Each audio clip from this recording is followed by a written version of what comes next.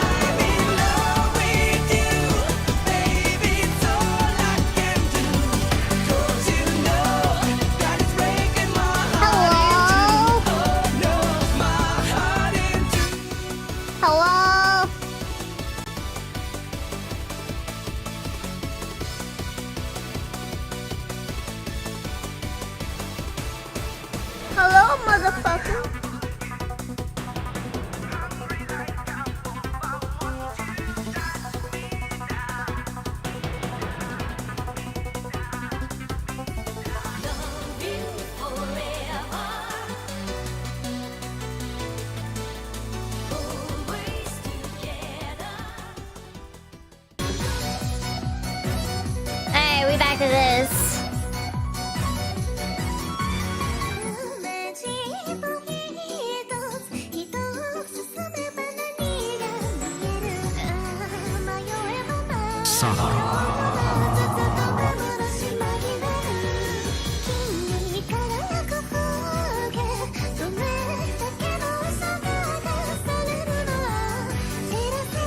A spooky but not game.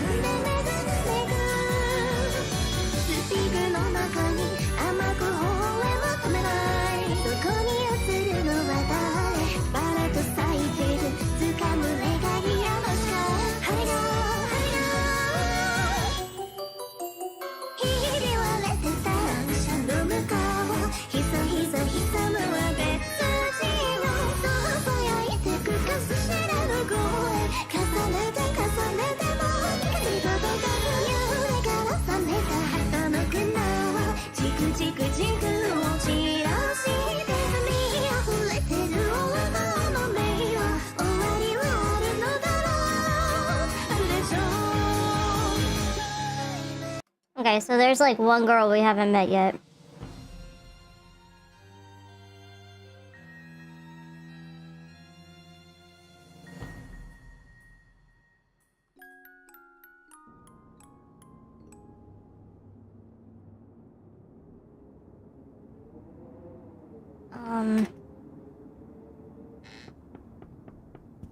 I don't remember what we were doing.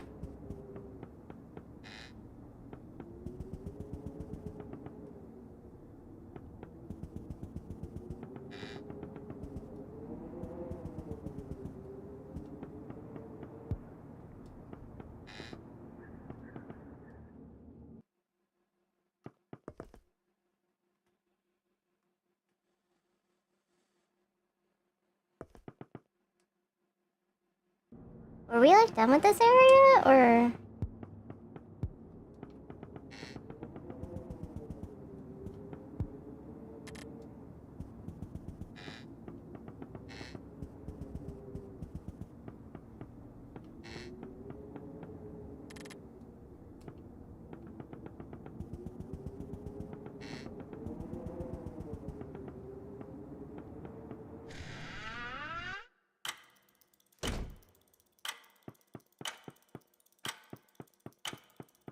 There's nothing new in here, is there?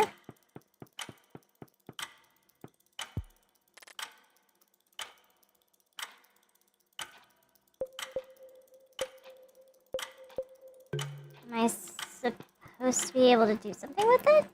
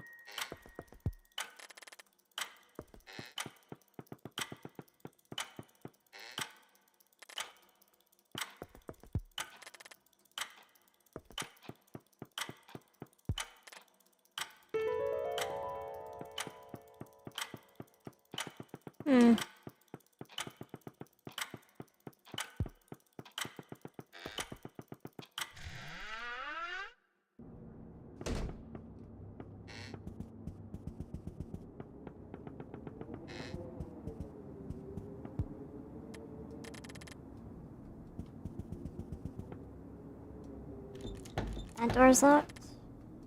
Okay.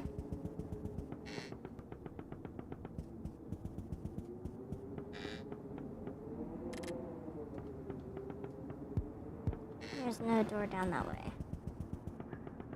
Okay. The only way out is this door. Wait, sorry. It's not this door, it's the other one. The one with the long staircase. I can find it again.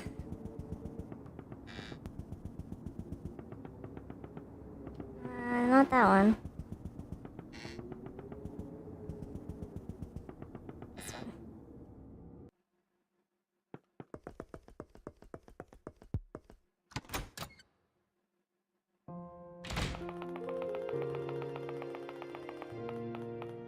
Oh, it's this hallway.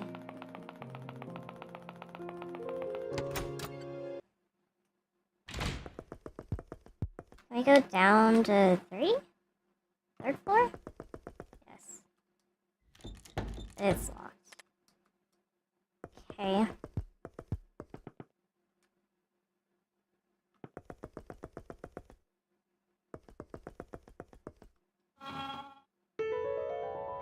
Oh, okay.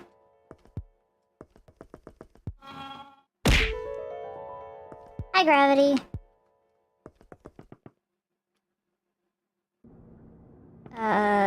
Not right now because my throat has been hurting because I have been reading the dialogue of the game, but hi.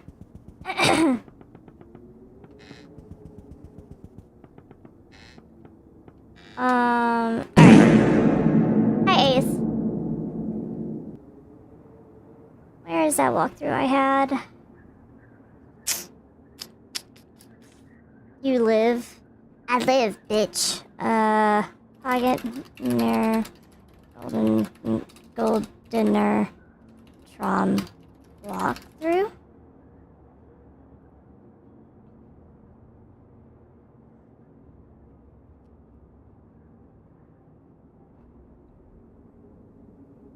Alright, where's Harpies?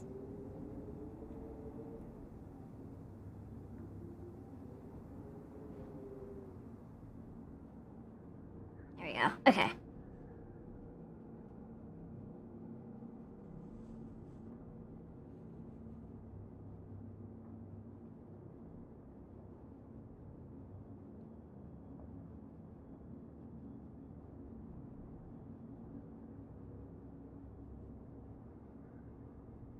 Okay, we got the rosary. There's the party room. Okay.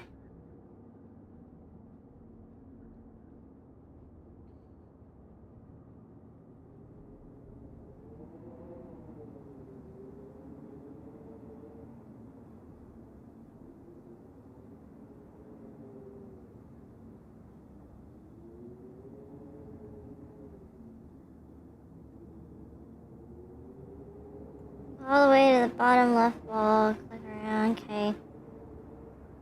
Okay. Okay. Okay.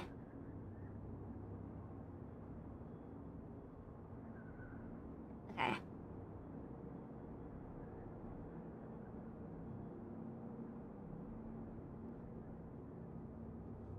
All the way down to the 4th floor.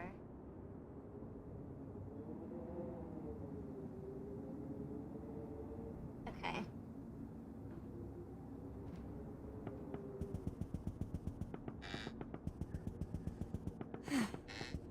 That's the other one.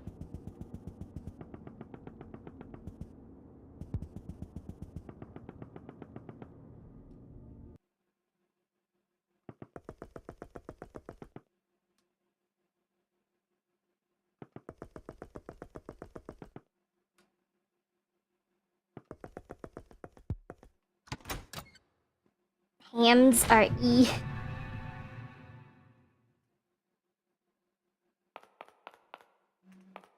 Save box. Alright.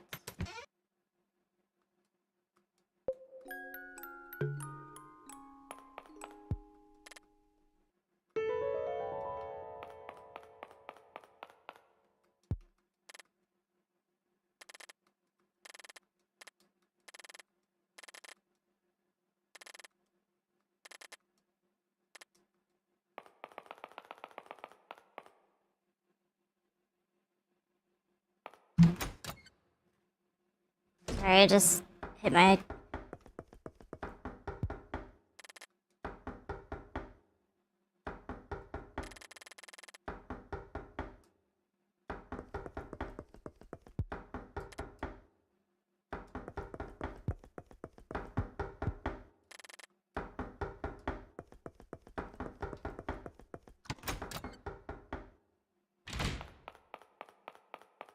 Hey Oliver, I like your face.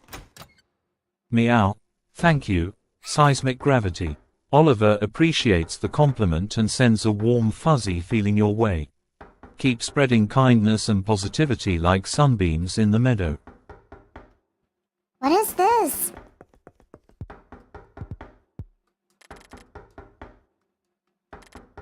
I wonder who did this.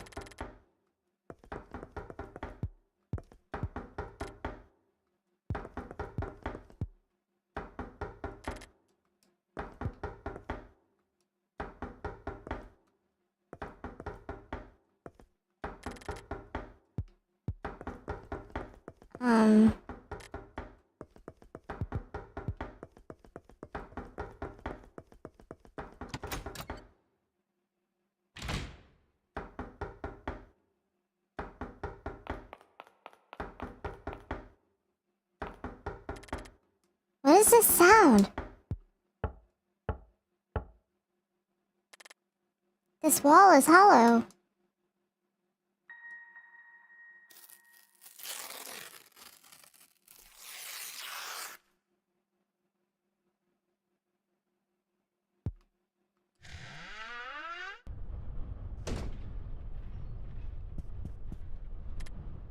Harvey! Harvey, are you alright? Why, of course I am. What happened? Are you hurt? No, not at all. I'm fine, miss. There's no need to worry. But you don't seem fine to me. Let me help you, Harvey. Can you stand? I told you, I'm fine. But I just wanted to help you. Leave me be. I can do this on my own.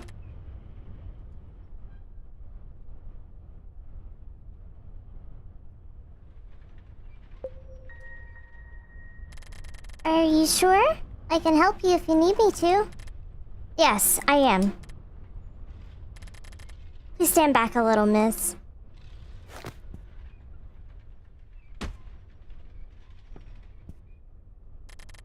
I would very much appreciate it if you didn't underestimate me, my girl.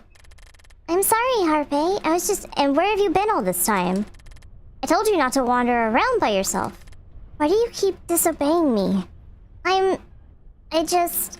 No buts. You've been running away from me since you got here. How do you think that makes me feel?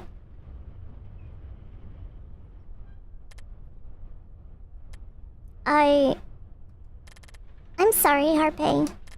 No, I'm sorry.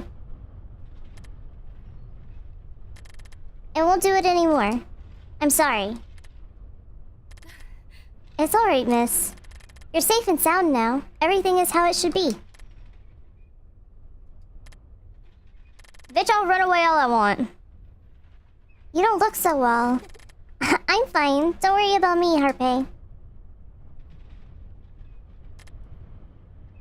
I see. No, wait. I didn't mean it like that. No, it's alright. I know exactly what you meant, my girl. Harvey, Well then, let's go. It's getting quite late. We should hurry. Alright. Before we do, there's something I want to ask of you. What is it? I want to hold your hand to make sure you don't get lost again. May I? Of course. Thank you, miss. We're holding hands. Ooh. What happened? Is something wrong? I don't know. What do you mean? Is everything alright? Yes? Perhaps you're just tired. Come, let's go to my room. We still have quite a bit to catch up on. Your room? Yes. You seem to be tired, and I think you could use a good rest. I would also like to brush your hair once we get there, if that's alright with you. My hair? Yes, I remember it is such a beautiful color. Well then, let's go.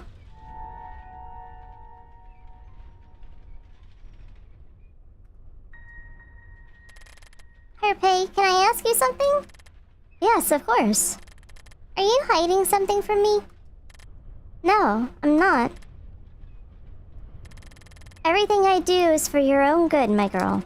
I wish you wouldn't question my actions.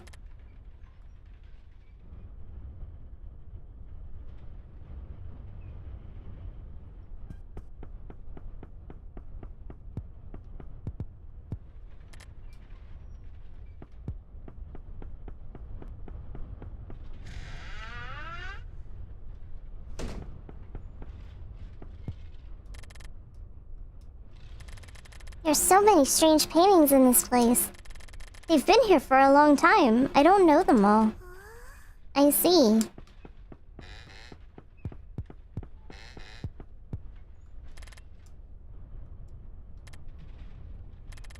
Is everything alright? Yes.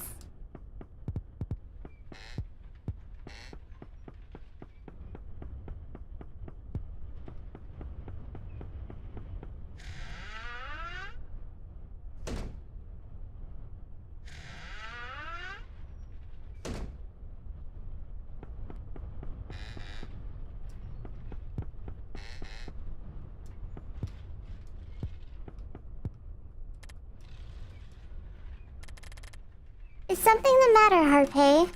You've been looking at me for a while. Oh, I'm sorry. I am just appreciating the fact that we're together, that's all. I'm sorry, I must have bothered you. No, Harpay, it's alright. You're too uptight sometimes. I think you should worry less about some things. You're right, my girl. Thank you. Harpay, isn't it dangerous for you to be in this mansion all by yourself? It can be, yes. That's why I don't come here often. I see. Harpay, can I ask you something? Yes, of course. Oh, we already went over this.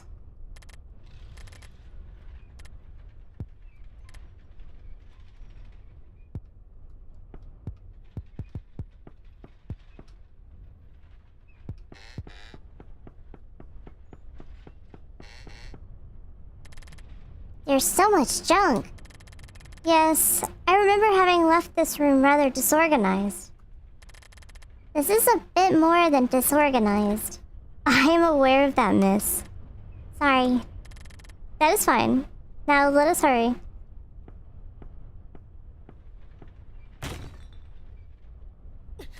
Huh? This wasn't here before. Wait, Harpay, let me help you. Oh, no, I'm fine. I remember this room like the palm of my hand. But let me just make some room for us to go through. It won't take long. Why are things so out of place? Are you alright? Yes, I'm fine.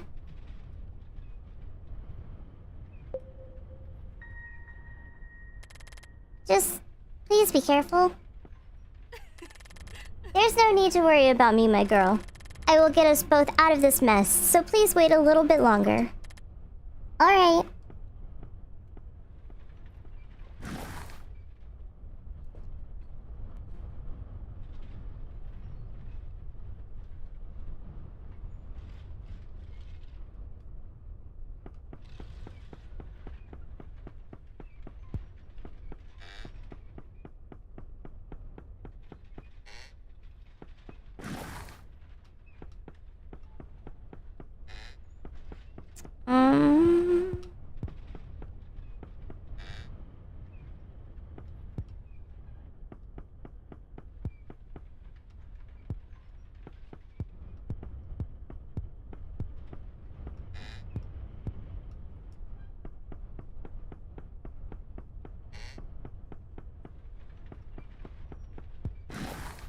Oh, it was probably that chair.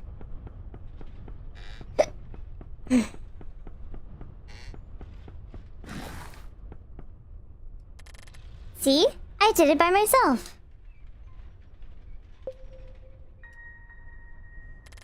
That was dangerous, Harpay. That is why I went ahead, my girl. I did nothing more than my rightful duty. Thank you, Harpay. Oh, my girl. There is no need for you to thank me. I am here to help you, and I always will be. Please don't ever forget that. I won't. Well then, let's go. Yes.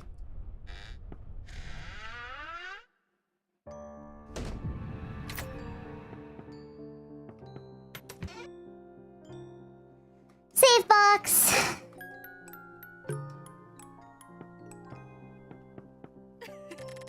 Come, miss. You should take a rest before we go any further. Oh,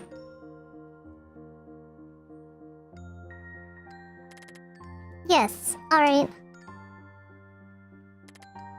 Help her get a cute blind girlfriend then? Harpay. Yes? What is it? Perhaps you'd like some tea? No, I'm fine. I'm just worried. Oh, my poor girl. I told you everything will be alright. There's no need for you to worry about anything. I will always be here for you. No, Harpay. I'm worried about you. What do you mean? You've been acting strange. It's as if you're not the same Harpay I first met. I don't understand. I'm sorry. Have I done you wrong in any way?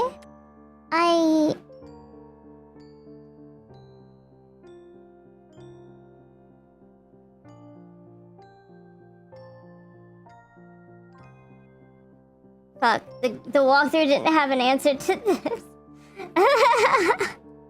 Well. You haven't done anything wrong, Harpay. I'm simply worried about your well-being, that's all. Am I not reliable? You are. That's not what I'm saying. I don't want you to get hurt, Harpay. Hurt? I don't want you to get hurt because of me. Unfortunately, I think it might be a bit too late by now, my girl. Then I want you to stop. Stop? You don't have to go to such lengths for me, Harpay. I do appreciate your feelings, but letting you go is something that I simply cannot do. Why not? Why can't you? I don't understand. What's so special about me? I just don't understand you, Harpay. Because you truly are special, my girl. You're special to me. Well, why? Because you are the one I have sworn to protect. You are everything to me. And as difficult as it is to live up to my role, I will keep it as my own. Your happiness is my happiness, no matter which path you choose. Harpay, this is all I ask of you, my girl. Please, don't take this away from me. Thank you, miss. For what? All I did was no. I'm grateful for your concern. Anyway, it's getting late. I'm sure you've had enough rest for now. Yes. You truly are kind. What? Did you say anything? Oh, no. I was simply talking to myself. Well then, let's go.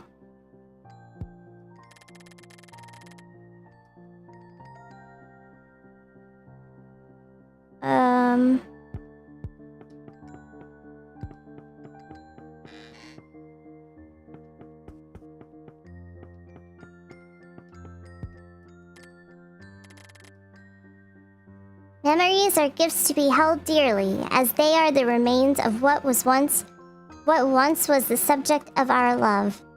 Inspiring, isn't it? I think it's somewhat sad. How so? Assuming memories are only precious and dear after the things we love are gone, I just think memories are more than events to remember. Perhaps you'd feel that way because your own memories have disappeared. However, to me, my memories aren't necessarily joyful, nor are they something I am proud of. To be able to accept your past and come to hold it dearly is something I cannot do. But even so, Harpay, are your memories of me bad? No, of course not. To me, you're the reason why I'm here, standing beside you. My memories of you are my most precious belongings. They're all I have. Harpay. Anyway, let's go, shall we?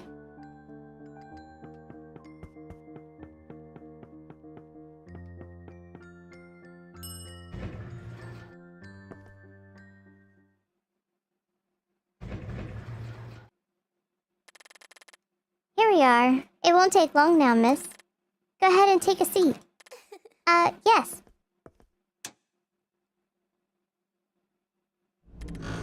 Finally. I have awaited this moment for so long. What do you mean? I knew you would come to me, miss. We can now get some rest. I was starting to get tired. Me too. Poor thing. You must have been through so much just to get here. It will be alright now, my girl. You will finally be able to take a good rest and perhaps get some sleep as well. Yes, I feel like I haven't slept in days. Is that so? In that case, I will make sure to pamper you as much as you'd like. Pamper me? Why, yes. I will gladly prepare you a warm cup of chamomile tea, which I remember was your favorite. I'd also like to comb your long, beautiful hair, if you'd allow me to. It's so delicate, it could easily break. It would be better to tend to it as soon as possible. Oh, I've never paid too much attention to it. That is fine, my girl. You won't have to worry about a thing from now on, as I will take care of you. Harpay, girlfriend. I will make sure to keep you safe from harm. I am here by your side, and I always will be. Harpay, look, we're almost there.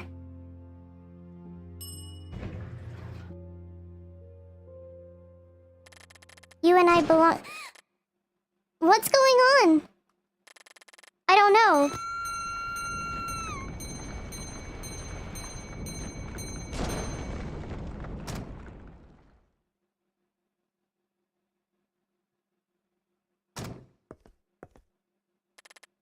What happened? Harpay! Harpay, are you okay? Harpay, answer me. I'm... fine. I presume you're alright. Did you get hurt anywhere, my girl? I'm completely fine. What about you? Can you stand? Yes, I am alright. Come now, I'll help you stand. Thank you, Harpay. Are you sure you're alright? Yes, I'm fine. Where are we?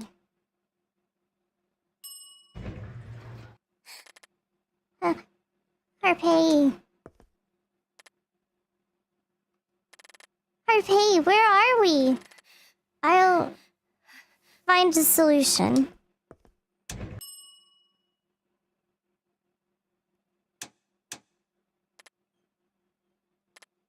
Harpay? I'll get us out of here. I'll take care of it. Harpay! Harpay, stop! They're not closing. Harpay. It will be alright, don't worry. We'll just have to keep going. I'm sure this will lead us somewhere. It won't lead us anywhere, my girl. There's nothing for us out here. Why do you say that? Let us just stay here for the time being. Nothing good will come out of wandering around. But we can't just stay here. This is an order, miss. Harpay, I can't sit here and wait. But you will. No, Harpay. I'm sorry, but I can't. Where do you think you're...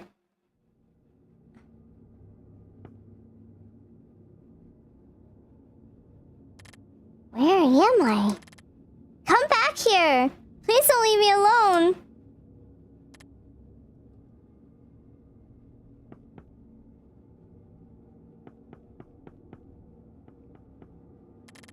Where are you going? Harpay, you're coming back with me, miss.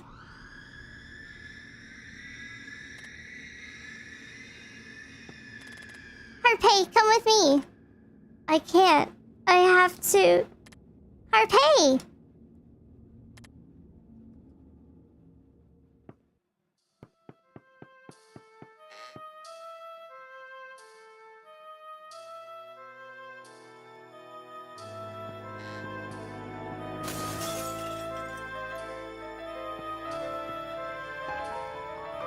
Yellow flute. No, we must progress. We must proceed.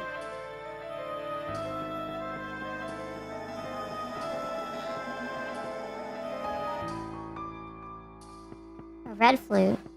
Okay.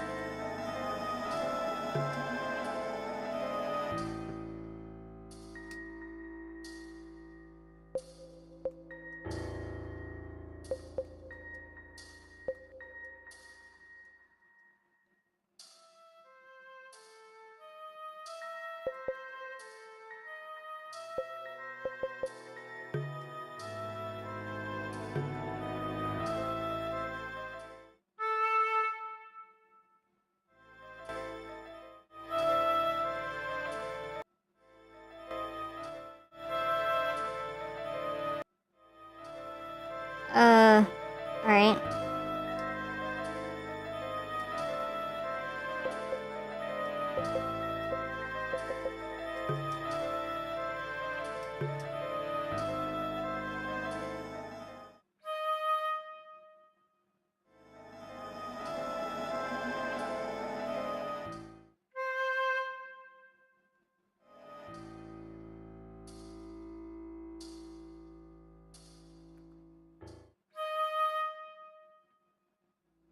That sounds like the first one?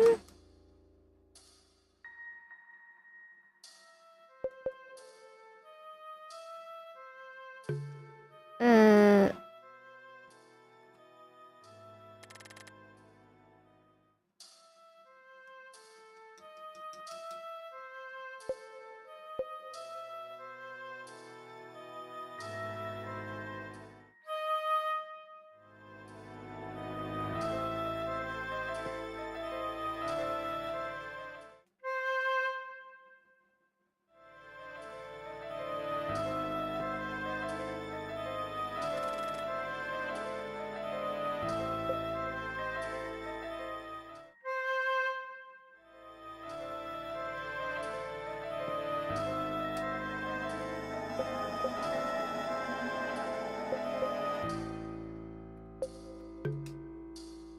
Wish I could hear this red one, but the background music fucks it up.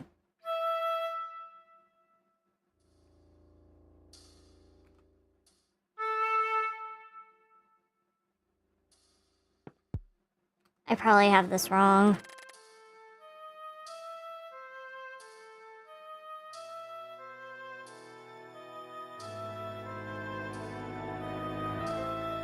Red is number 2?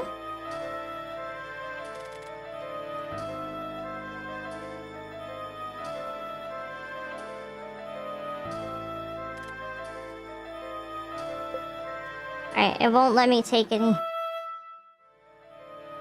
won't let me take any of them out, so...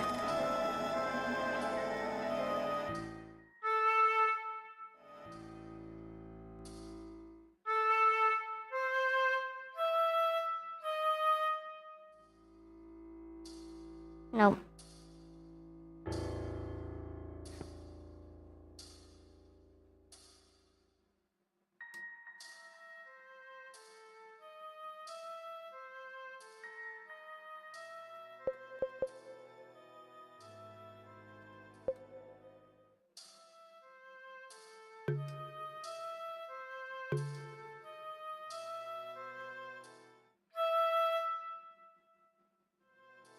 Alright,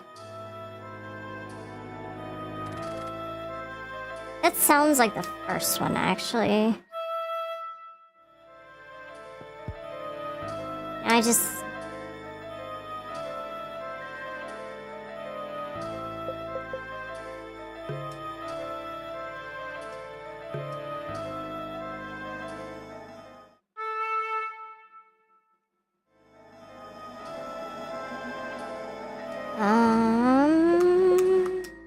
How about the last one?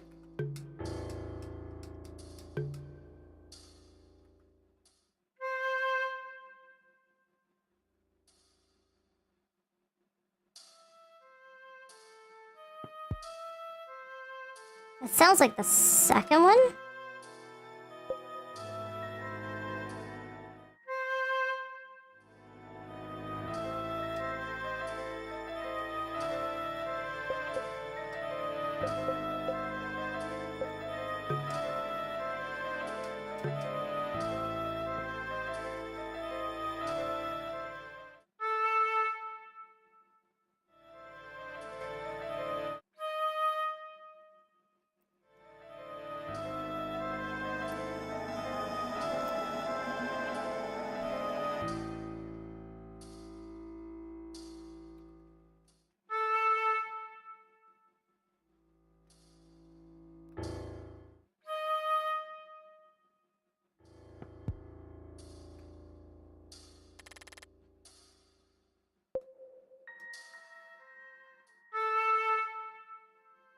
That's definitely the third one.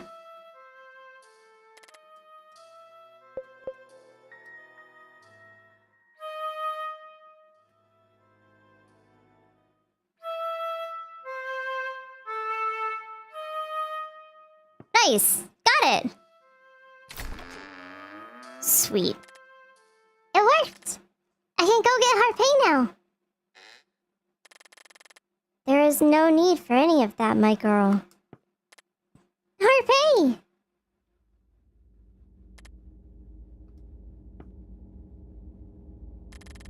I believe I told you not to leave me. Harpay, why did you leave me?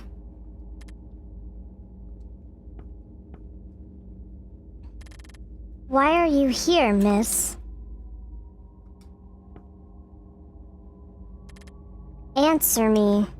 I just... Why? After all I've done for you, my girl. Harpay, tell me, was it something I did? No, Was it something I said? Harpay, that's not it. Then what was it? Why do you avoid me? Why did you leave me? Harpay, please! Why do you reject me? Harpay, stop! Am I that insignificant to you? No. Am I that insignificant to you, my girl? No! Then what am I? What am I to you? You're my friend! I'm just trying to help you. Why can't you see that? That is not your role.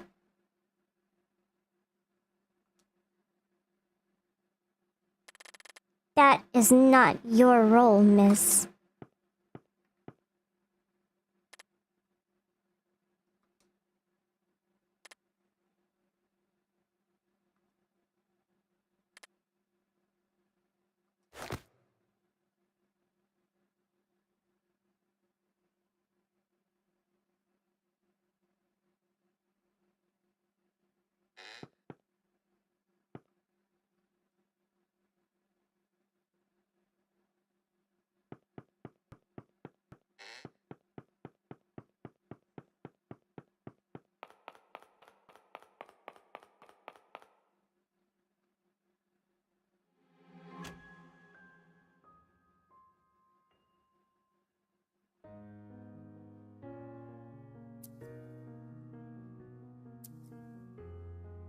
bitch stabbed me.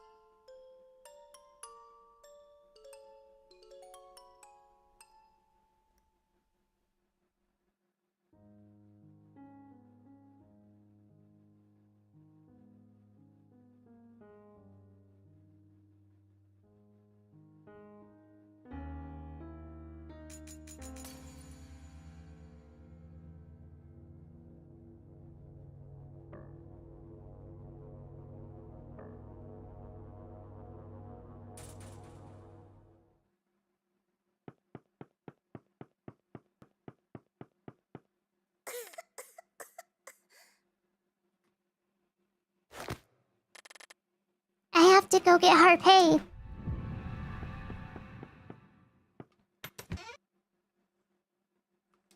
We gotta fucking save.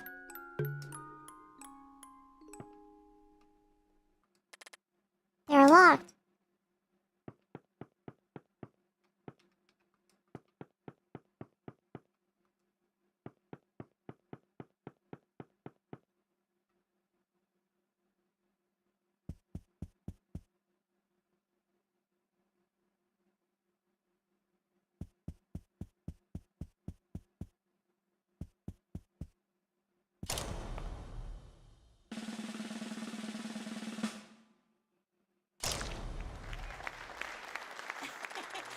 Welcome, ladies and gentlemen. Such a tough crowd. It's you. Me. And who might that be? Pretty ill-mannered, aren't you? My girl. What? And rather slow as well. No, that's not hush now, you clausomaniac. Sheesh. How I hate these noisy munters. Moving on. Tonight's show is a truly unprecedented sight, and certainly not for the faint of heart. Now, without further ado, here's a tale I like to call Serendipity.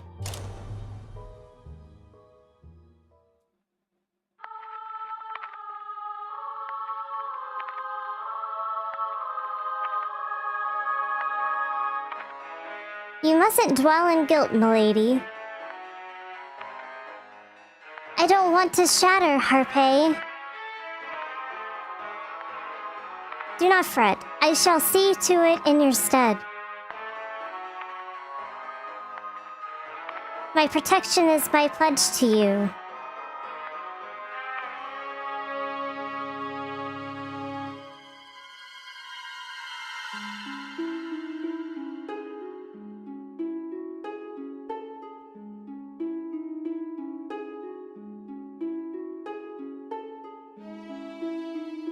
Once upon a time, graced with strength and loyalty, was a single girl in shining armor. Yielding endurance and secrecy as her weapons, she left on a solitary journey. Indulging in demanding responsibilities in order to become the finest example of righteousness. A fastidious path to provide closure for her beloved. In order to protect what would never be hers, in order to preserve her privileged position. The maiden's love knew no boundaries, nor did it rely on selfish reasoning.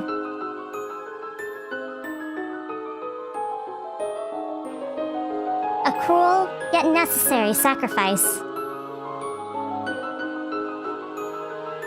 Such a tedious and bland story, isn't it? Playing pretend had become the latest trend, it seems. Clad in her prideful attitude, our knight in shining armor put up the biggest shows. And quite a show it was. Too bad her audience didn't enjoy her little fantasy as much as she did. You are not my daughter, she scorned. You are not my sister, he laughed. You are not my daughter, he mocked. Indeed, she wasn't. Betrayal is always best served with a little disdain, I'd say. Reunited with her tears, our heroine wept and wept. Despite all of my efforts, my sacrifice.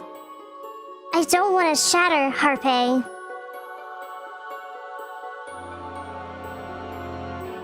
Promises are to be well kept, not forgotten.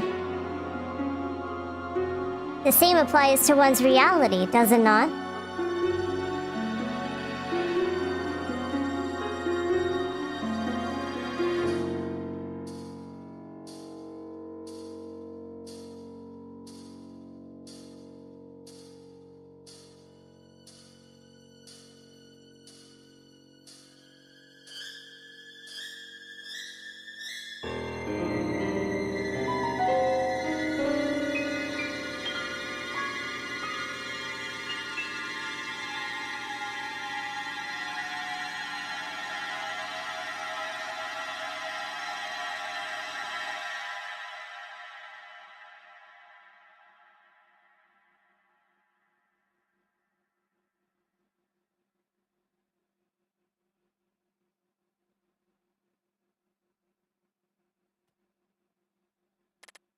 Harpe. I've got to find her.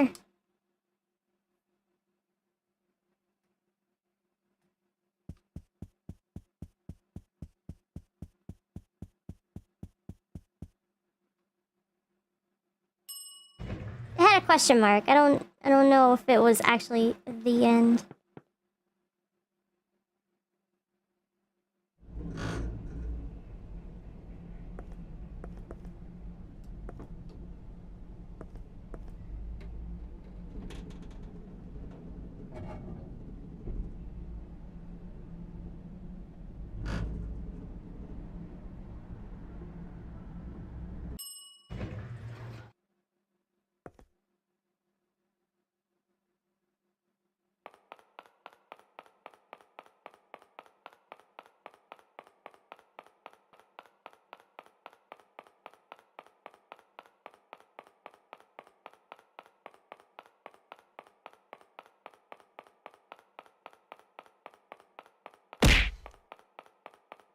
Yo.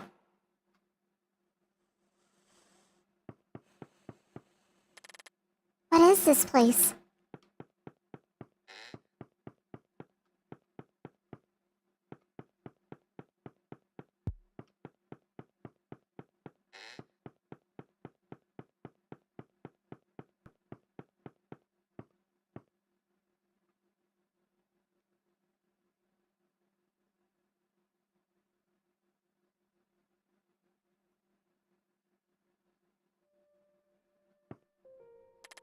Harpe. You came to me. What happened? You walked away, and I apologize, my girl. It wasn't my intention to hurt you. No, I have no excuse for what I've done, miss. There's nothing I can do now to amend my demeanor. I should also apologize to you, Harpe. I feel like I've disappointed you. Not at all. Even if that's the case, Harpe, I'm sorry I didn't listen to you. There's nothing to apologize for, miss. I am here to guide you, and I have failed. There is no excuse. No, Harpe, I think you've done more than enough for me. You don't need to comfort from me. I am aware I have failed you. But you haven't. You were the one who saved me from that girl. You also comforted me. You listened to me. You even made this cardigan just for me. So please, don't blame it all on yourself, Harpe.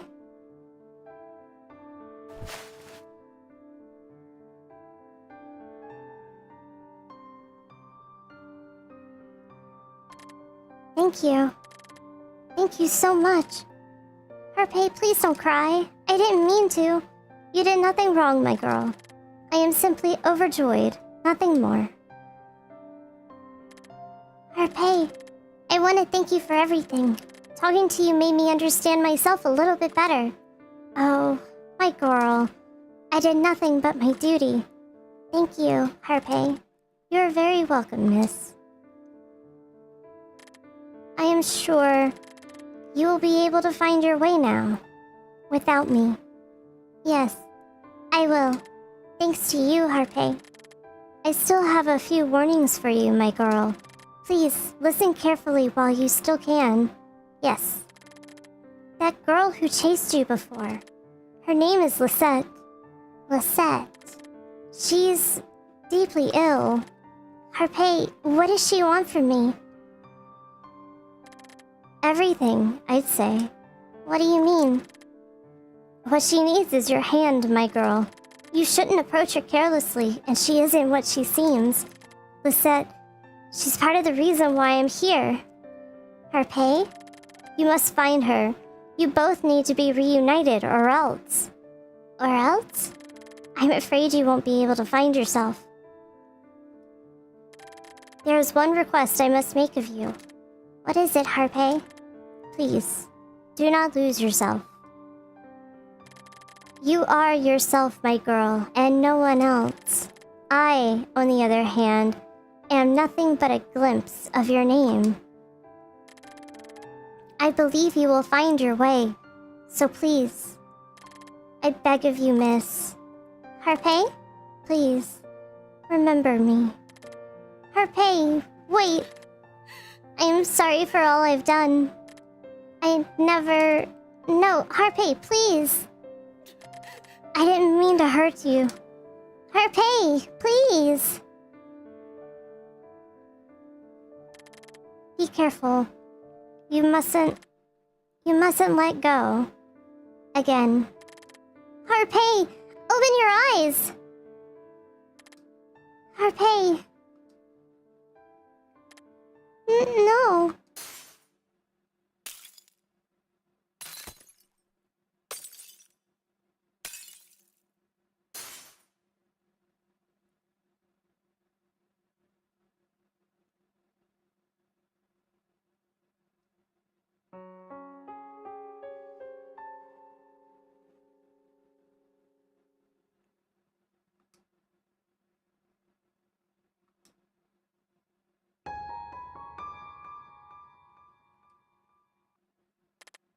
Harpay.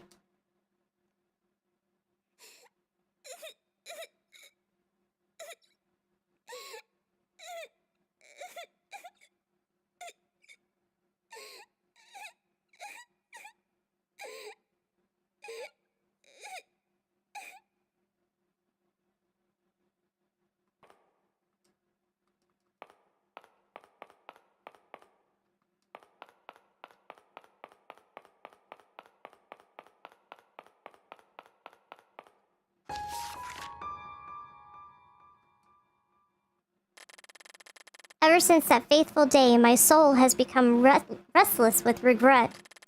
I have been driven by greed in all that I have done, blamed my own foolishness on the innocent. I have exchanged my humanity for a chance at happiness for both myself and my family. But for you, my dear daughter, I have nothing left but shame.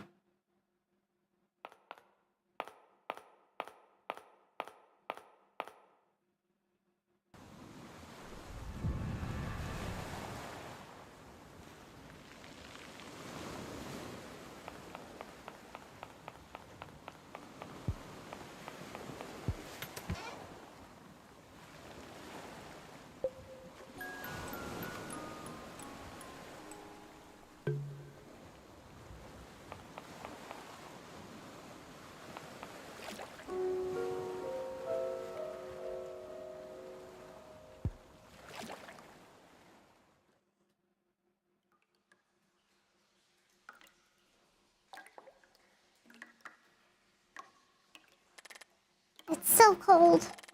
I don't want to be on my own. There's no need to be alone. I don't know who I am, or even my name. Perhaps she has the answer. Perhaps even you have the answer. I'm scared. I don't want to go on. I'm scared of the answer. The truth is lurking near, perhaps even nearer than you'd like to admit. Why me? We are all... None of this has to do with me. None of this is our fault. And yet, here you are. It's too late to go back now. There are choices to be made. What can I do for them? What could they want from me? I wonder. What could you ever want from them?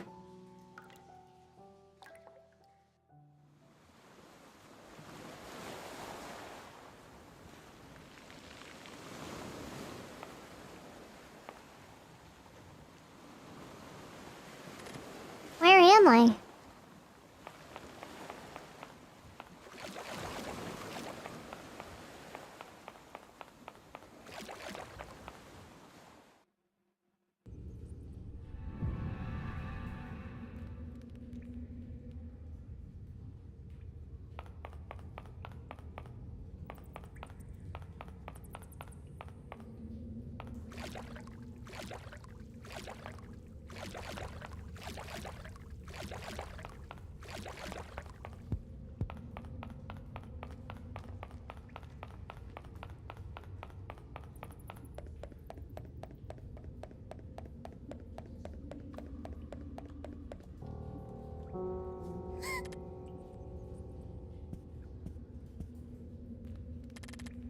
It's that doll again.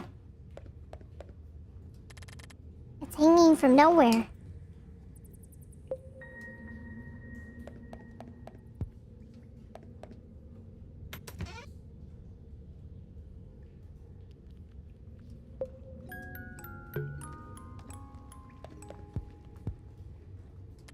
I'm gonna pull on it.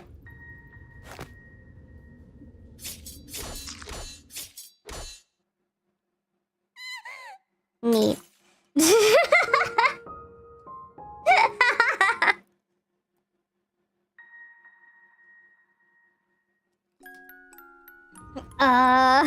Okay. We have fun here.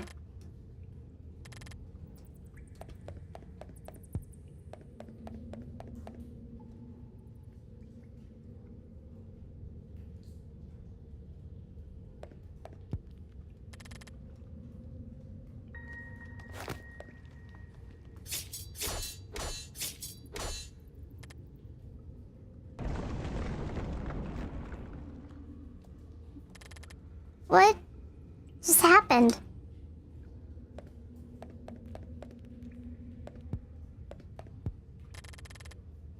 How does it feel to be this beloved?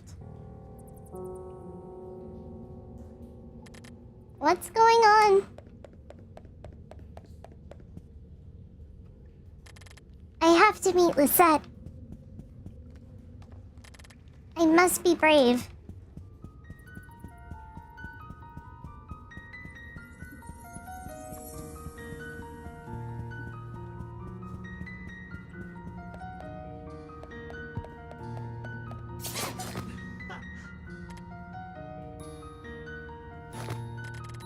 I don't like this place. Did it just... Mr. Pumpkin? Maybe I could carve its face out.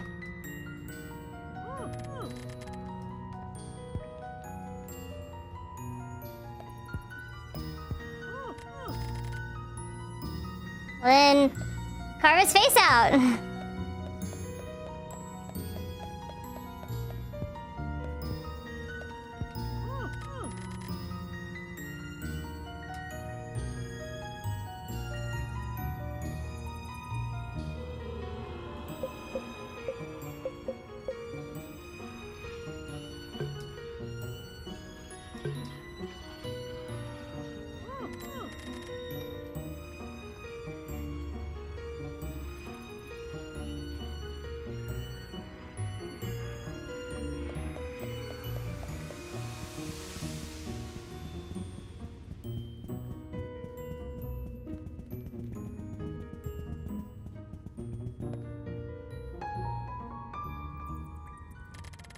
Might be able to do it with this.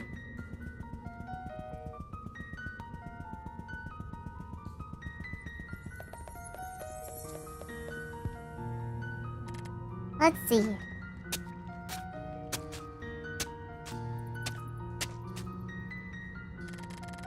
Now that feels 100 times better. Mr. Pumpkin, what are you doing in a place like this? I'm just waiting for the show to start. It sure took you a long time to get here, didn't it? What do you mean? I don't know. What do you want me to mean? Anyway, do me a favor, will you? What is it? There's something I want to show you. Won't you take us both there? I can't walk, you see. Mr. Pumpkin, I don't know. Great! So let's get going.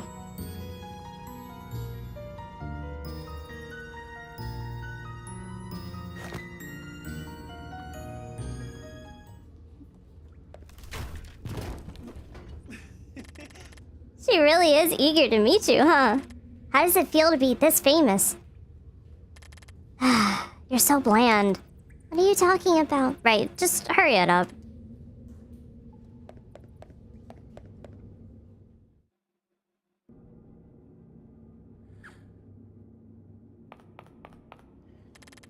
It's so dark in here. Leave it to me.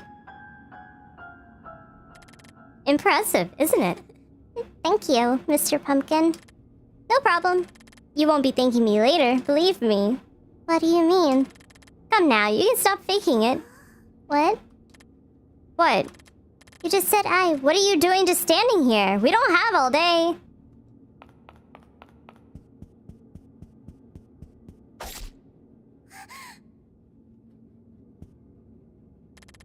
If that scares you, then just wait until you meet her.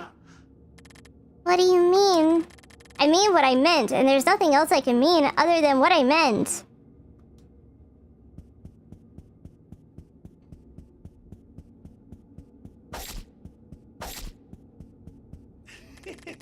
You're not the most interesting of people, let me tell you that. You keep saying that. Hi there. See? Absolutely terrible. Mr. Pumpkin, I don't understand what you're talking about. I'm so lost and alone. Please don't tease me anymore. That's not what you meant to say?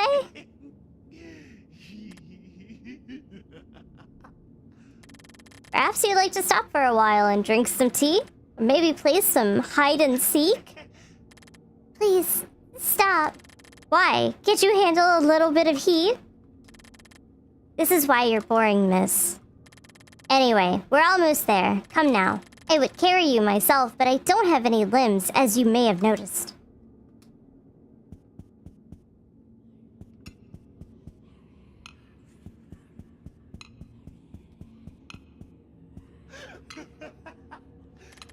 Mr. Pumpkin. Sweet, sweet music to my ears.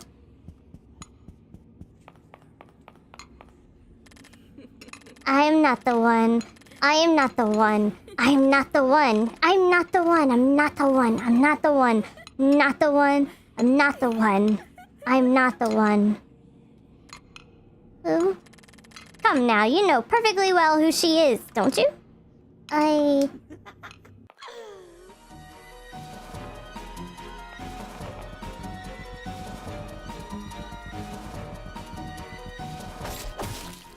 Fuck.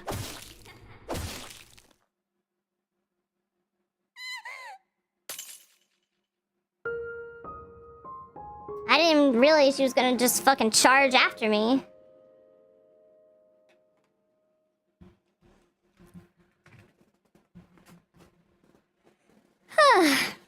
And I haven't saved in a while, I don't think.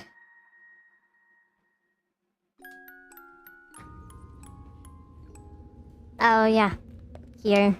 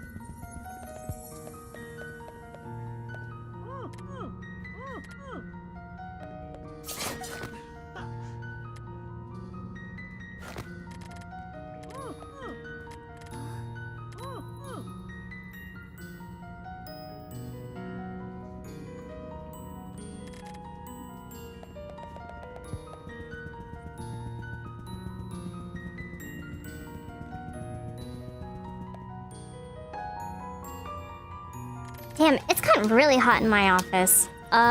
Give me 1 second. I'm in danger! I am in danger!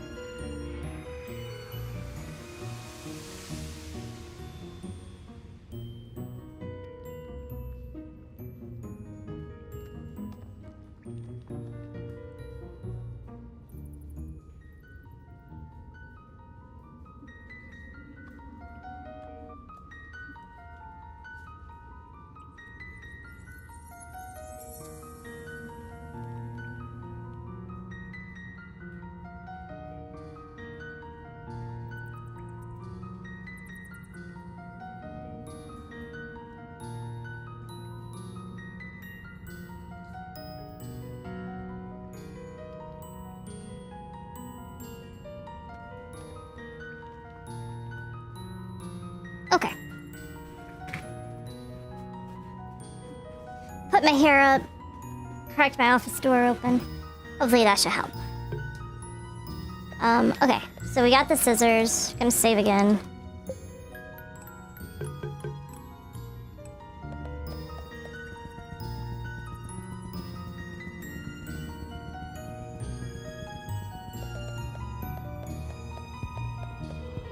Let's carve this bitch's face.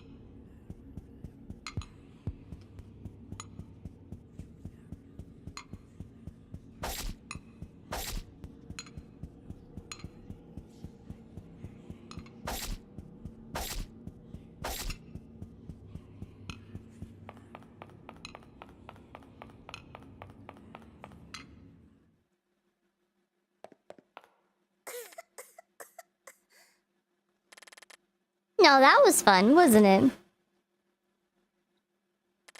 Where are we? You wouldn't know even if I told you. You never know anything, do you? That's not... Isn't it time for you to remember? Remember what? This reality doesn't belong to you anymore, miss. You're far from being the only one looking for answers.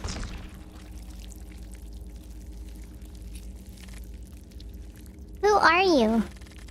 Your time has come, foolish girl. May you greet her in my place.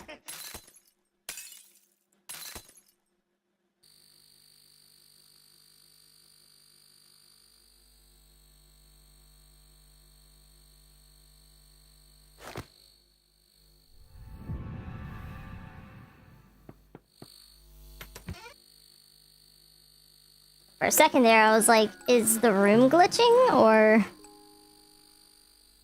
just a light bulb. Hi, Kimiko. My daughter throwing an unsightly tantrum due to a childish comment her brother made.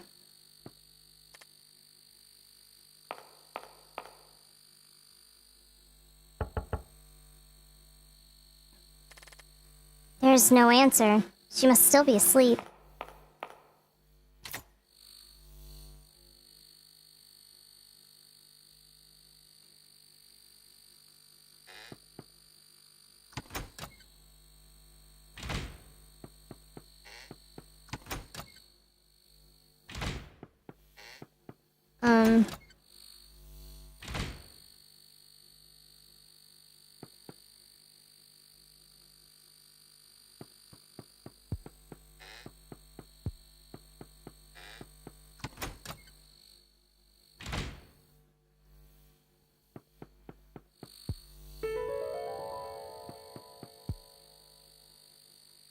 Oh. She was presenting a speech to the crowd at the same particular event. Wait. There's no answer. She must still be asleep.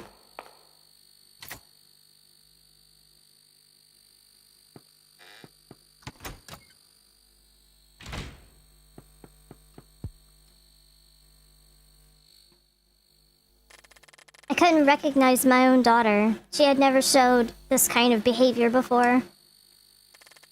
There's no answer. She must still be asleep. No, wait!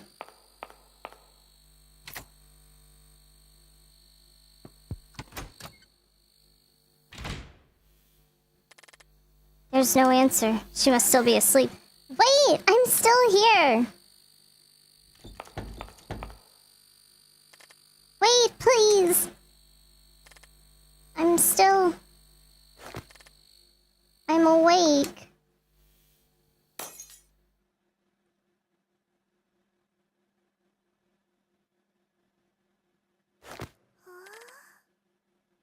Could it be... Angel?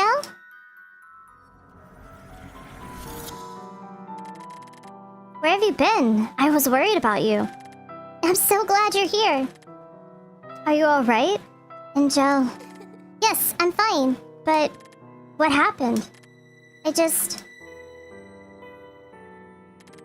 Everything just happened so fast. I'm feeling confused. We have time, Angel. Do you want to talk about it? It's about Harpe. She shattered. There was nothing else I could have done. Isn't that how it's supposed to be?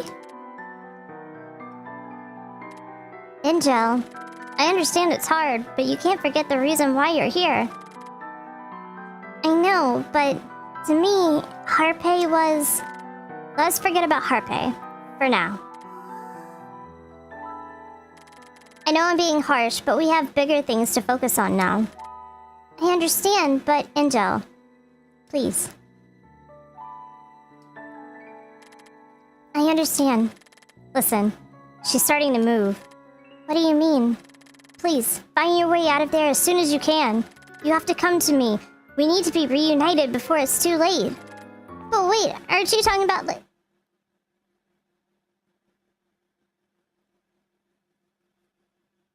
Well, damn.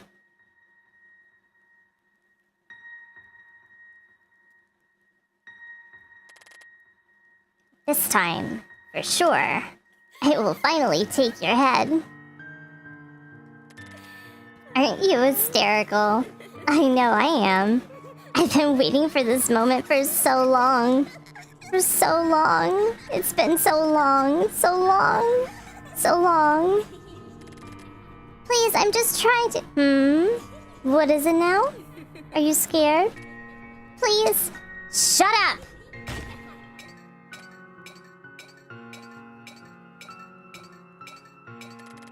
You're finally mine, Missy. I've waited all this time just to shatter you. No. Give it to me. No! No? We'll see about that. Wait. Why are you doing this? Aren't you the same as Harpei and Fleta? Me?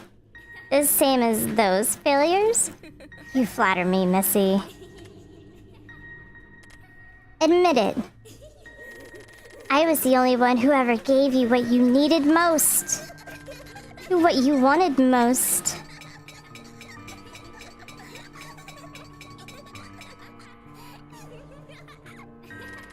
I'm done with this farce.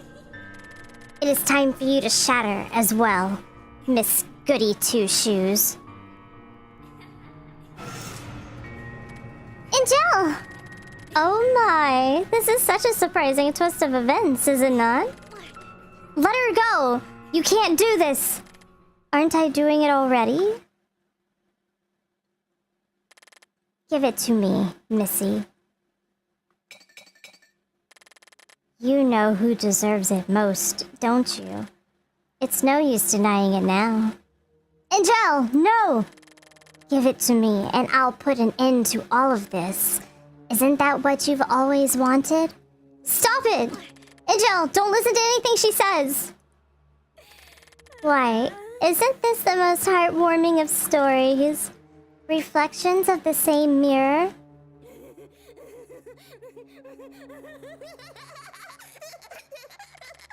Don't make me laugh.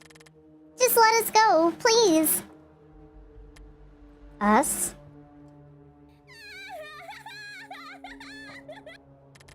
So that's how it is. Get away from Angel! Get away from her right now, you fiend. No, please! Don't you dare get in my way. You don't have the right to do this to us. All of this is your fault. Shut up. If it weren't for you, I could have gotten there by now. Stop it, Lisette!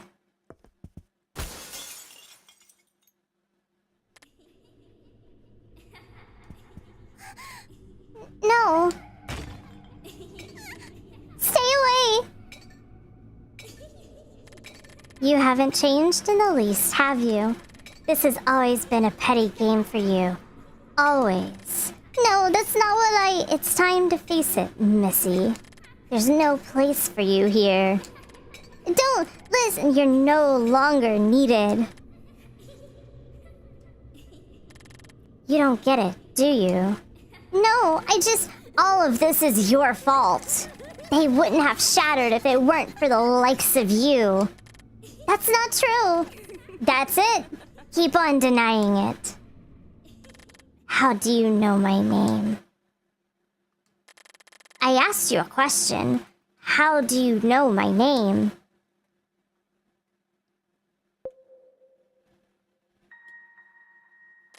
I remembered your name, Lisette. Lisette, you filthy liar. No, Lisette, wait, Lisette! Lisette, I just want to understand you.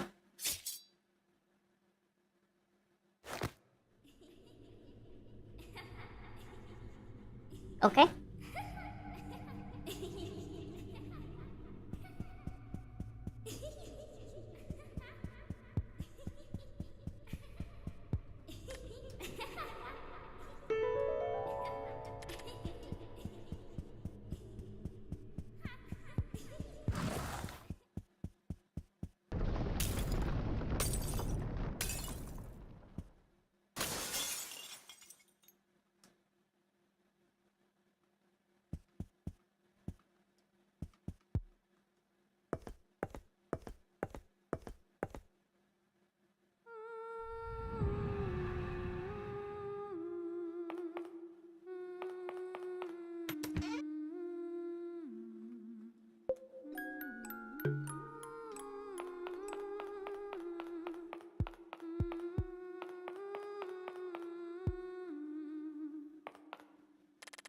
Is anyone there?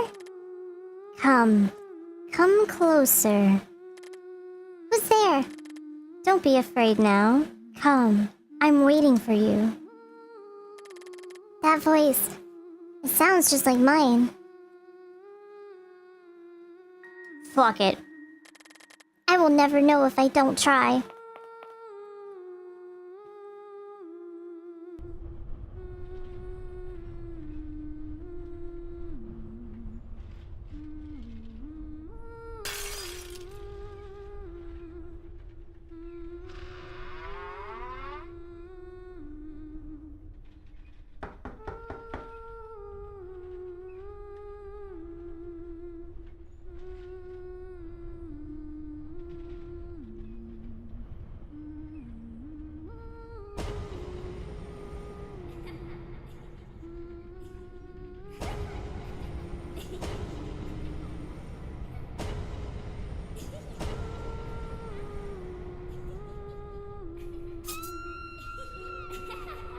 Well...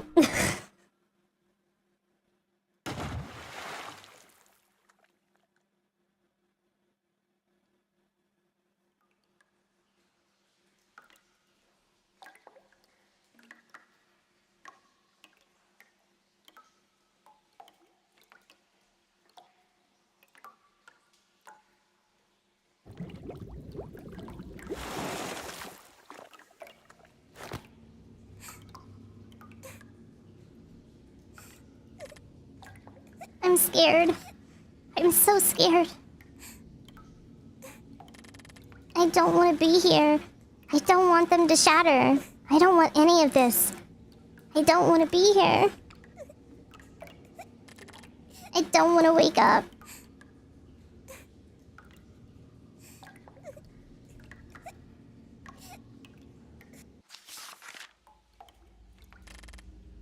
All you do is hide.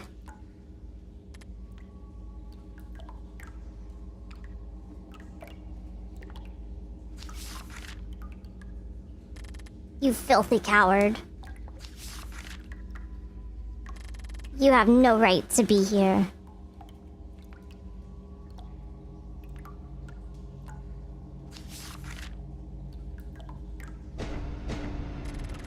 Get out.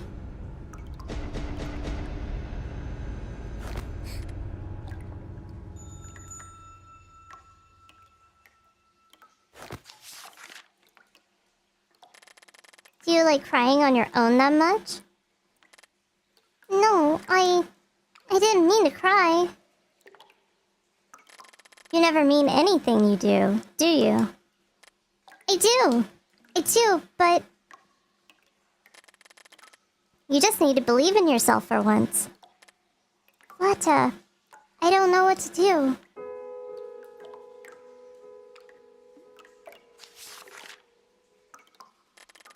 Remember, my girl, what have you come here to do? Harpay. You're right. I have to keep going.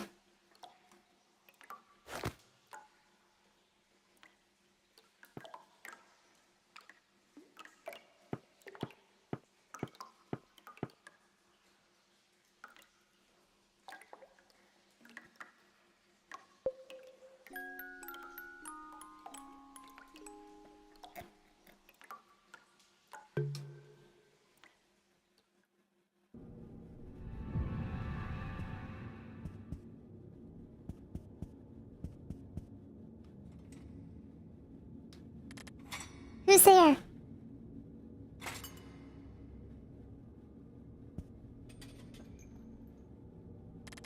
Is someone there?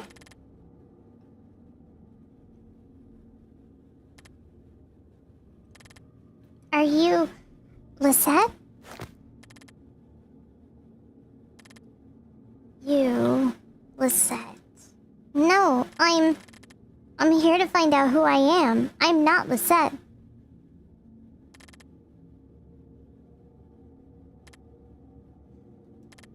Give me... What? Give it to me.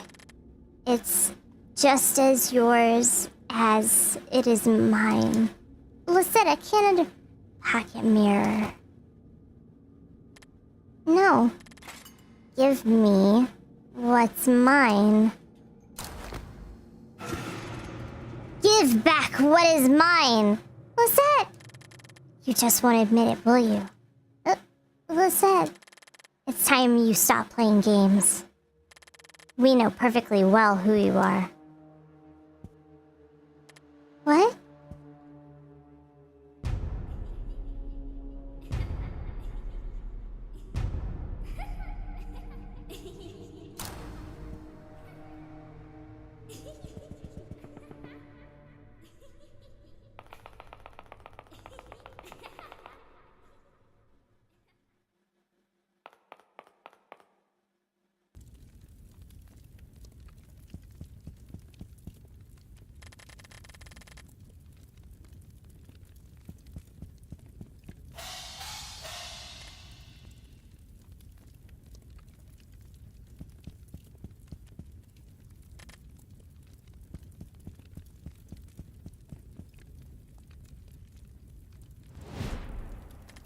Lisette? Lisette, are you there?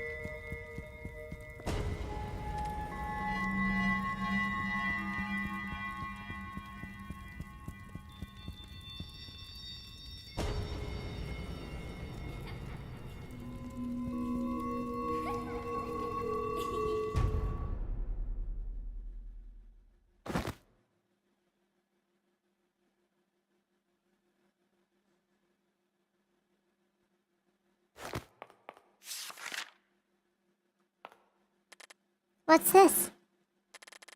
Lost in the corridors of purity as a soul, whose ambition is nothing short of grand, torn by disdain, blinded by dim whispers, wrath and sorrow, take her by the hand.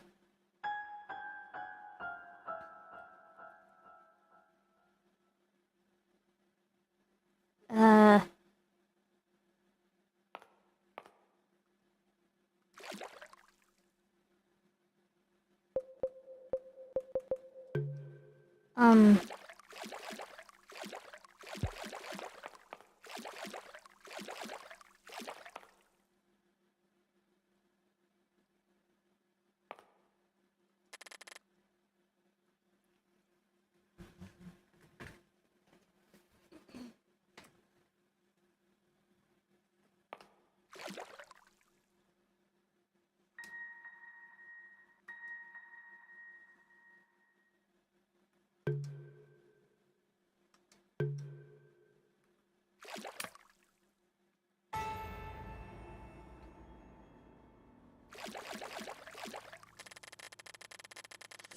Clad in flames of passion, contradictory to one's greed for pleasure, to stain one's soul as is disdain's fashion, in a deluge which knows no measure.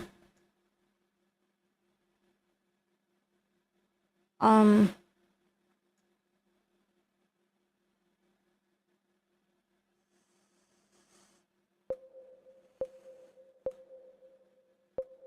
don't know. Rage? I guess I got it right. Okay.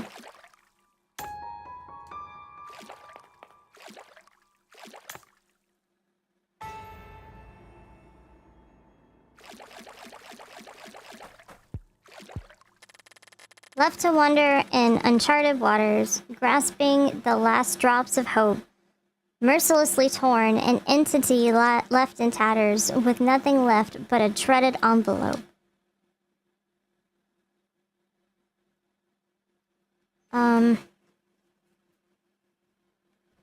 Sounds like grief. Oh, okay. I guess that worked too.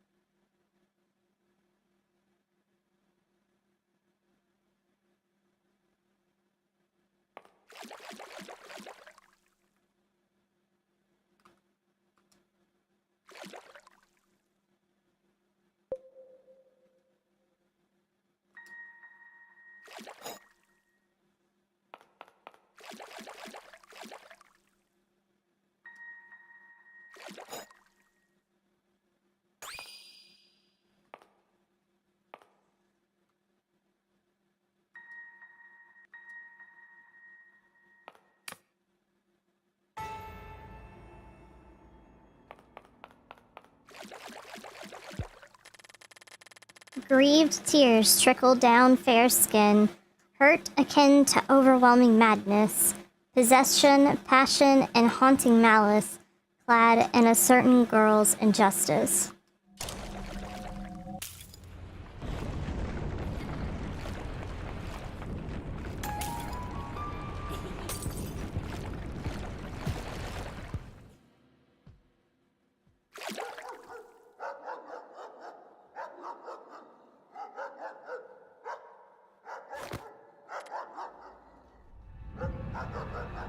Cerberus? Great.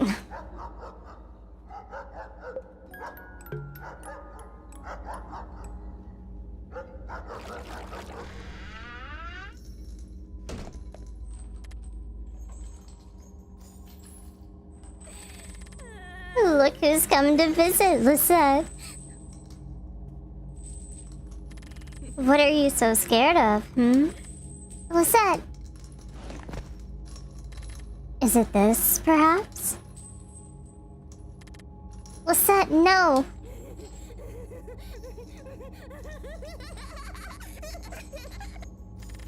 It's no use feigning ignorance, Missy. You know what you did. Lisette, please! Lisette, please! Please listen! No!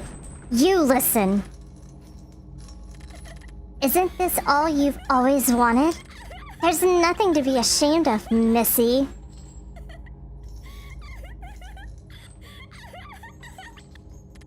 It's no secret what you did to poor Lisette, is it now? No, Lisette, there's that bad habit of yours again, Missy.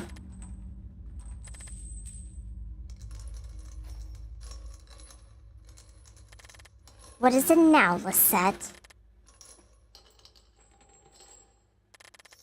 No, I can't, Lisette. She wants the mirror, Missy. I can't. What can you give us, then? What have you ever given to poor Lisette, huh?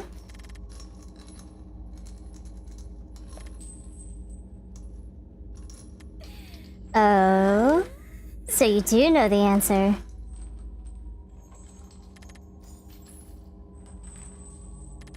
Lisette, no. Come now, Lisette's hungry.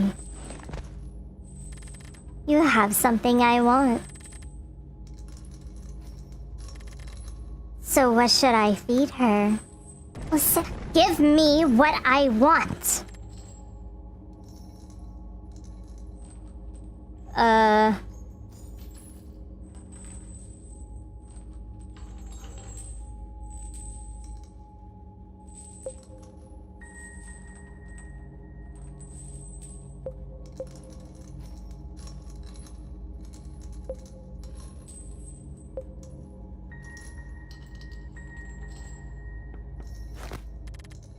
What is this? I want to help you, not hurt you. Help me? Yes, Lisette,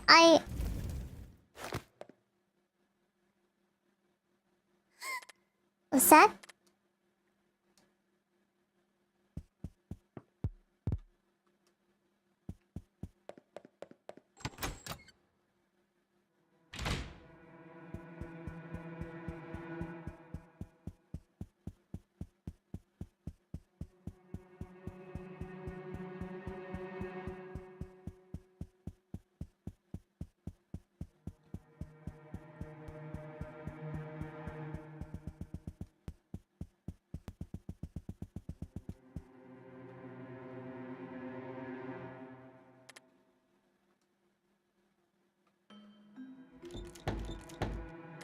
It's locked.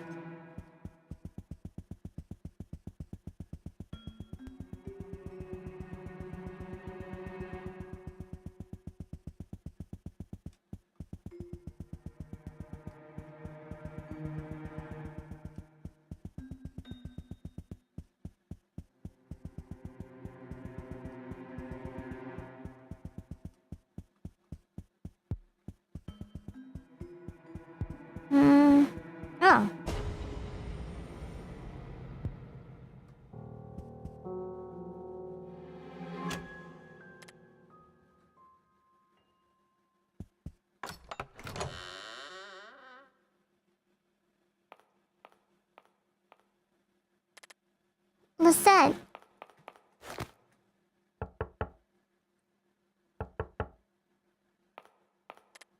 What's that?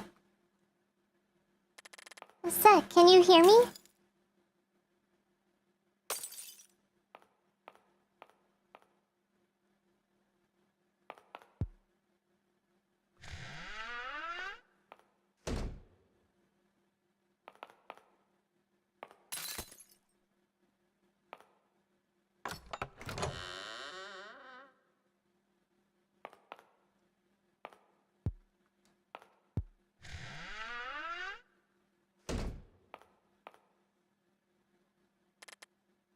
These are...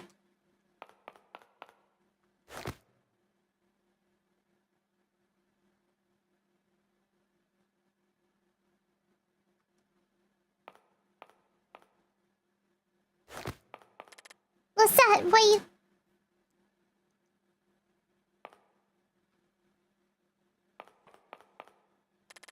What's that? Wait.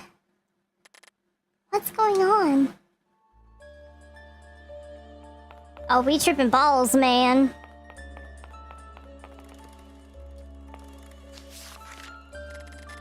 On that fateful night, I gained everything and lost everything.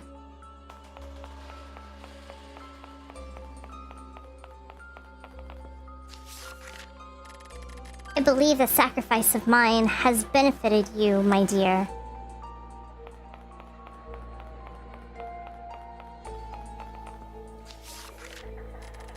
I exchanged my most beloved one for a dubious promise, one which has deprived you of your freedom.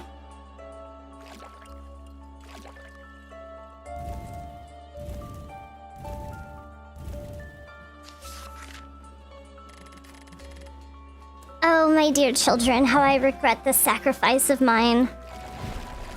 What's that?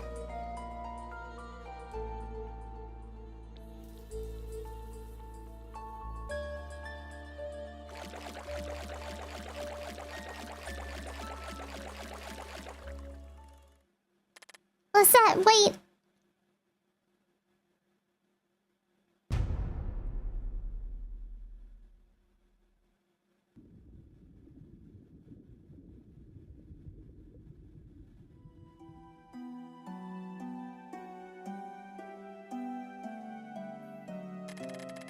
Hidden away in the forest depths, I exchanged your name with a certain someone for a single chance at happiness. All I can ask of you now is your forgiveness, and to please do not ever let it go. Do you understand?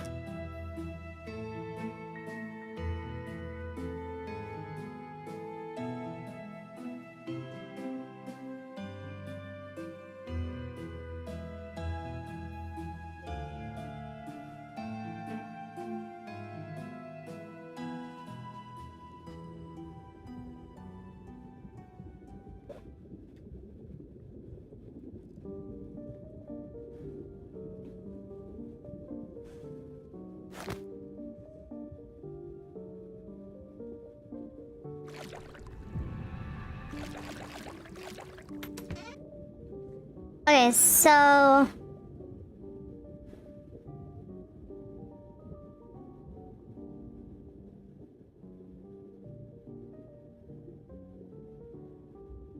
apparently...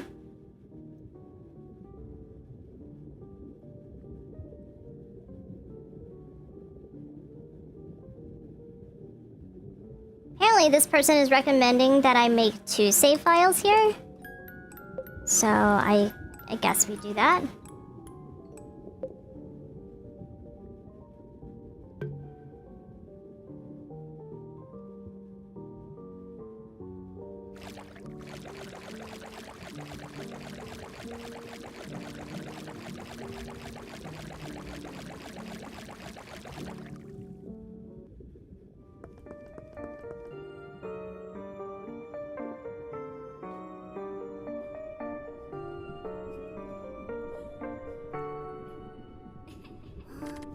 A circus? She's here! The traitor's here! How could she? What's going on?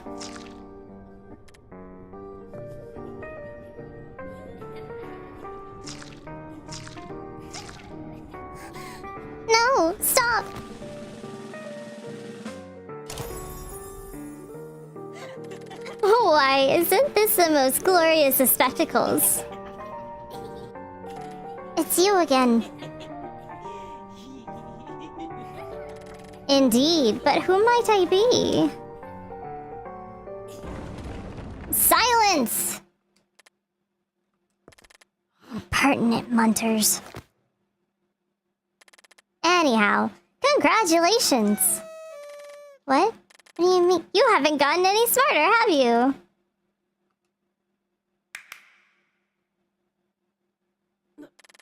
The time has come for you to give me what's mine, Missy. What? What are you talking about? I'm getting quite tired of waiting, you see.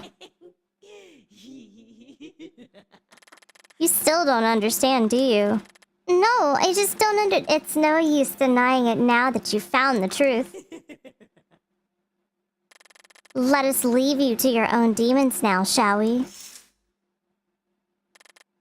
Let the show begin.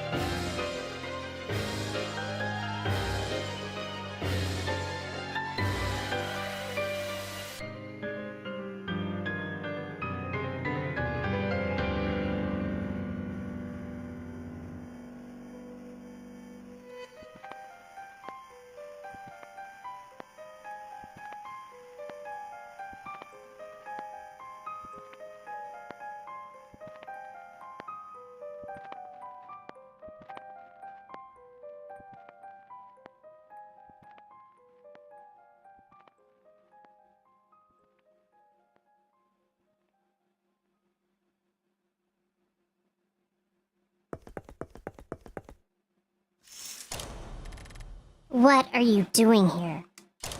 Lisette, listen! Well, well, look who's here. Get out. Getting quite angry, are we?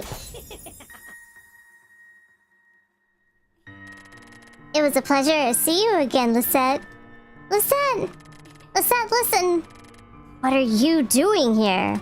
I was looking for you. Looking for me, you say? Lisette, please, I need you to... Lisette. Everything's always about Lisette, isn't it? I know. And what is it that you know, huh? took a peek into Lisette's little horror show, and now what? No, that's not it! Lisette, that's not what I don't need your pity. It's not pity. I don't need you. I don't need your petty pocket mirror. Lisette! I don't need it! No! Lisette, stop!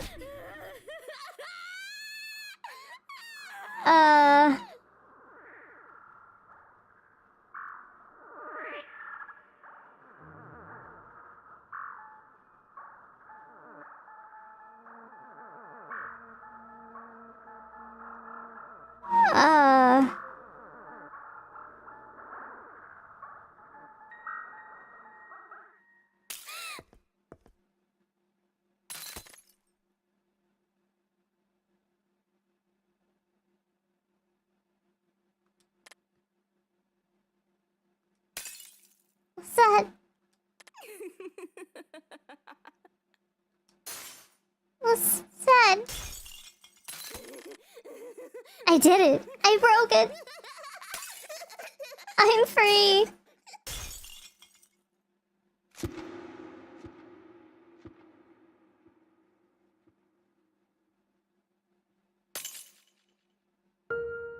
Well. Okay. Can't do that then.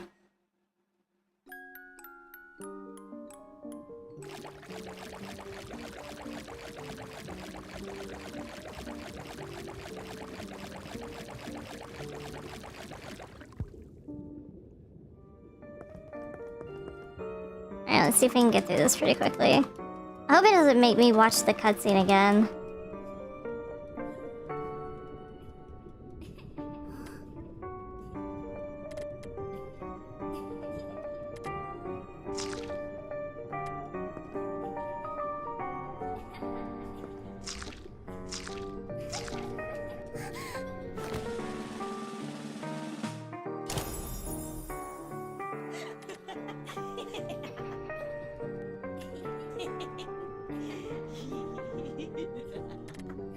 Blah blah blah blah blah blah blah blah.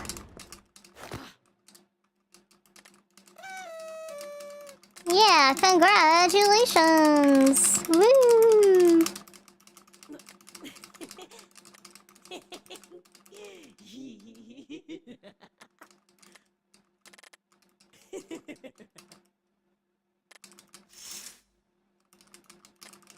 Please allow me to skip those. They did incorporate a skip, right? There we go. Okay.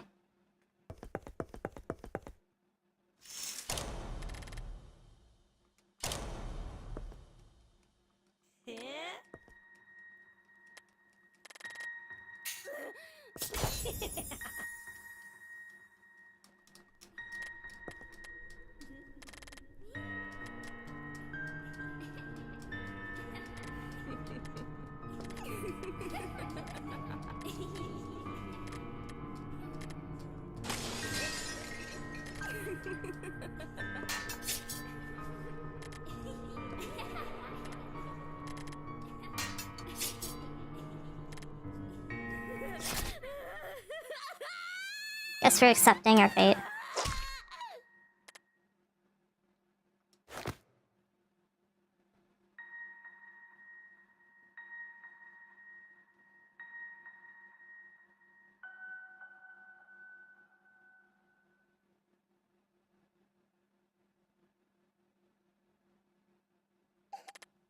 So sad. I never meant to hurt you.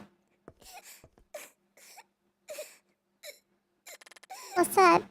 I'm sorry.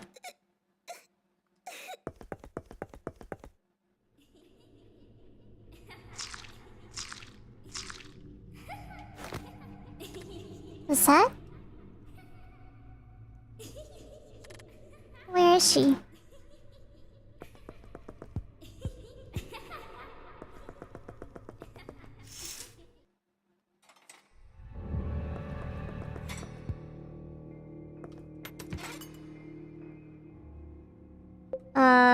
Just because I don't entirely know kind of ending I'm getting with Regalium bullshit. Just... Okay.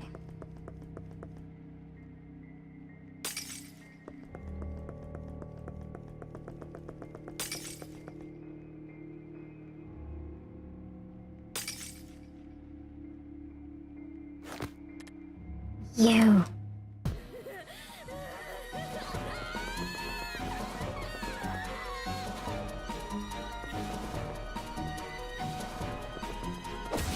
What? Alright, that ain't fucking fair.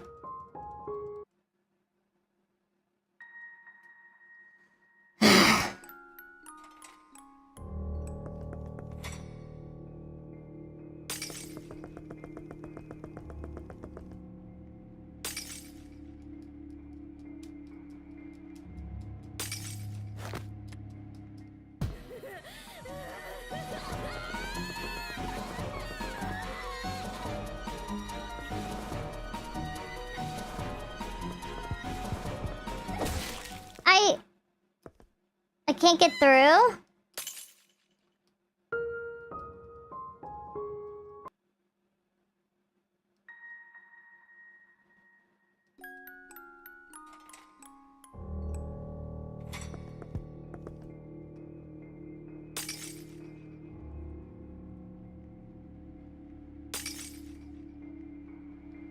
Hawk tour.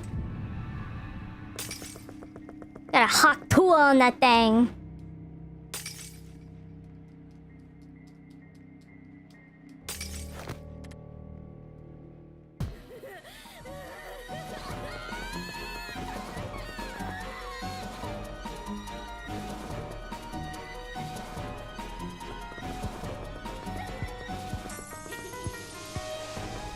Oh no. I'm fucked. Yeah.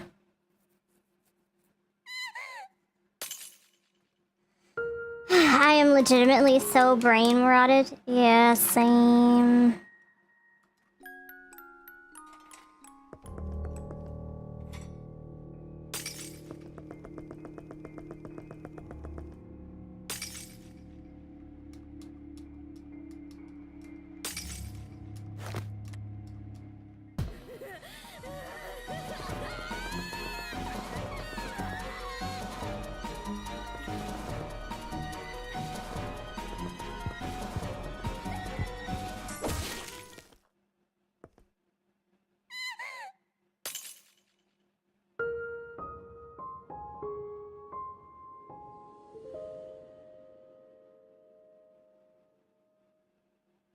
Okay, maybe I'm not supposed to go that way.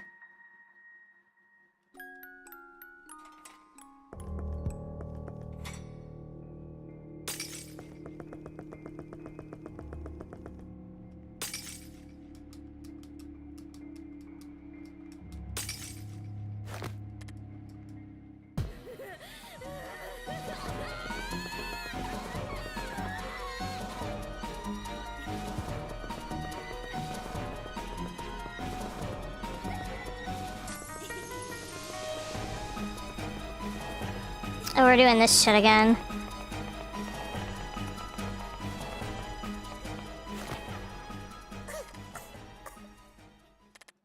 What's that? I just want to...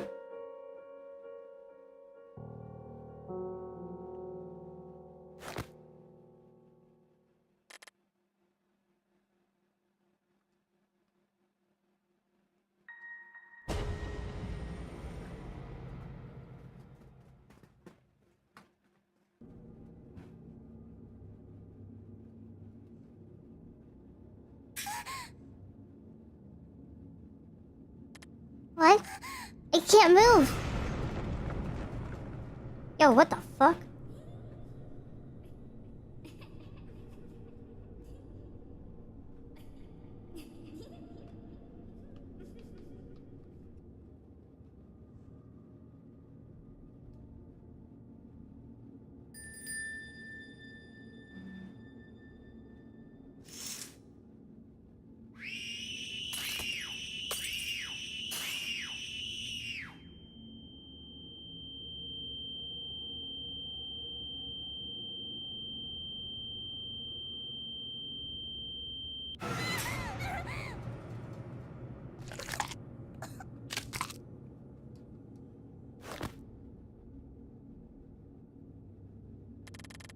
What is Lisette worth to you?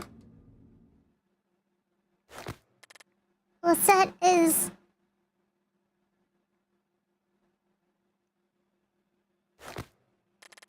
I want to understand her.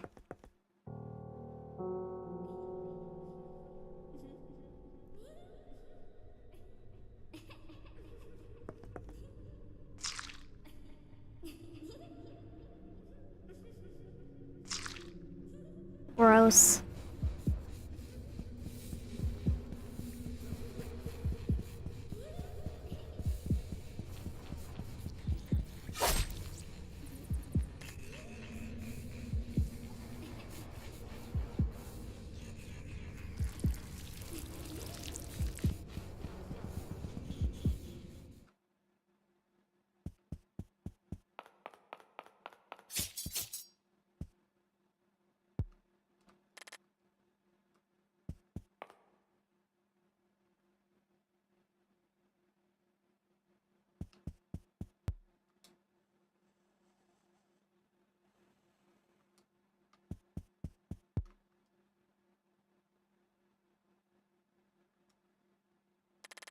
Lisette, you don't have to do any of this.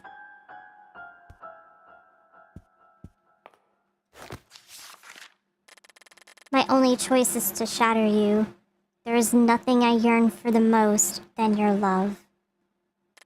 I have to stop her.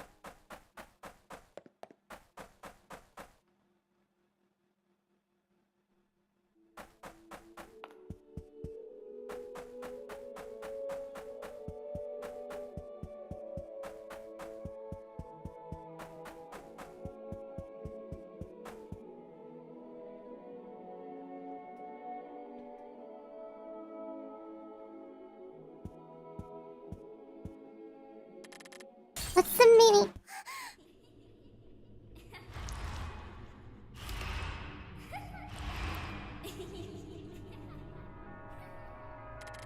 Lisette, are you there?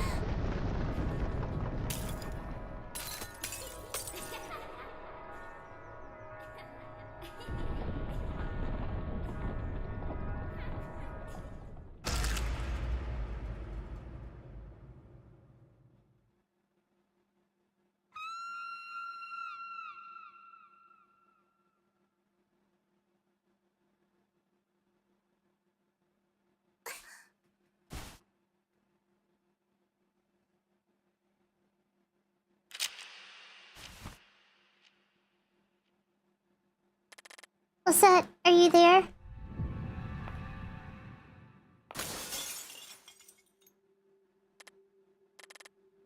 I have to find her. Alright, let's save again. I know I just saved not that long ago, but... Alright.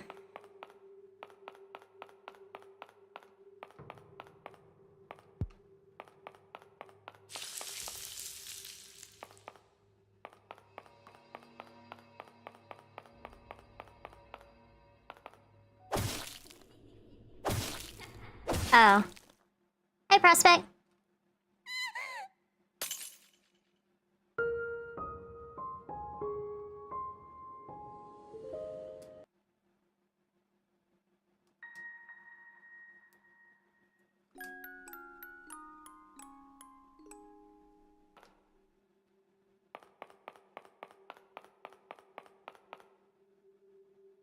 How goes the dying? Oh, I've died repeatedly at this point.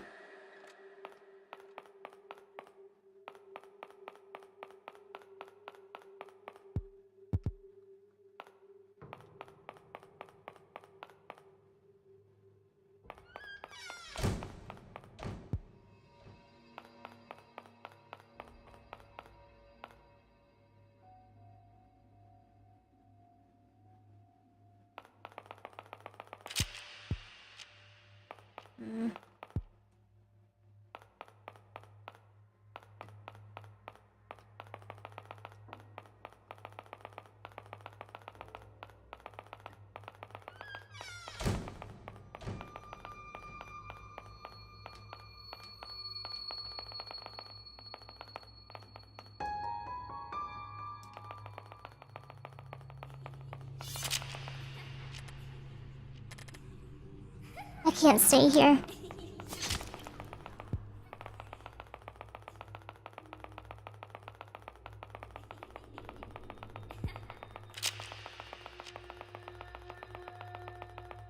Okay, we're back here. Cool. Save again.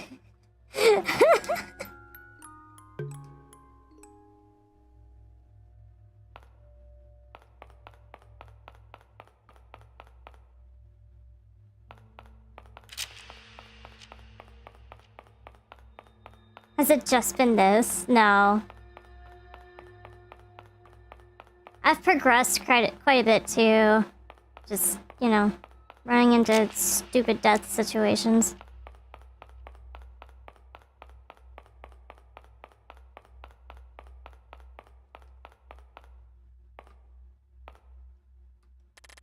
This one has no reflection.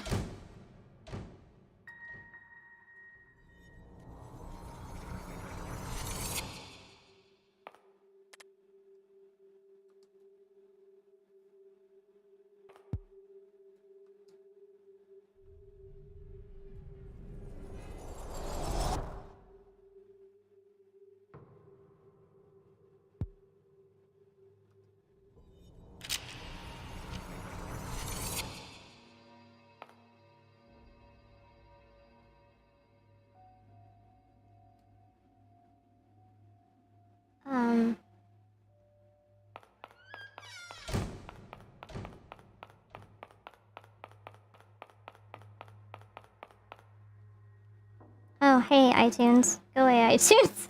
I'm busy. What's the plot so far? Man, your guess is as good as mine right now.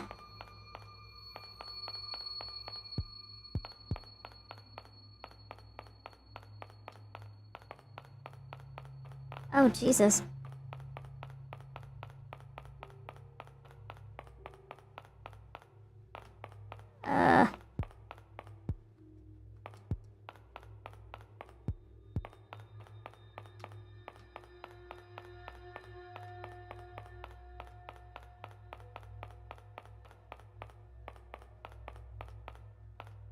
Well, we had to end Harpay.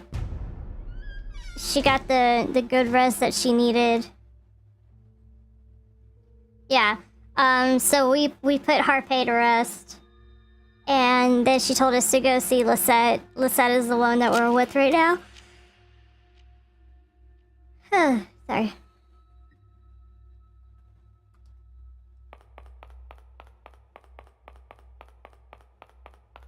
Damn, Harpay dead. Yeah, unfortunate.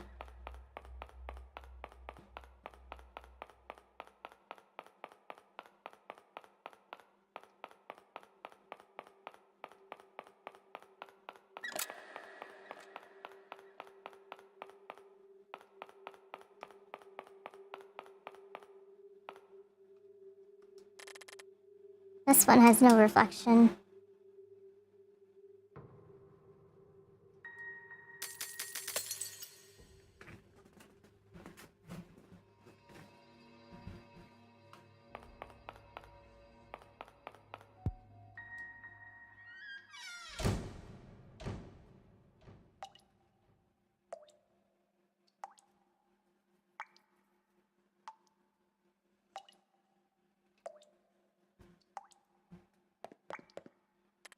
Lisette. I finally found you. You're Lisette, aren't you? Aren't you tired of making a fool of yourself?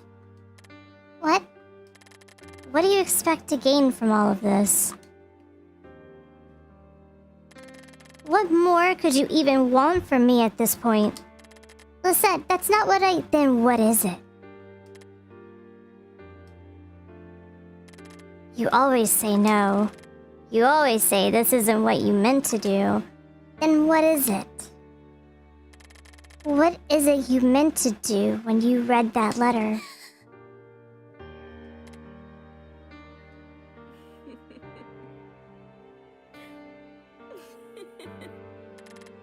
That's what you are. Bitch. Since we still don't know our name. You're nothing but a filthy hypocrite. No, Lisette. I'm not.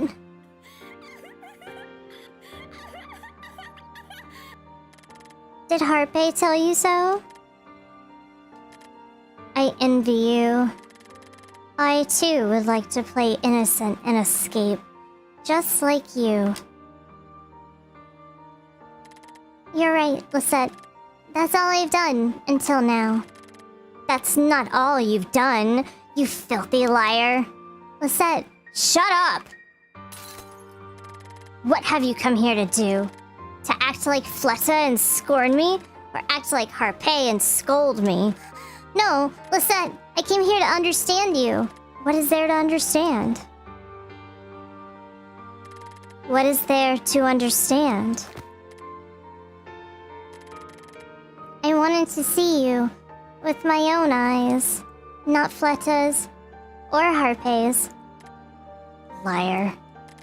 I don't want to hide behind their backs anymore. I want to understand you and to understand myself. Is that so?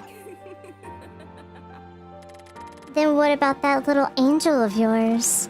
Are you going to try and understand her too? I'm not going to fall for it, bitch.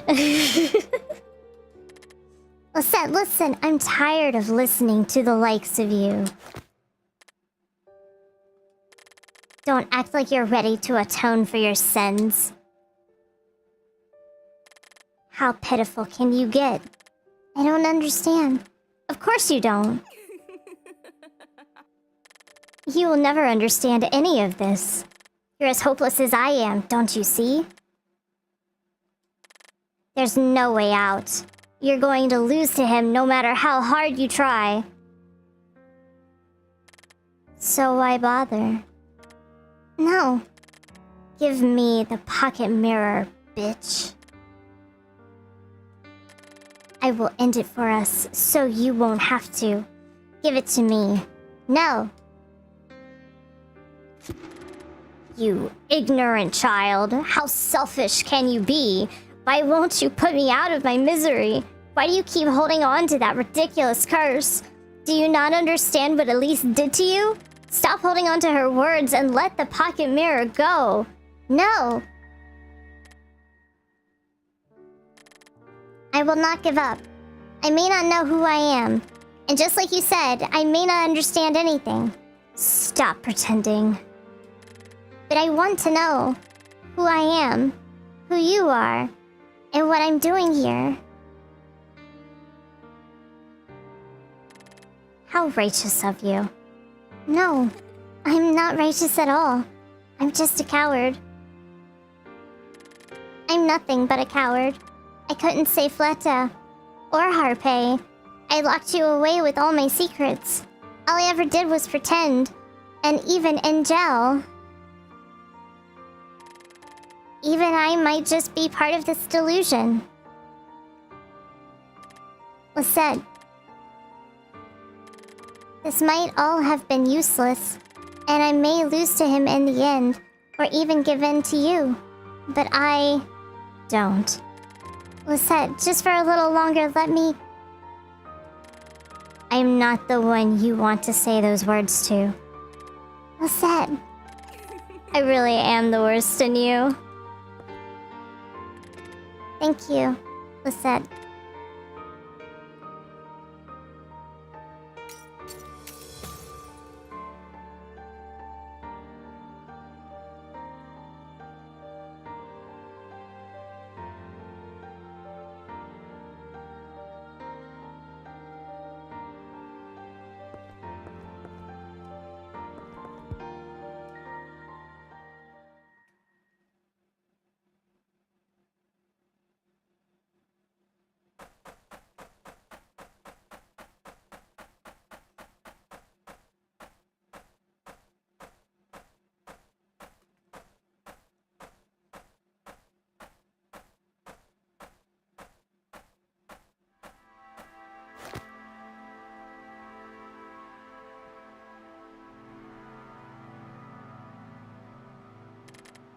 I'm here, Lisette.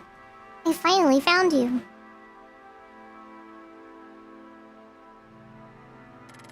You know my name. Although I can't hear it, I can tell. Lisette, I just want to tell you I'm sorry. I'm sorry. Lisette. I'm so sorry. I'm so sorry, Lisette.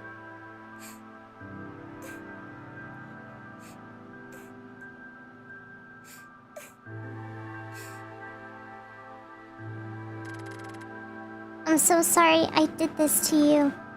Please forgive me. I will atone for my sins in your stead. All of them. I wish I could have gotten to know you. Me too. Lisette, before I go, I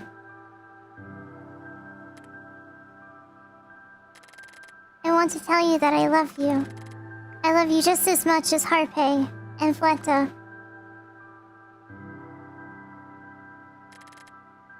I should let you rest. Thank you, Lisette, for everything you've done for me. I won't forget you. Thank you.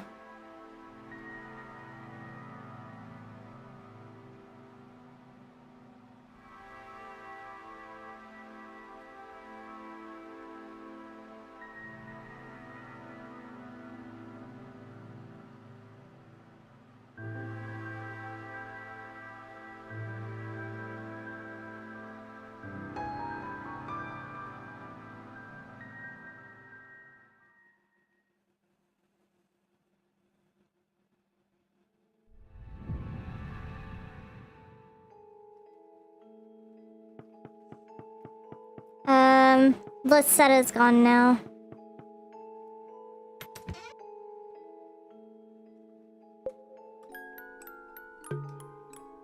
Deja vu, I've been in this place before.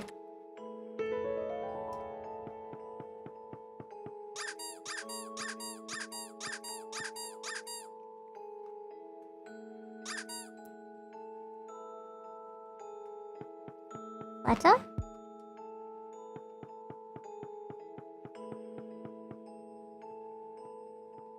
What's for lunch? I don't know yet.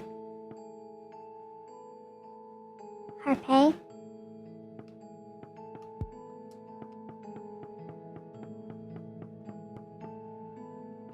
Lisette?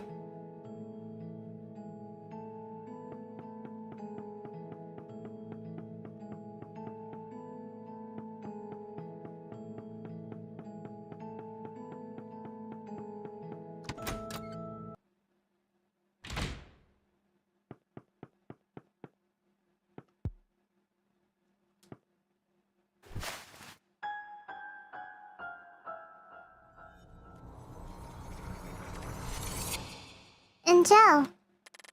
It's time, Angel. Yes.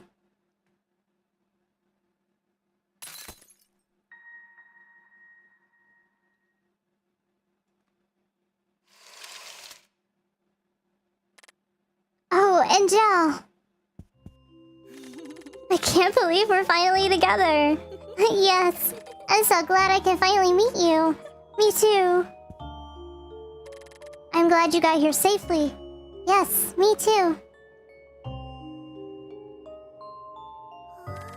So this is where you've been all this time?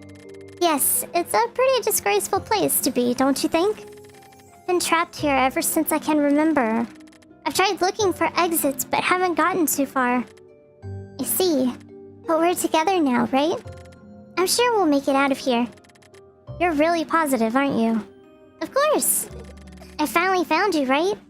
Now I don't have to be afraid anymore. Right. Well then, let's go. I'm sure we'll be able to find an exit now that we're together. Yes.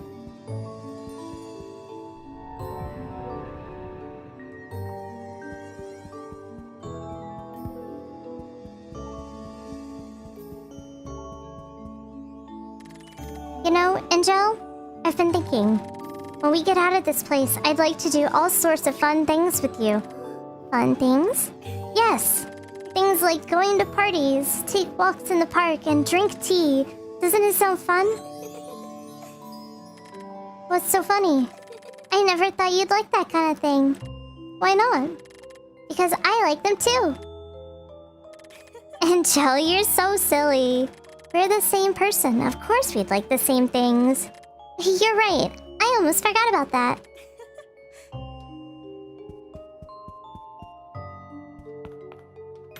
Save box.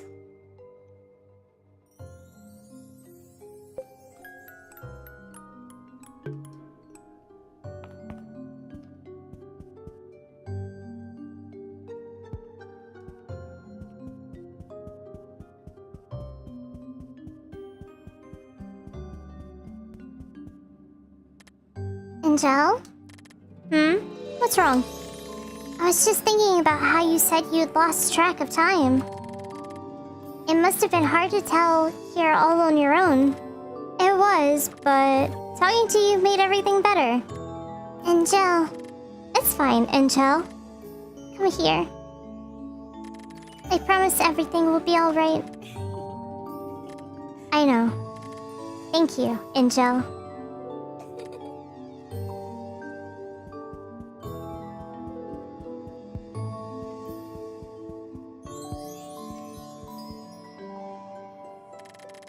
These are the mirrors I used to reach you. Really? It must have been lonely. Yes, it was. But it's nothing compared to what you went through just to find me. That was... It might have been hard, but I think it helped me to get to know myself a little better. I'm grateful to have met them. You really are positive. Yes. It's contagious to tell the truth. Anyway, let's go.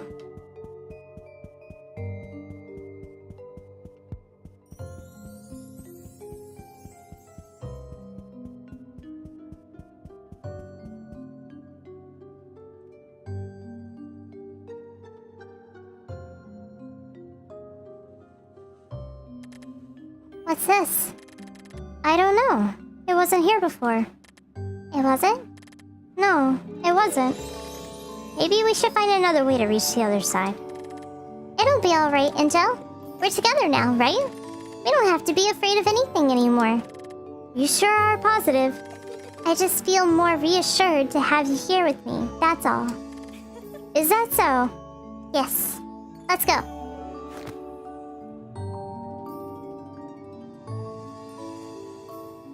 Oh, cute. They even sit differently. Sus.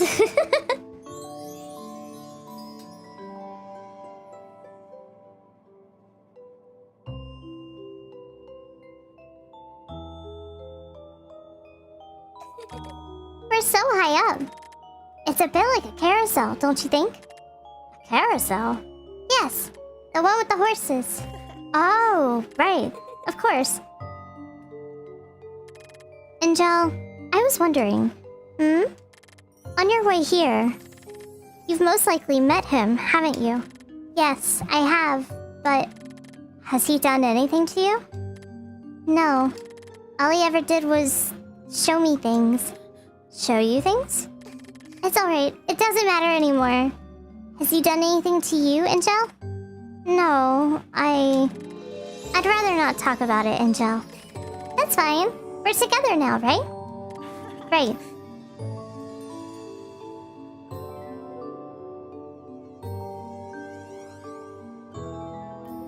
Sussy things. There are so many stars here. They're pretty. I really like them. I'm sure Fleta does too. Fleta? Yes. She likes sparkly things. I see. Hey, Angel? Yes? We will always be together from now on, won't we? What? Of course we will. Of course we will, Angel. I can promise you that. Angel. You're right. I'm in danger. Porn? No.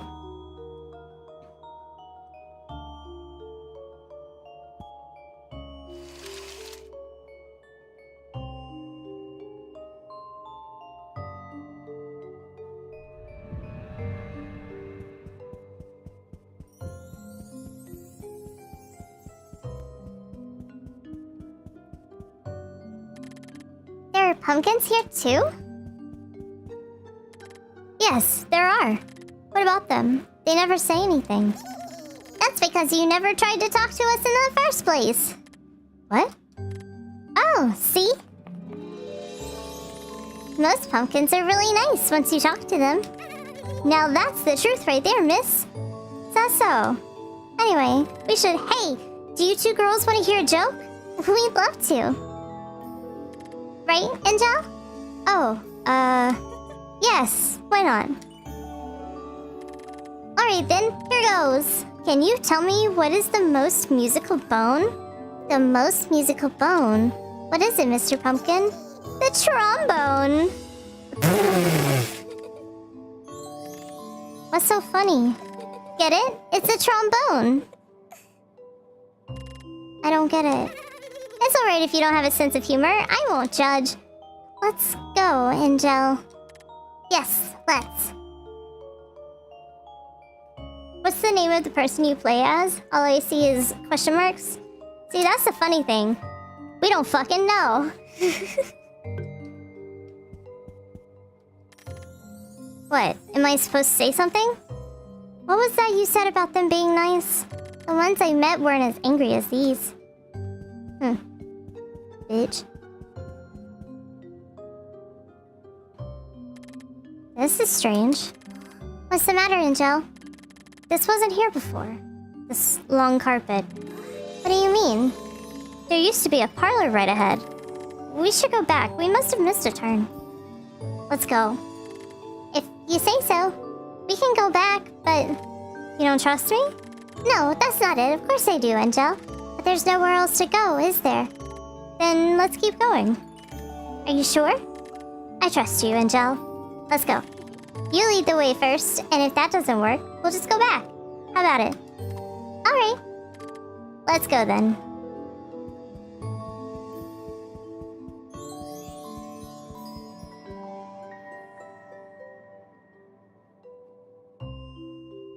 Aw, cuties. What's this? Was this here before? No. No, it wasn't. This might mean we're close. Right? I hope that's the case. What do you mean? What's happening? I don't know. Maybe it's best if we go back.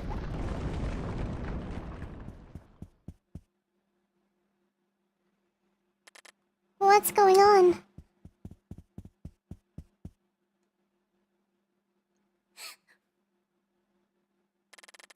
Was this not here before either? Angel? No, it wasn't. It's fine, Angel. I'm sure it'll be alright. You don't understand. This is one of his games. Do you mean... Angel... Let's go. I'll explain it later. You lead the way. I'll follow after you. Hold my hand then. I don't want you to fall behind.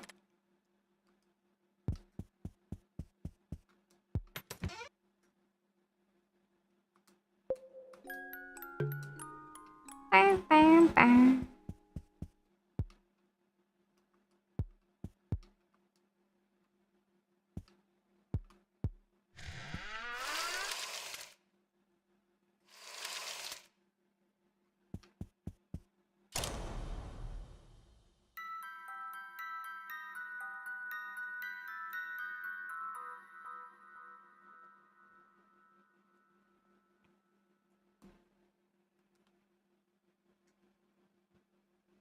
Okay.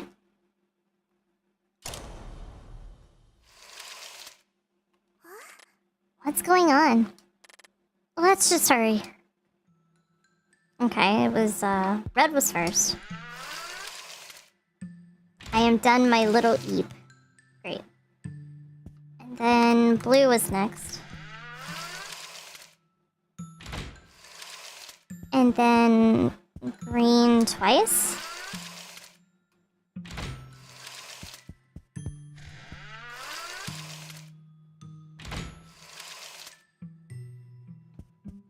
I think yellow was after that. And then blue. And red.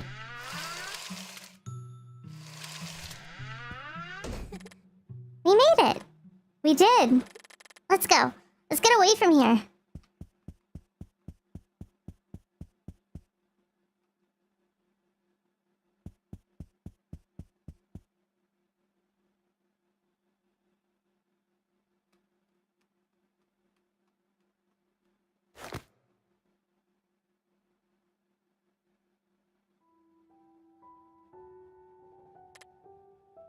Angel. I'm sorry. I didn't mean to keep anything from you. It's fine, but can you tell me what happened back there? Angel, you're right. It's only fair I tell you. He's trying to separate us. Are you talking about that strange boy? I see you've met him before. Do you know who he is? I've met him a few times before, but all he would do was show me a reflection in the mirrors and say my time was running out. I'm scared of him, Angel. What if he does separate us? I'm scared too, but it won't matter if he tries to separate us, Angel. All we have to do is find each other again, right? Angel, we both know it's not that easy. I know, but I'm sorry. I shouldn't have said that. I keep holding you back. Not at all. I feel braver now that I'm with you. Me too.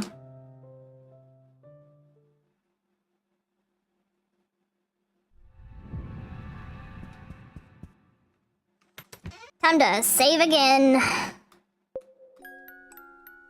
Bam, bam, bam, bam.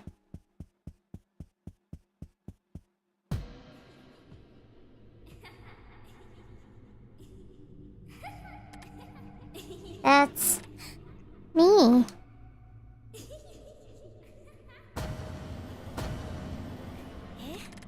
He's provoking us.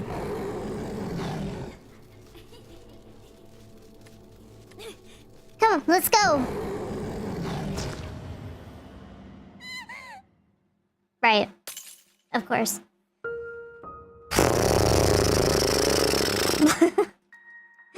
This has been my fucking experience with this game.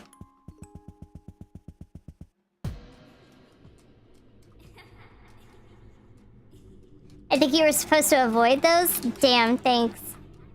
I wouldn't have known.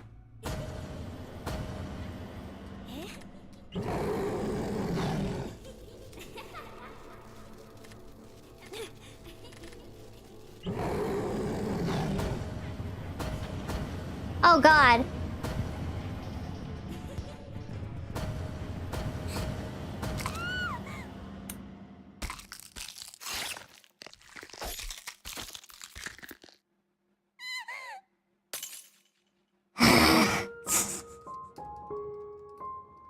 This is so dumb.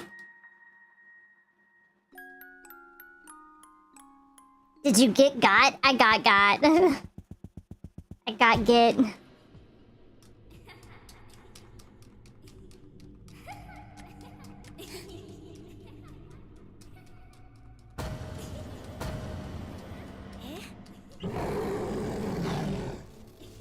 Good luck sleeping tonight with that thing chasing you.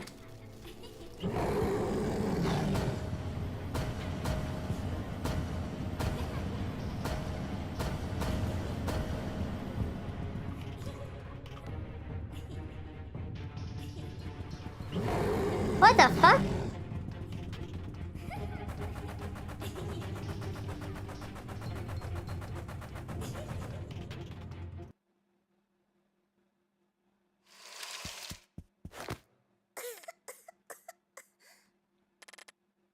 What was that? Angel, no matter what happens, please, don't be fooled by his tricks. He's just trying to confuse us. Angel? I don't understand what's going on. Honestly, I think it's better if we don't. What do you mean? That strange boy, like you called him. He's dangerous.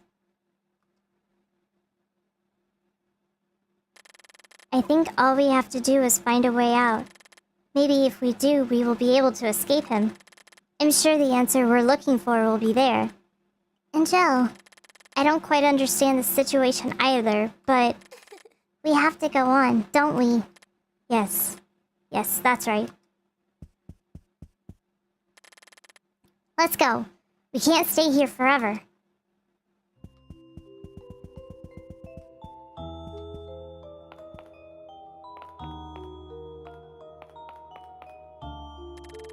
What do we do now? The path ends here. Angel? What's wrong?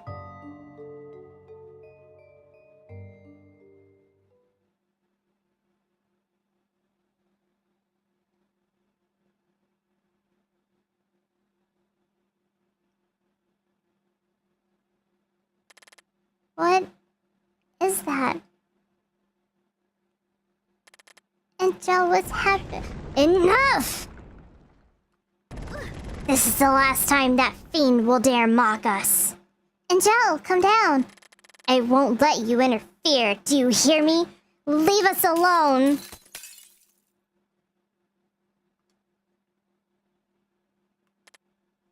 Angel. Angel, are you alright? Don't worry, Angel. It's alright. I need some time on my own.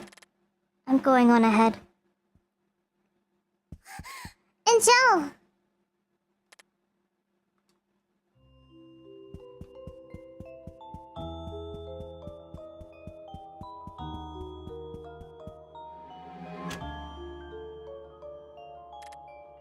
A path?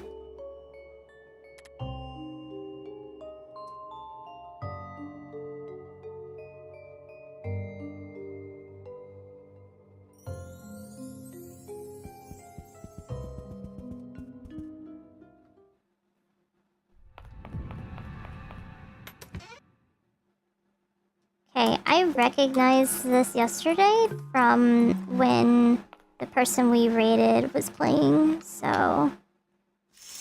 If she said she was nearing the end by this point, I'm assuming that means we're nearing the end.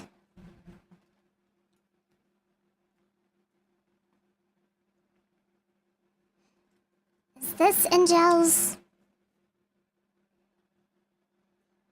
I didn't get spoiled, because I don't know what happens. The deepest of secrets lies in the darkest of places, or so I would say.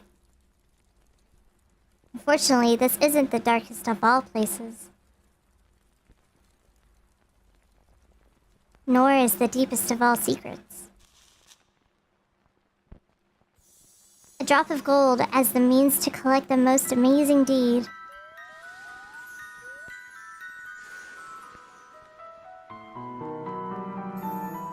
Gleaming desire for a chance at happiness. Decisive gestures made in seemingly fragile steps. An ephemeral golden mirage.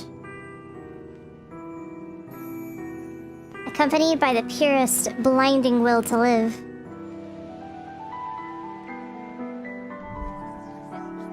This is the gift I give to Angel. That is your name, and this is a mirror.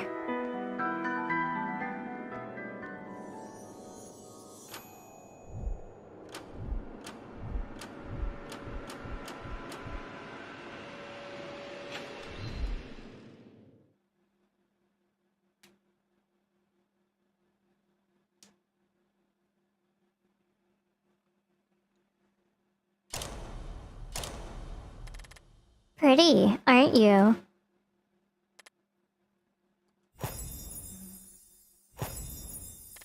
How does it feel to be...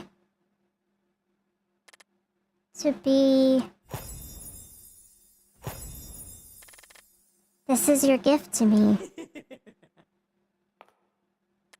Why, yes, it is. Aren't I generous?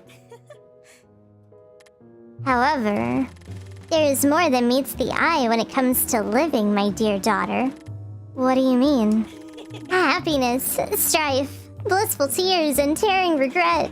Regardless of the form of life you are, be a human, an angel, or a questionable poet, living, my girl, comes with an array of deep emotions and an overwhelming sense of fulfillment. Aren't you curious? Curious? About what? About what it's like to strive for the thing you most desire and which you've lost.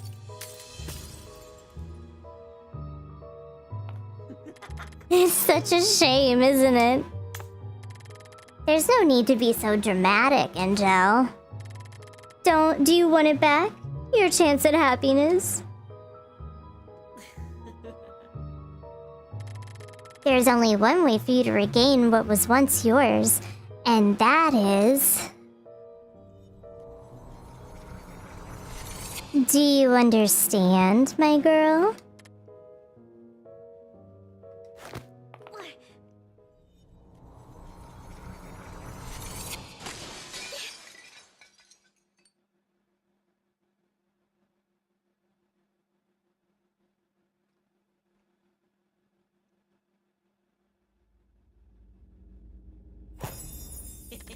Pretty eager, aren't you? You. There's no need to be ashamed, Angel. Here, have this.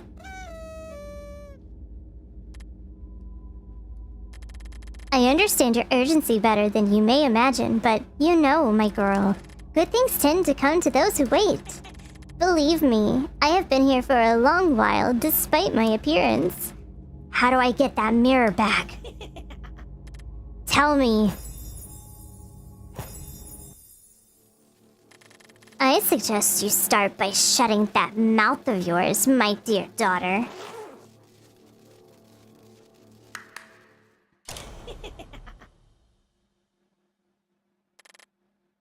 Where did he go?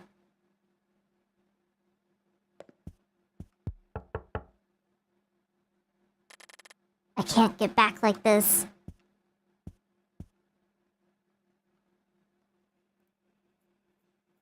Oh! That fiend tricked me. I'll show him. Okay. Alright. So the finger was hers. Where am I?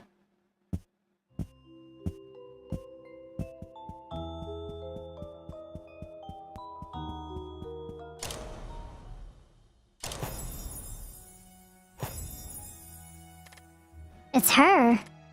Where is she?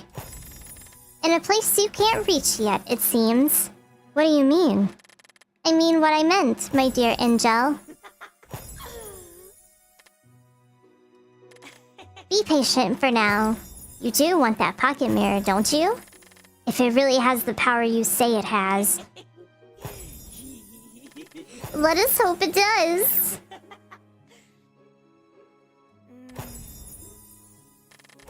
Oh, if only I could attend such a fancy party.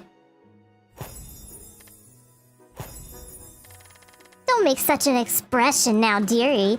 I may be a bit of a bully, but I certainly don't lie. May I ask you something? Oh? Can I really become like her?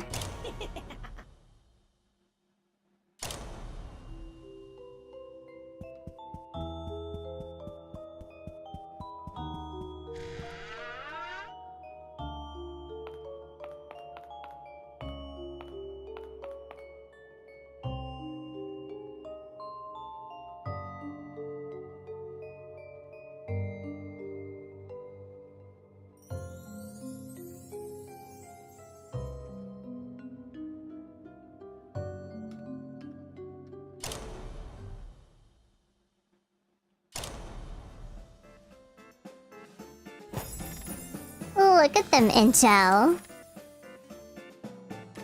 If only you could attain that pocket mirror of hers. Who's that girl next to her? Focus on what matters, my dear. I know what I want. There's no need for you to remind me. Quite impertinent, aren't you? It seems there is no need for me to take my time with you.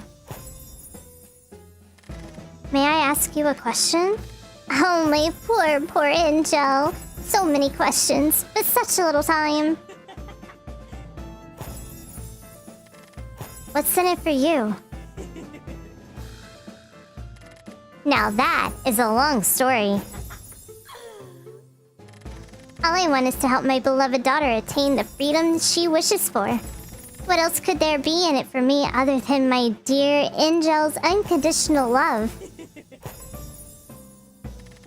It's a fair trade, my girl. I give you my word. You will be free as soon as you attain that toy of hers.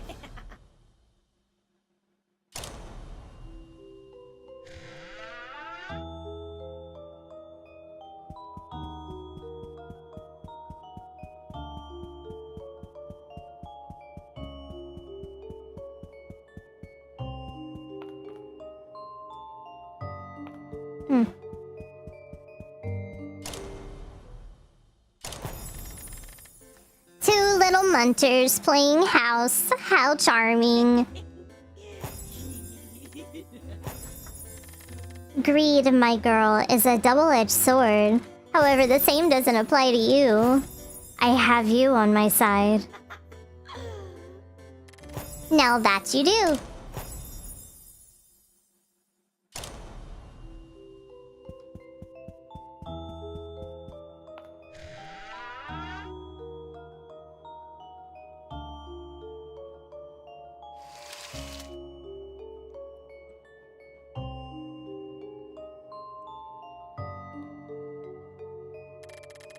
You may consider this a present from me, my dear Angel.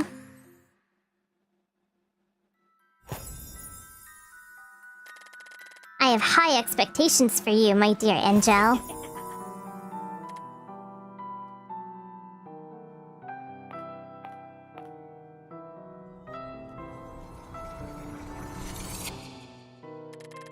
You finally come to me.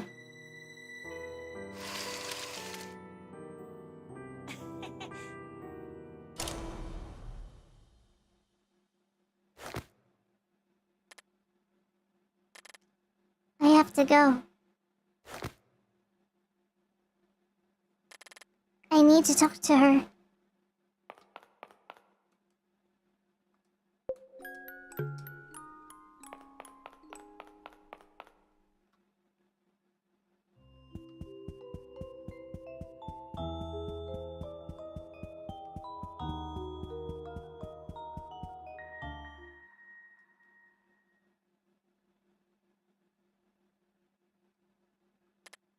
Angel!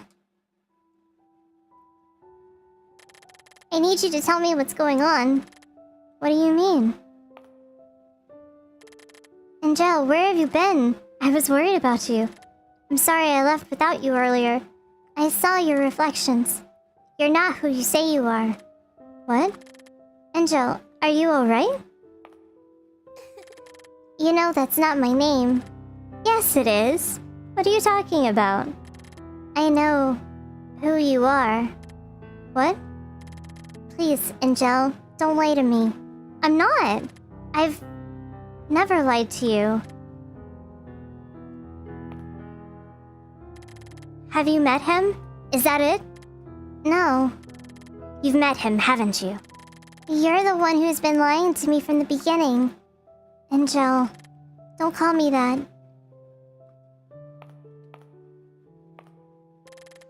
Why are you doing this? Because I want to accept you, Angel. What?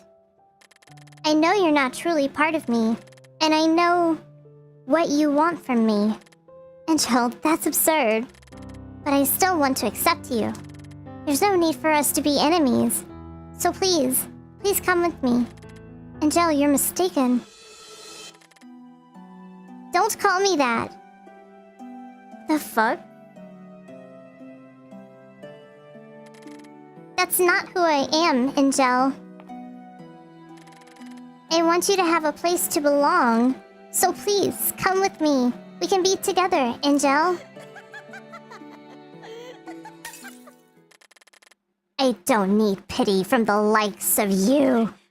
Give me what I want, now. No, Angel, I won't. Give me the pocket mirror.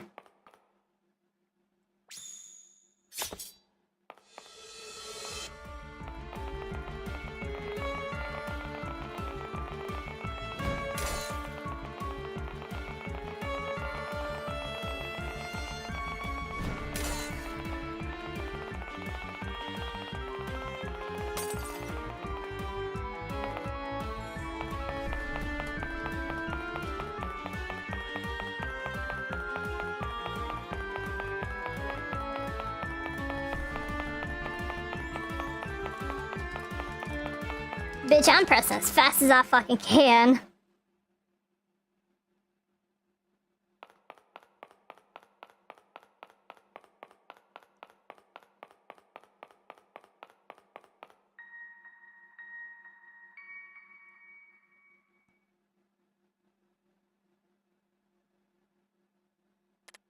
Stop!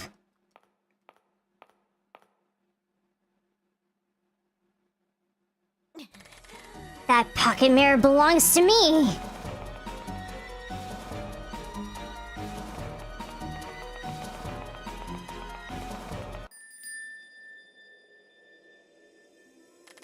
I finally got it!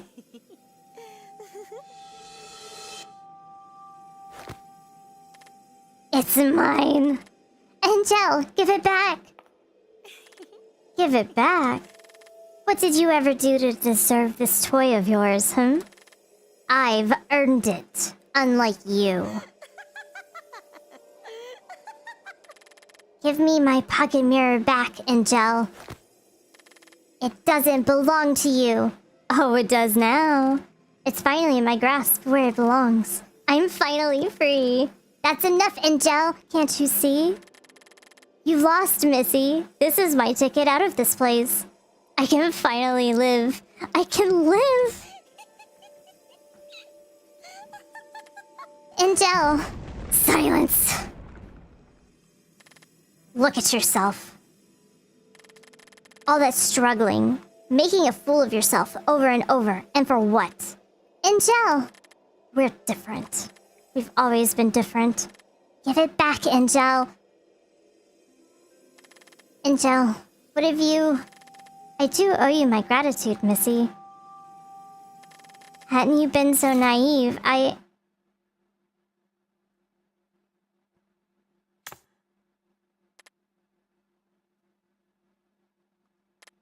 Angel! No. No! How could you? Angel, calm down! How could you? Demon. After all I've done... No, not like this. What are you standing there for? Help me. Angel, I don't... Not like this. I want to live.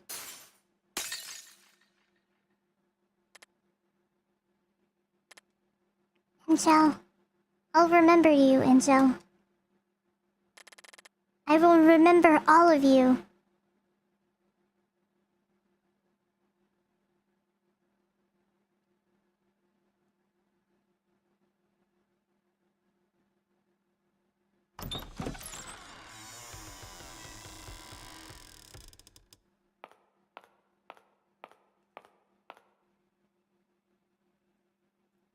Apple killed Angel. All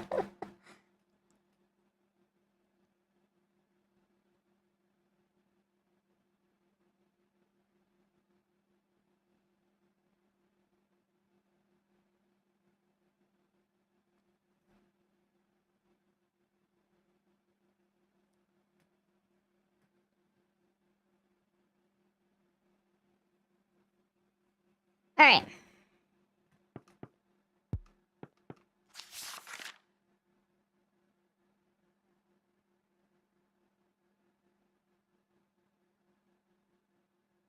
Goldia?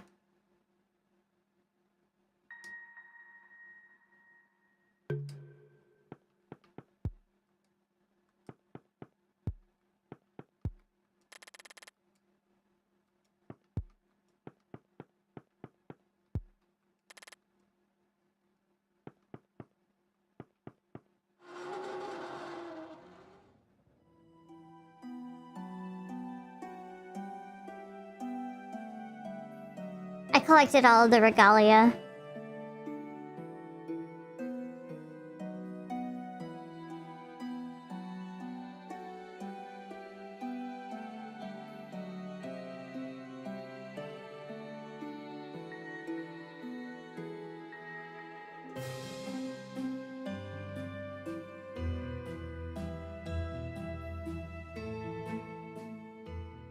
Was that it?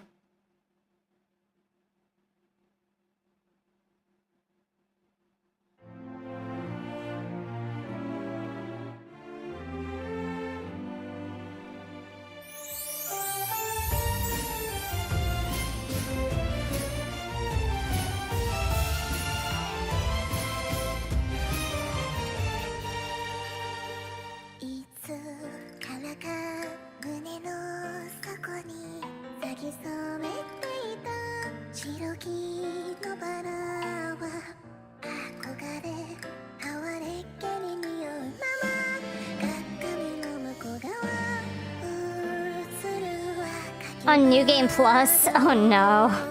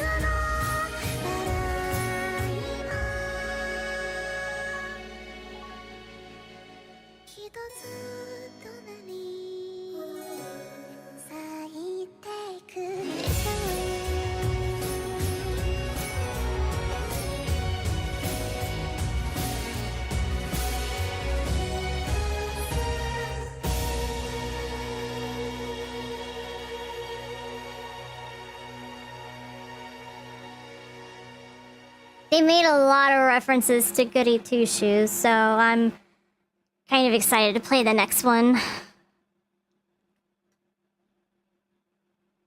Thighs. What the fuck? Extra rooms unlocked. New Game Plus unlocked. Creator's commentary unlocked. Sure.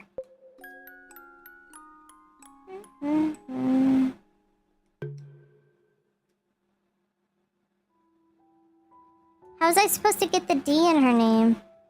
Hold your memories close to your heart. You shouldn't ever let it go. Do you understand? Yes, Mother. I am not a character in this game. Wait. Why did I start back here?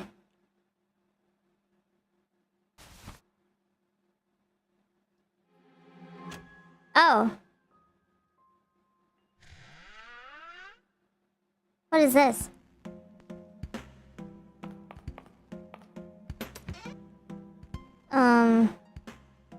Let's do that. Okay. Alrighty. Well, we're here now. Name's gone. Is this New Game Plus?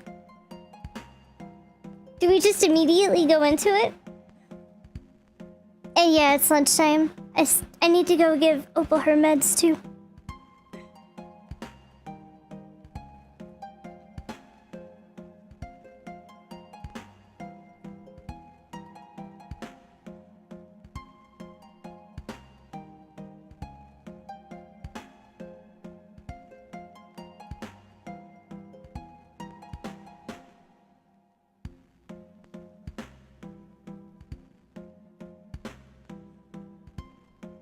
Well, anyway. I don't know what this is.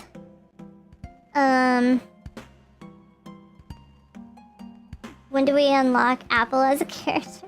We don't. Okay. I'm gonna be right back. Enjoy the music while I'm gone. Make sure you stand up, stretch, get some food, get some water, use the bathroom, do some cartwheels, backflip off the roof of your house into a trash can. Don't actually do that. And whatever. Be right back.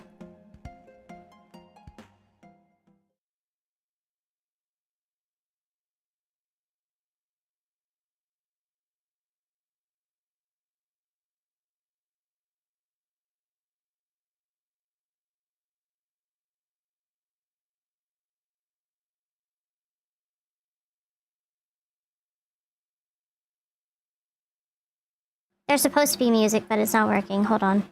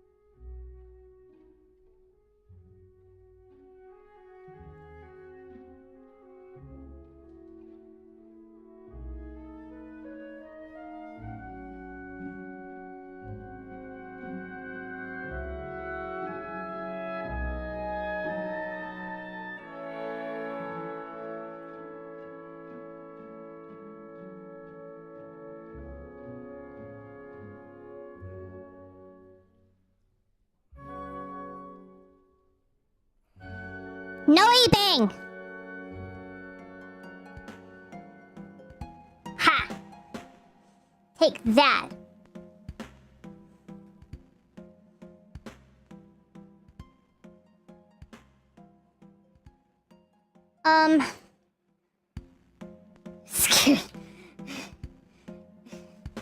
Don't do that. Sorry. Welcome to my streams, though. Okay. Where the fuck am I? Would somebody be willing to answer that question?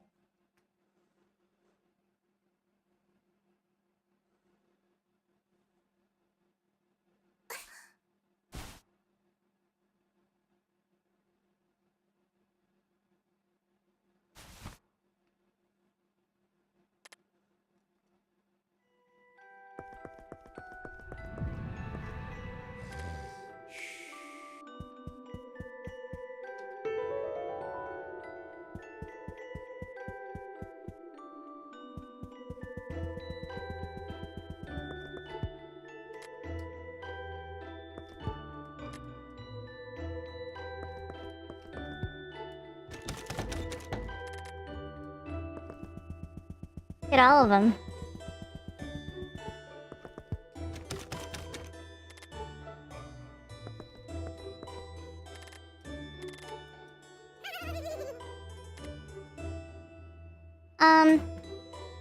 Okay. I'm going to close the game out, and I'm going to restart the game. Because I would like to do the New Game Plus, but yeah.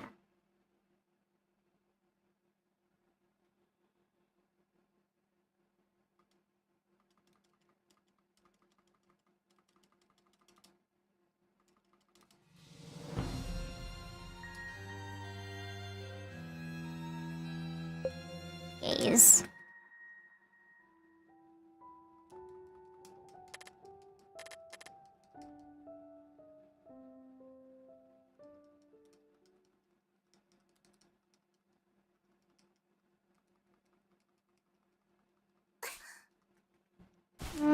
Let's see. Pocket mirror goldener from NG Plus.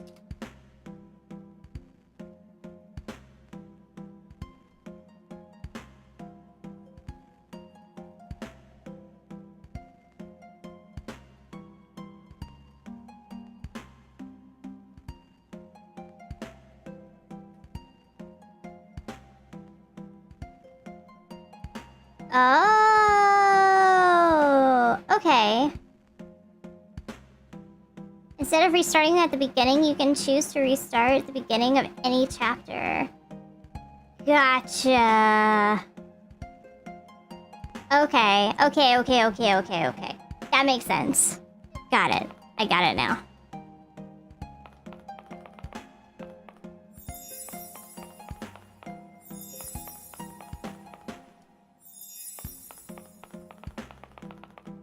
Alrighty.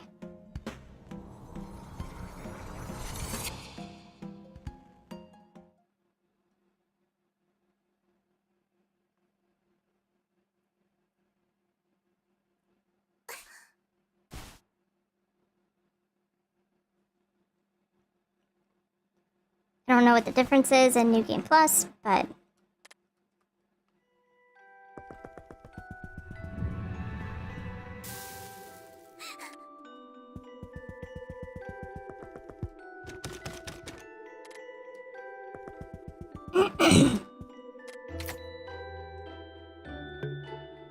also, because we've already done it, and we've read the shit, I'm not gonna read it again.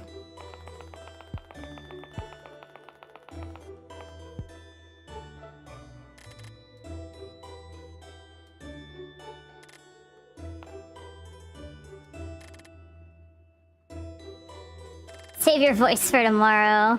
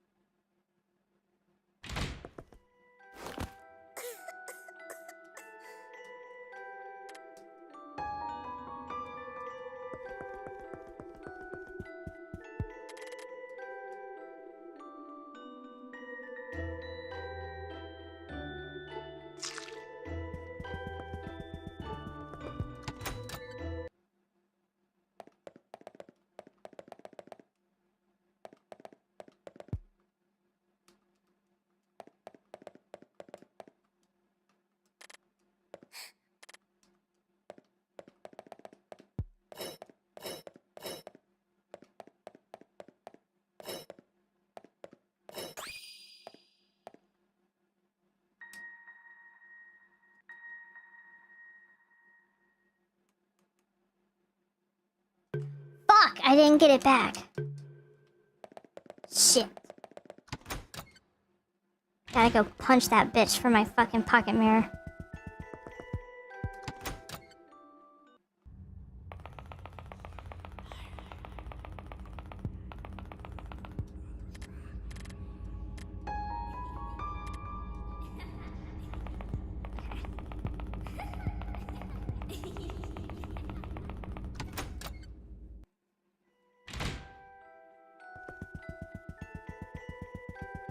Alright, now.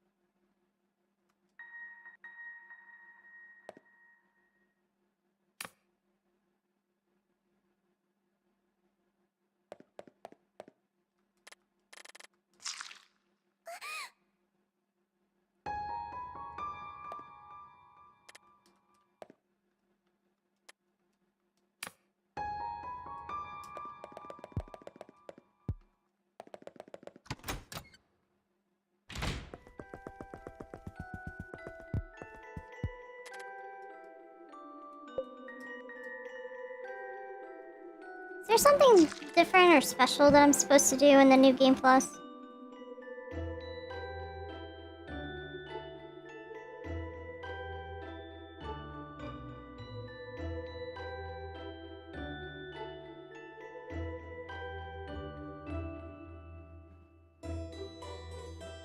Time to Google it, yeah.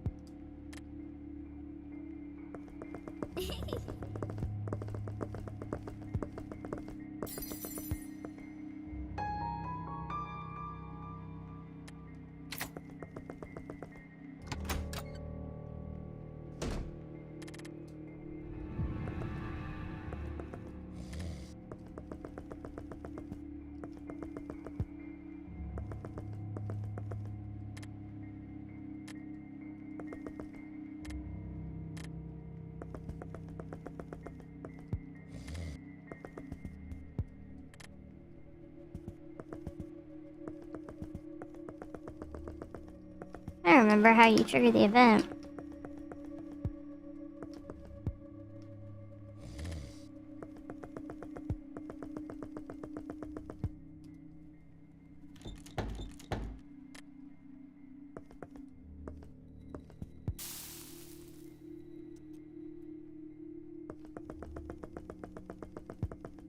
Rayloon has subscribed to the channel. Meow. Thank you Rayloon for subscribing.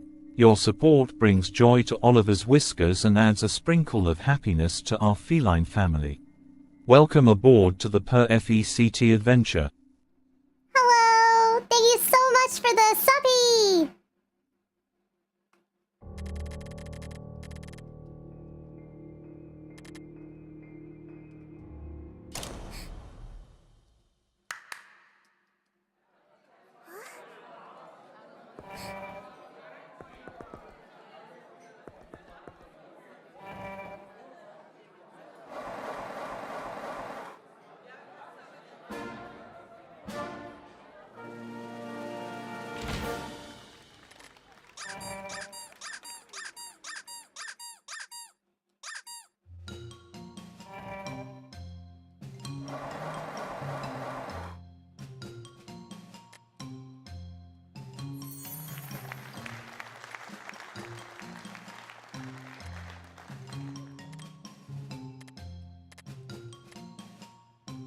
Silence!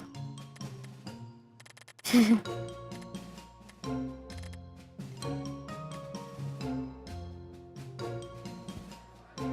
already know the answer to that. It's the Queen's favorite cookie cups.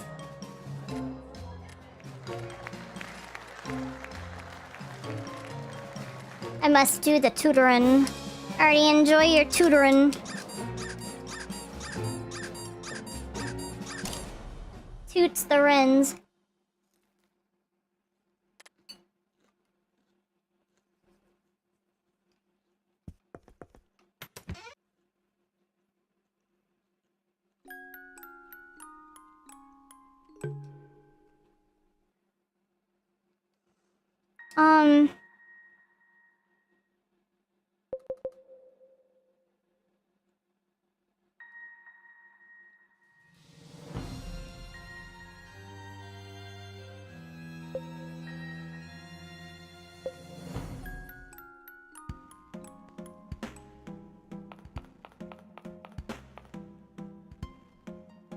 I need to go to Fletch's library.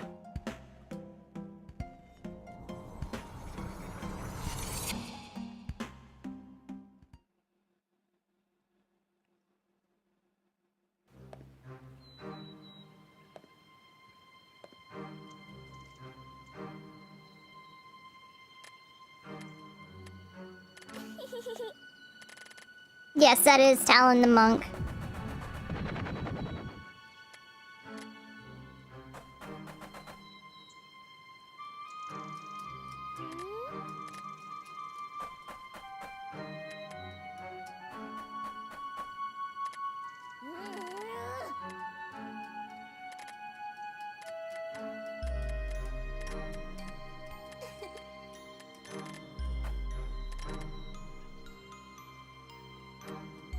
No worries.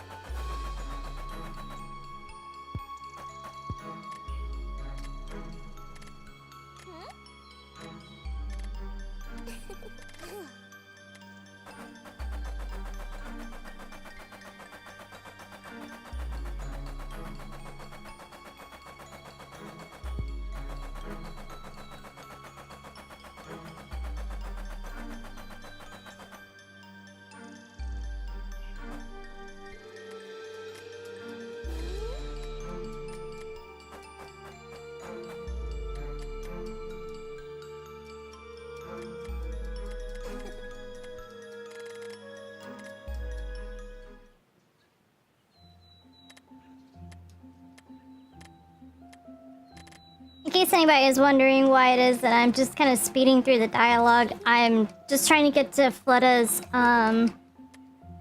library portion. We've already cleared the game.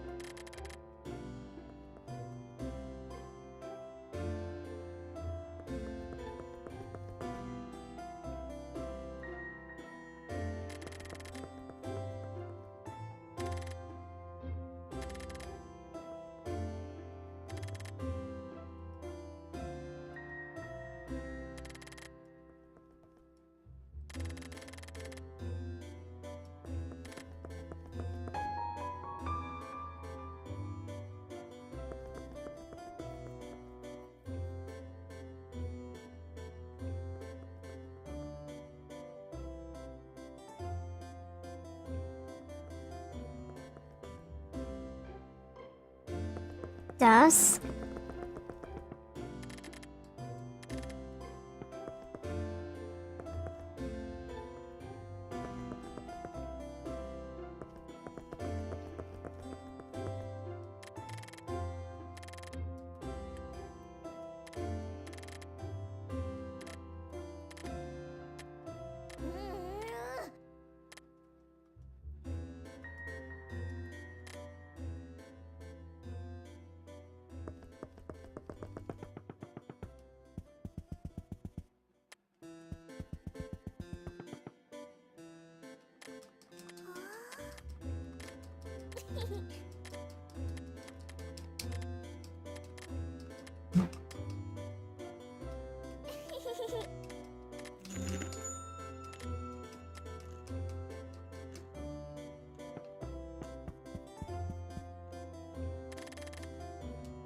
Also, I'm eating taquitos today. Uh-huh.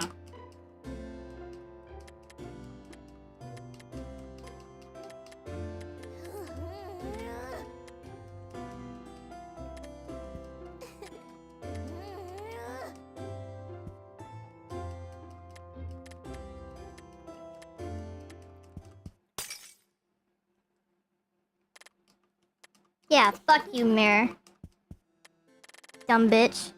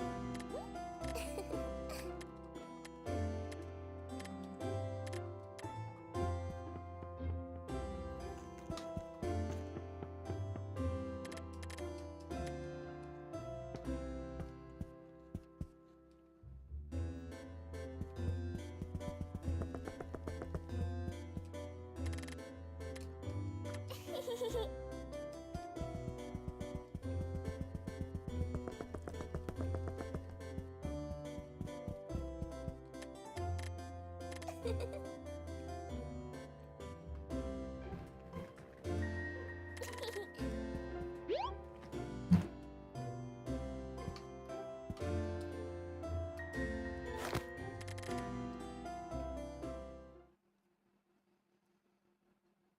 wonder if it's the same.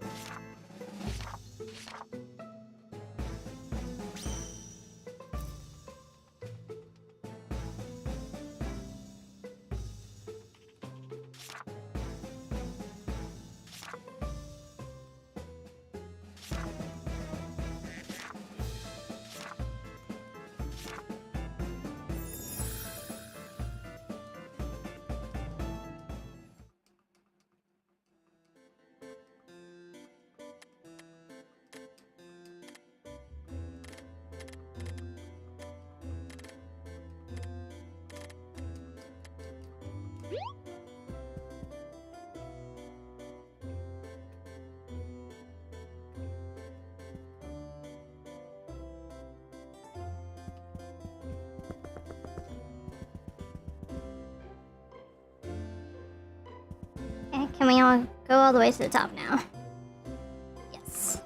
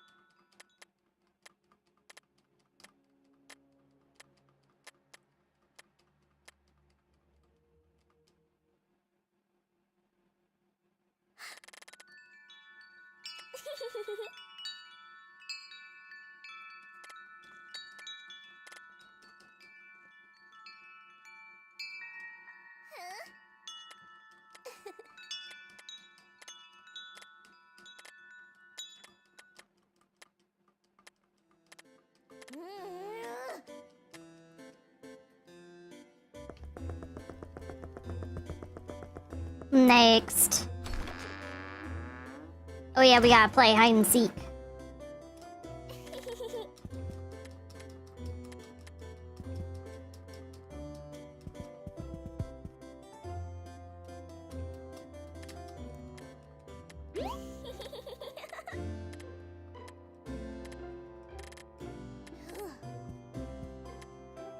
Oh wait, it's the next one. So we play with butterflies, she gets mad and kicks him over, and then we play hide and seek.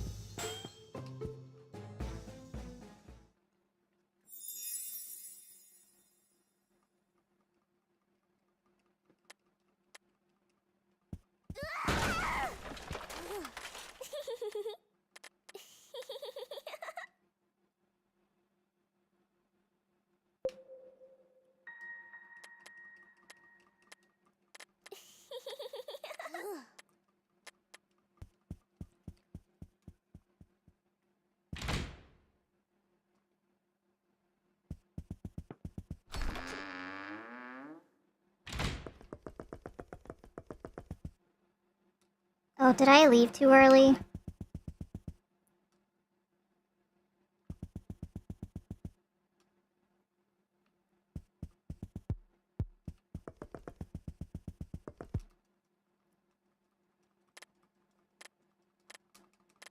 By the way, while we wait for new stuff, what are your thoughts on the game?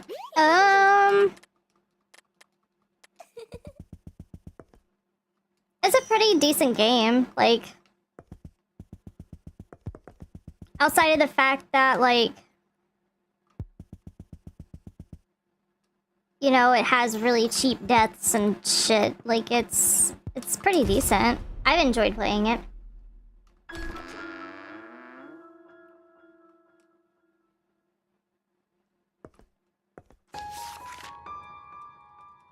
What about this story? I'm confused. I feel like there's still some context missing. Like, what do the 3 girls have to do with Goldia?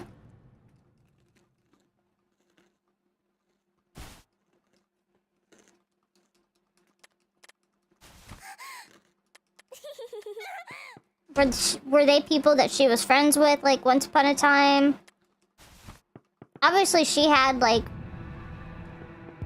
medical problems.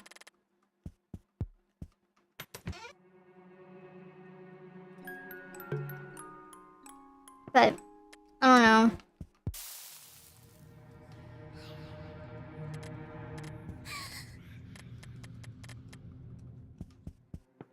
I haven't been able to, like, determine whether or not I understand the plot.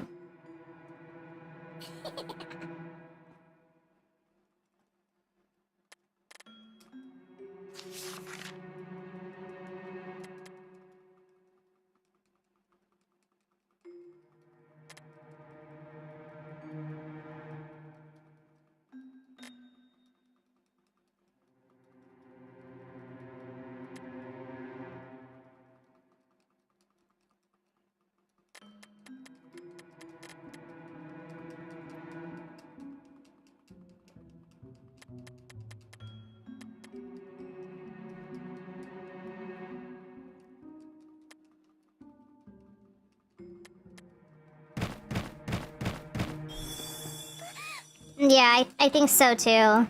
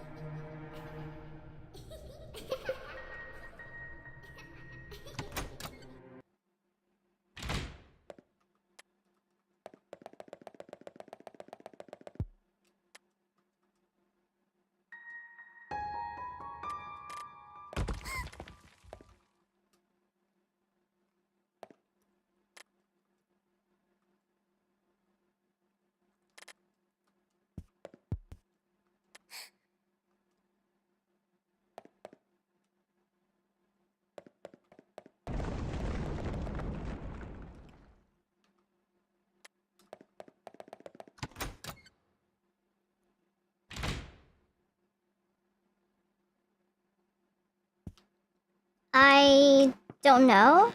I don't think so.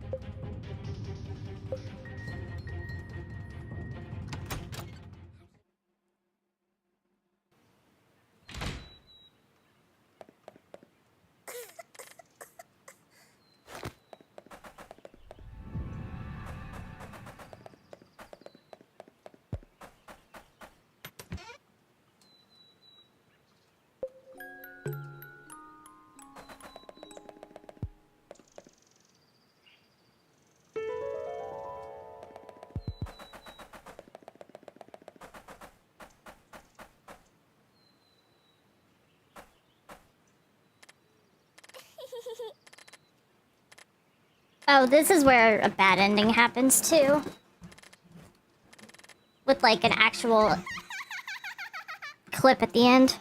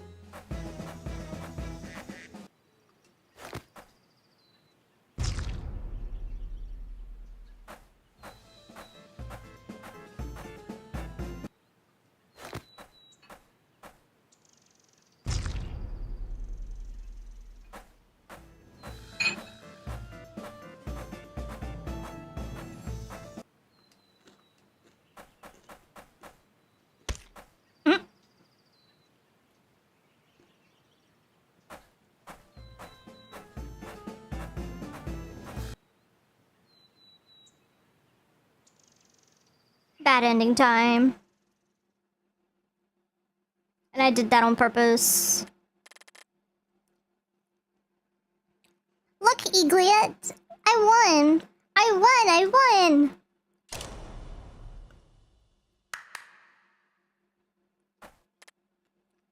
Fleta, what do you want, loser?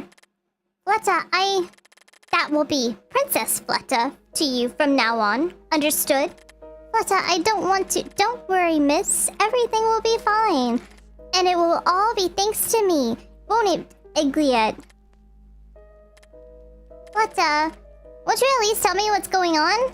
That's not what we agreed on, is it now? You won't have to worry about a thing. Everything will be up to me from now on. You'll finally be able to rest, won't she, Egglet? Wait, Fleta, what are you talking about? Oh, it's nothing, miss. Now come over here. Let us talk. No. Don't be stubborn now, miss. Everything will be fine. All you have to do is trust us. Now come, let us be friends. No, this is wrong. No, I don't want to stay here. Now that's something horrible to say, isn't it, Egglet? Indeed, it is. There is nothing you can do to change our promise. Everything will be just as it was supposed to be. All you have to do is take a rest and leave everything to us.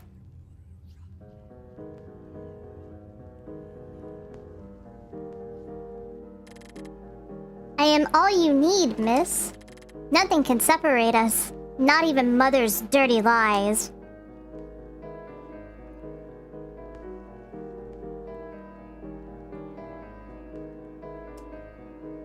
There we go. That in number 1. Now that I have unlocked that, we can go back.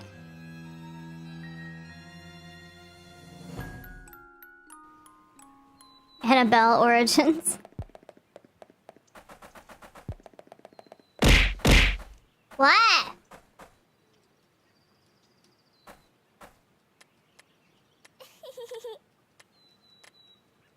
Hi.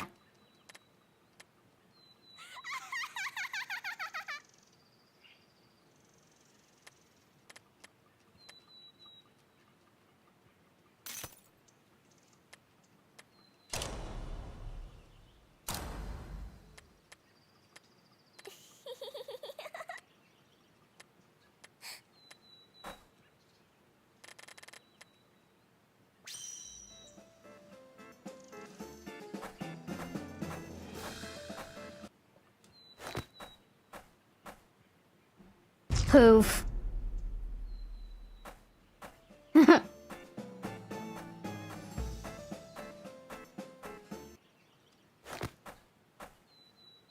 Poof.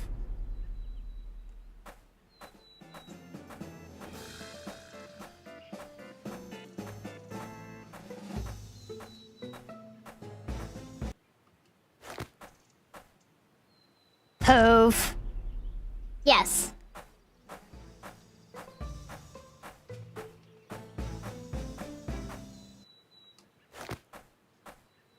Poof. That was a little early, but whatever.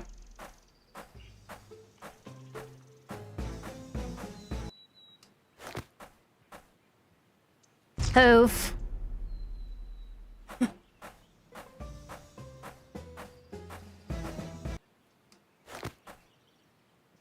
Poof.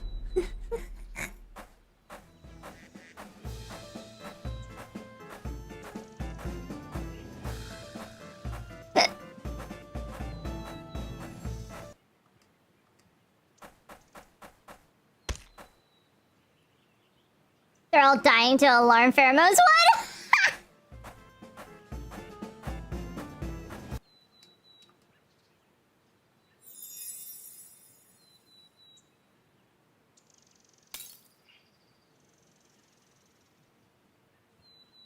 Fuck all your stupid games.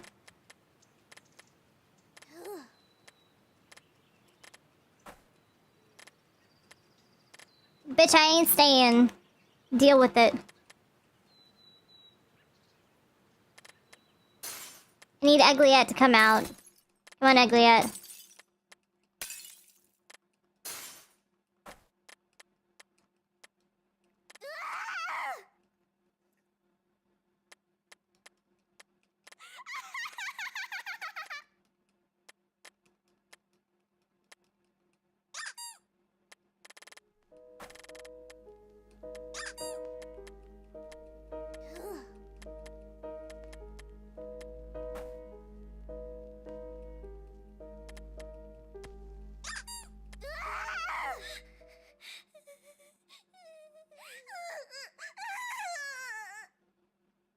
Damn, that fucking plushie fucking upset her. What the fuck?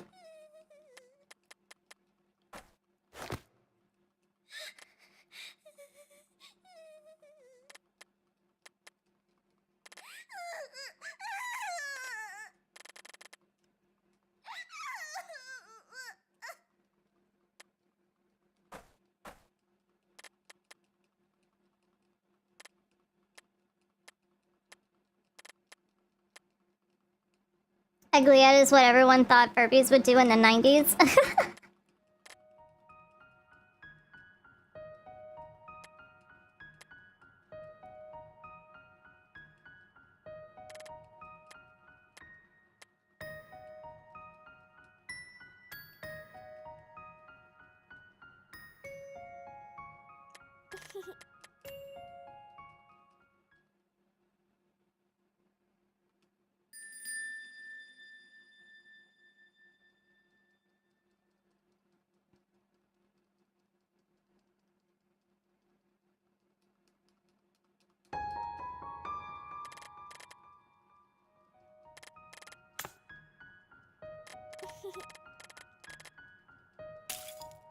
It didn't have batteries?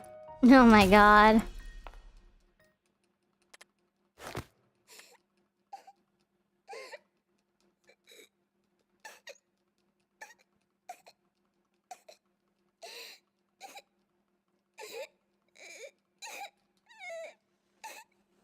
Little fucker spoke to me from my closet.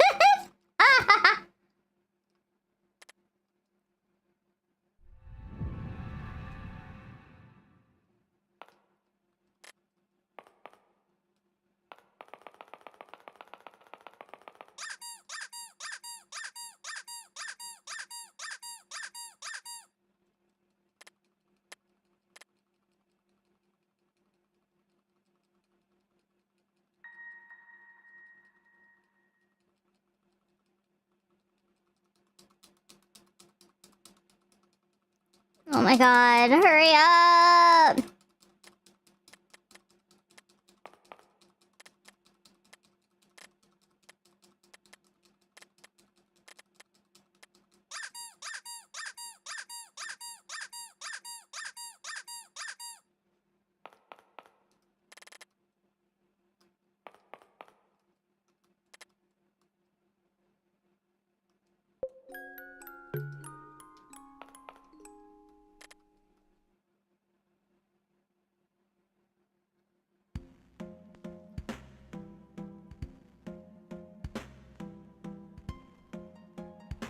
Okay.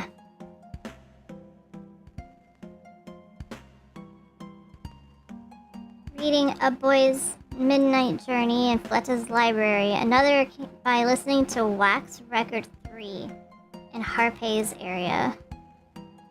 And then the last can be found after the murder investigation in Nuit. Or Nut, according to you guys, in the Crying Girl's room. Nut.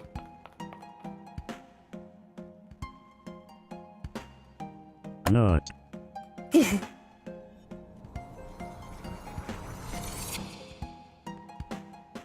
Drink your fucking water! Drink it!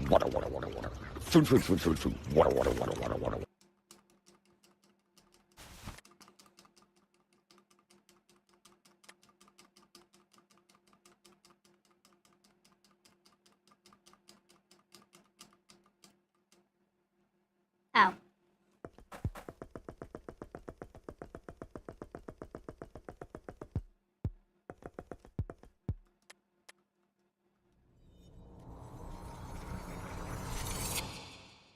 Whoosh.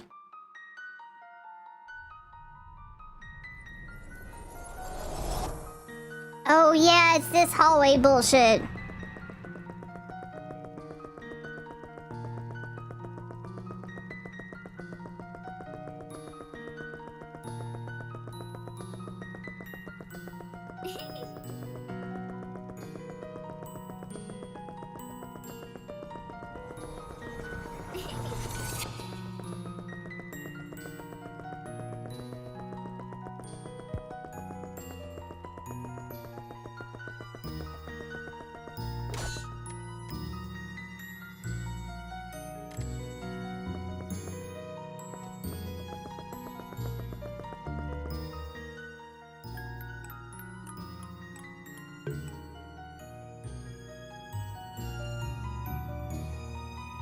I want to be social right now, maybe even if it means being parasocial. I mean, you can be social without being parasocial.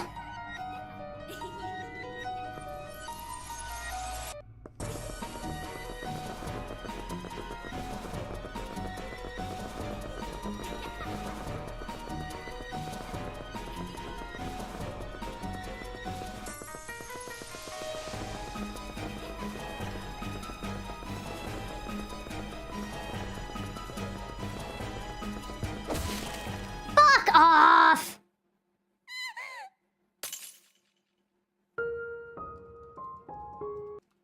Well, I mean, you got people in here, so I mean, you know, I'm sure somebody will respond.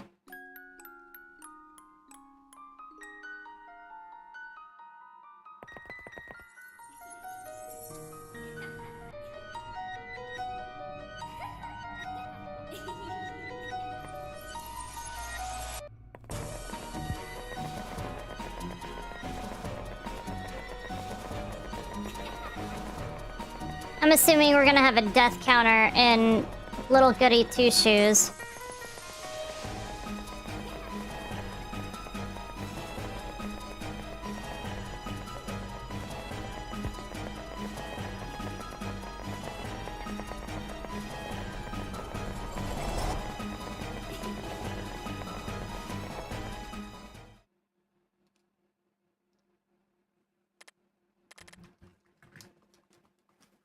We should have a death counter for every game. Oh my god.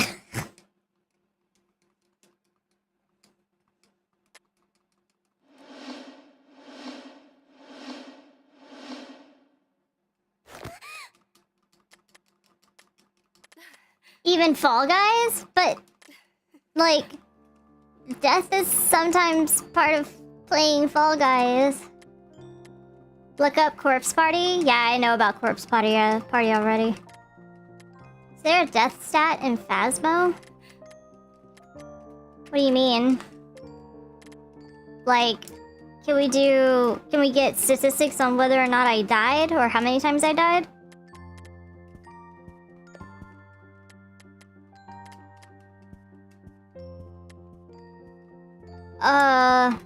Probably. I don't know.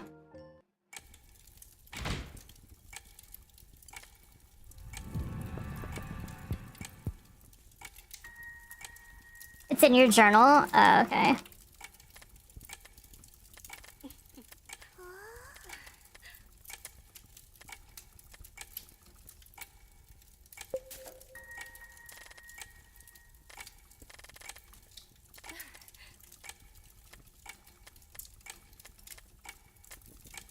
Check the journal next time we play. Okay.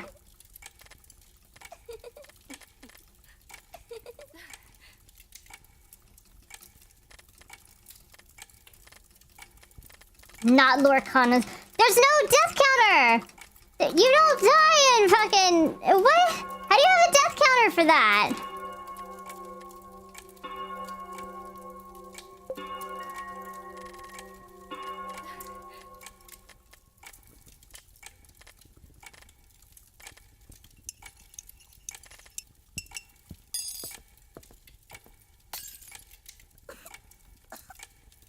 Non-profit day.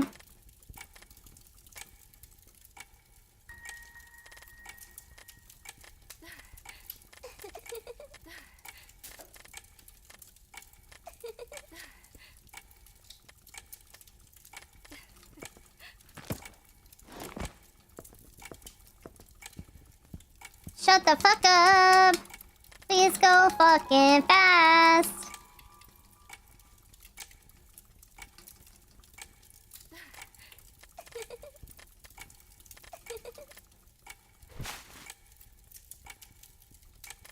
Are you fucking over now?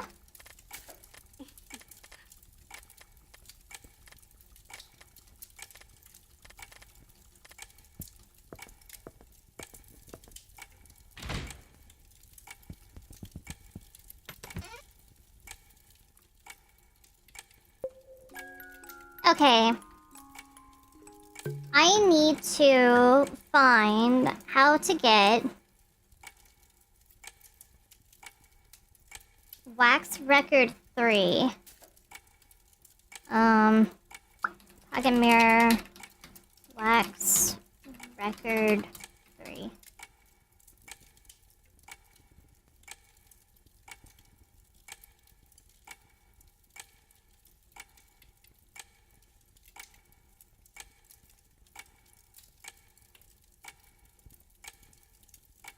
Okay.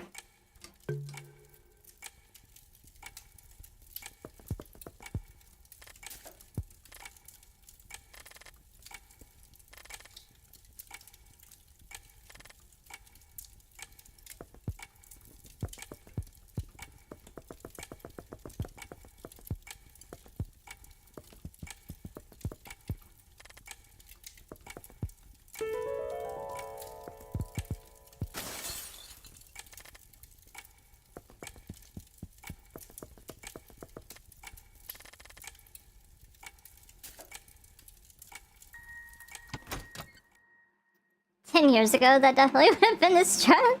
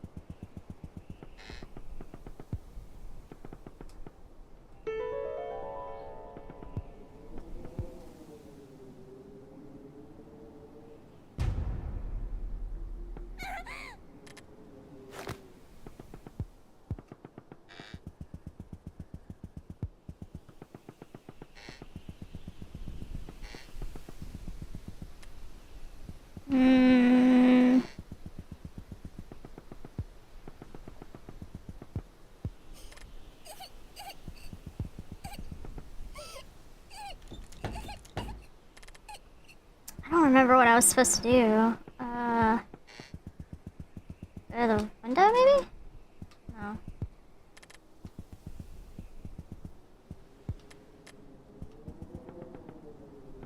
Oh, right, there's a door here.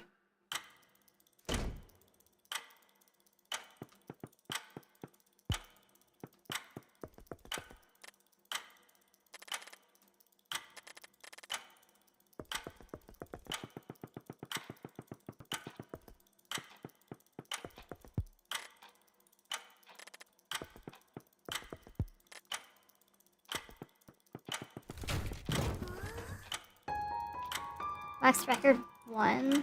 Okay. Let's read it.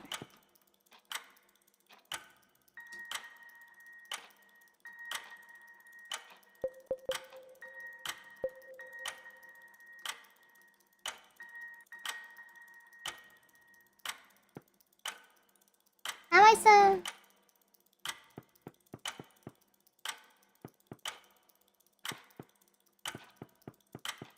Weird.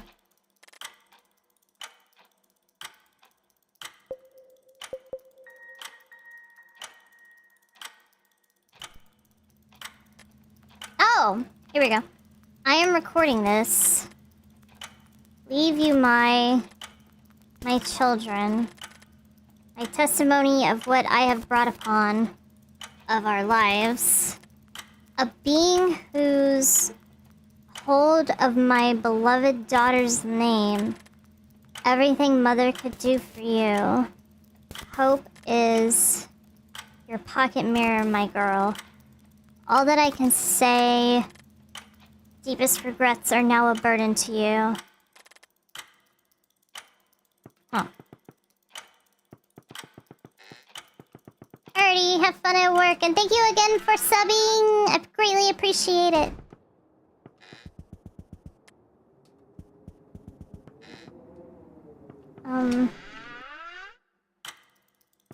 Is there something in here specifically I needed to do?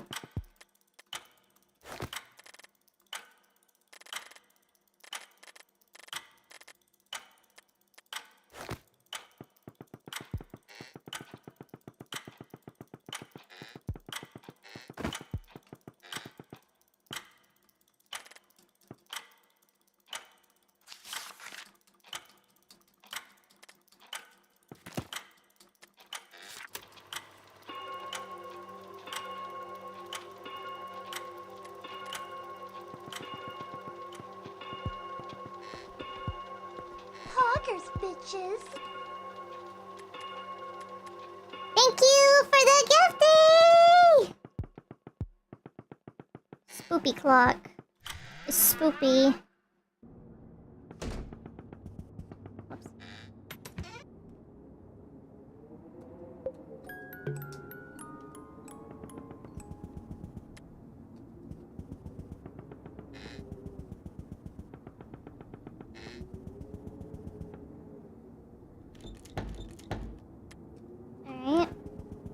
This door.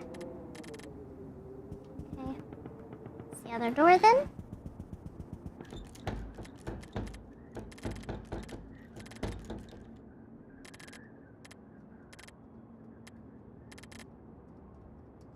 Oh yeah, it's this stupid riddle.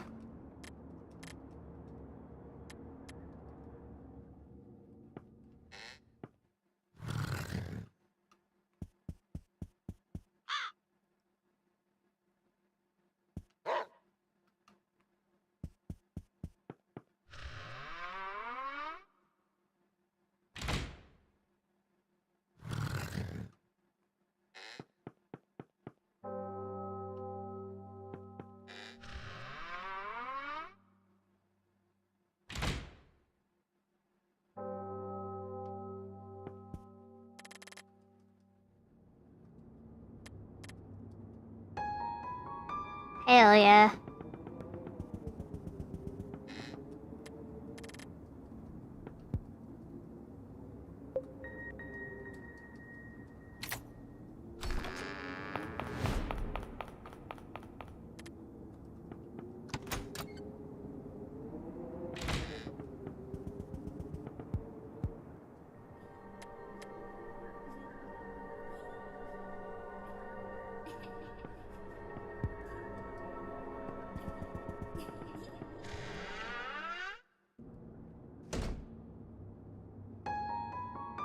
Record 2 of 5.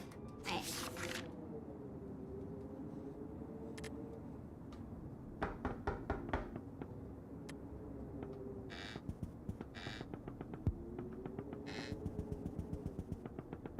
Okay, now we go down this hallway? Now we go down this hallway.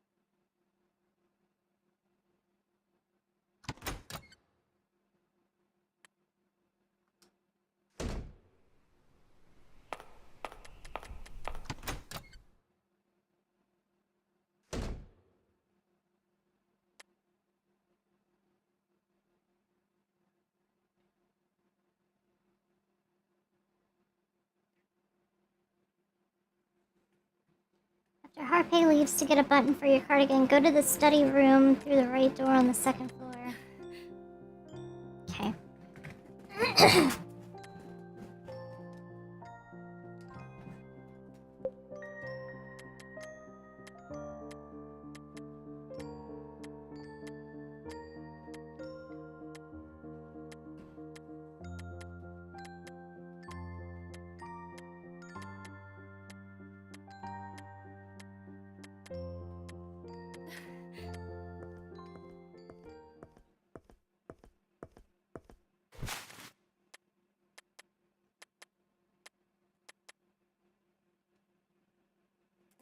No, we don't want to go.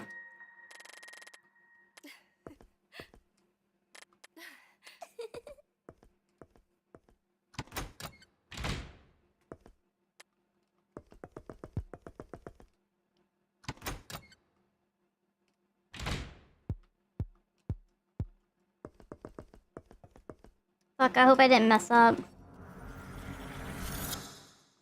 No, I probably had to do this.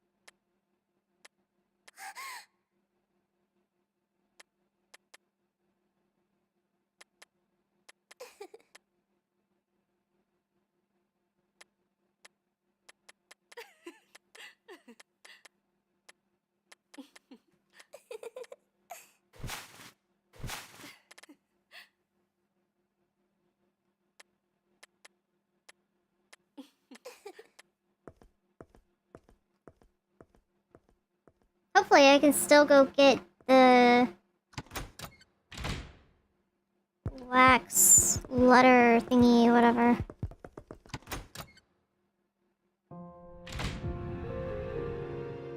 Oh, this is dusk.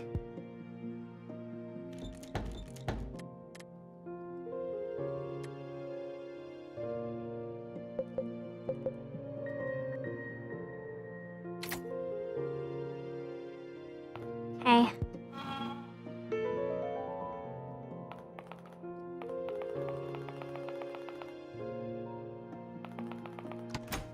Study on the second floor.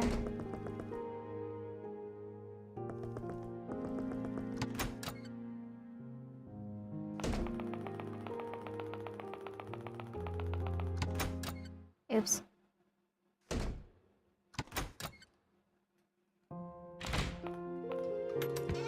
Alright, I've got to save, but I want to save on a new file.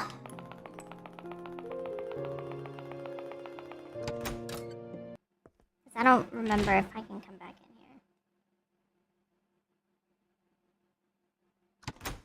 Through the right door on the second floor.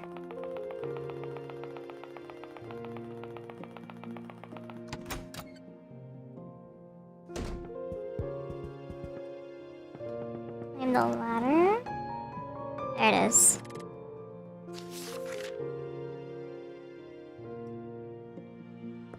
Okay.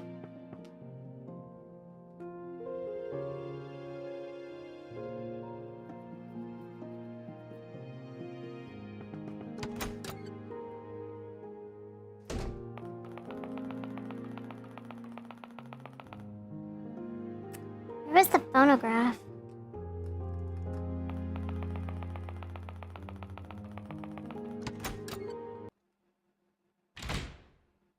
Was that on the first floor?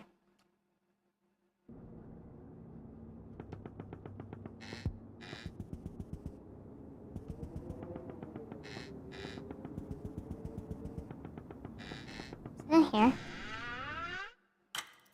Yes. Alrighty. Let's go listen to records 2 and 3.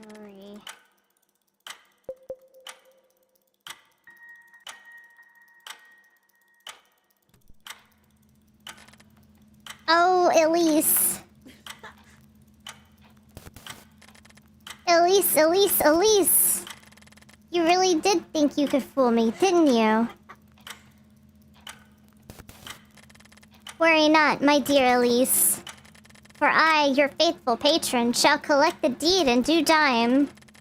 You wouldn't want our lovely golden agreement to be all for naught now, would you? This voice.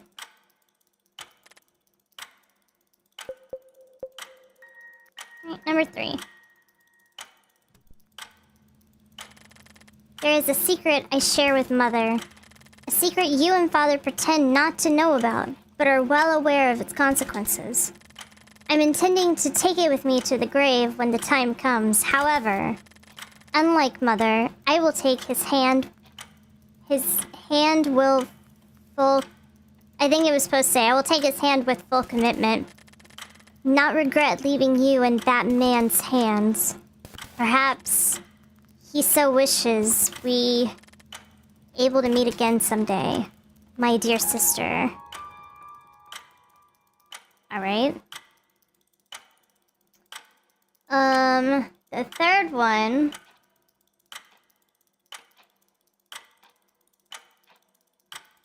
is in the Nuit room after we do the murder investigation.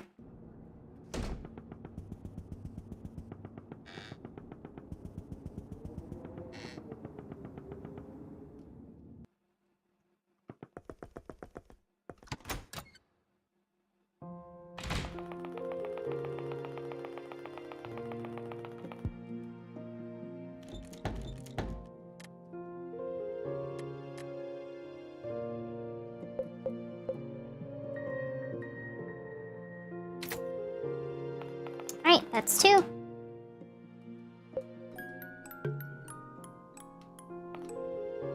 Alright.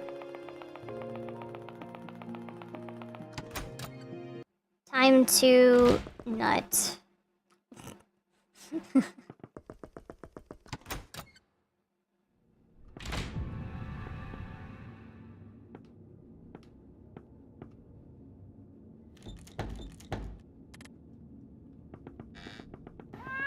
You'll just keep making that sound? Really? Till Daddy's head explodes?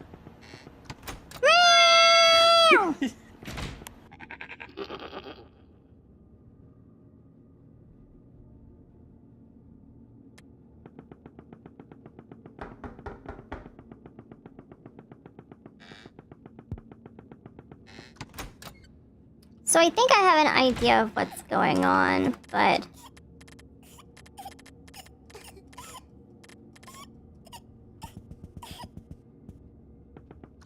it's only, like... some ideas here and there. So the picture that we keep finding of the family is obviously her family, Goldia's family. Also, we're aware that her name is Goldia. Like, it was on her paperwork at the end of the last ending that we got.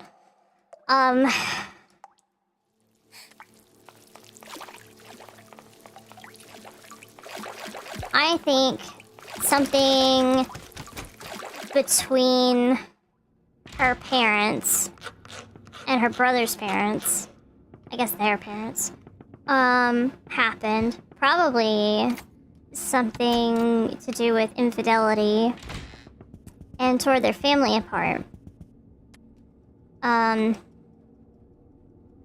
There was also a book somewhere called an Oedipus, or it was called Oedipus Rex by Sophocles, which is a real thing. And what that probably indicates is that her brother had an Oedipus complex, and an Oedipus complex is when the son has an infatuation, like a not normal familial infatuation with the mother.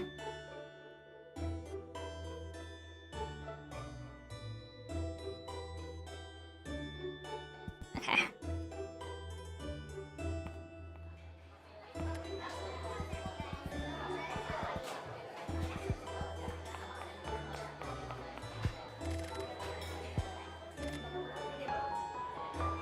Here's Wax Record 4. Here's the fourth picture.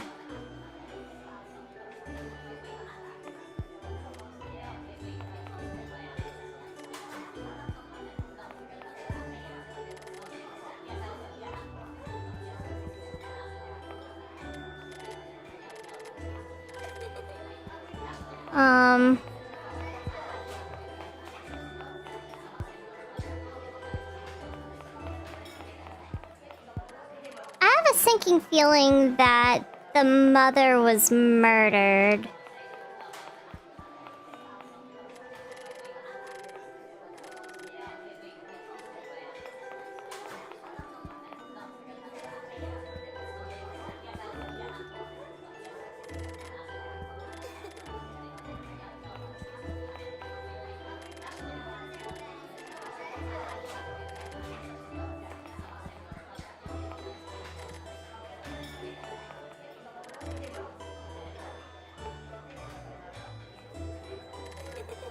Yeah.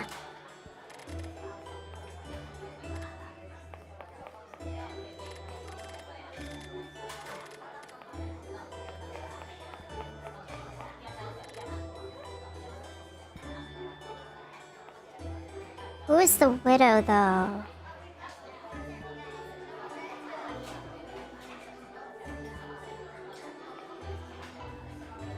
Did her father die first?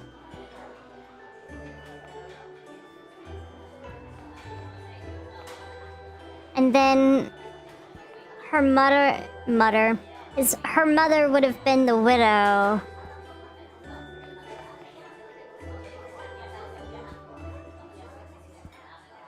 Probably had a plot to kill the mistress. And this is when the mistress was murdered.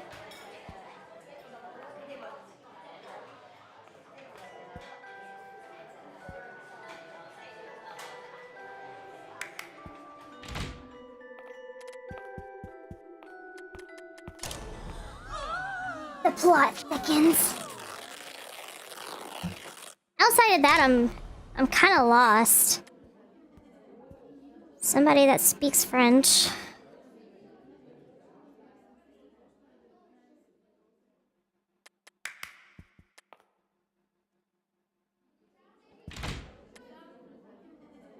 It's 34 minutes long? Jesus. Okay, I can't talk to anybody. Hold on. Do I have to talk to this guy first? No. Okay. Oh, right. I need to go talk to What's-Her-Face first.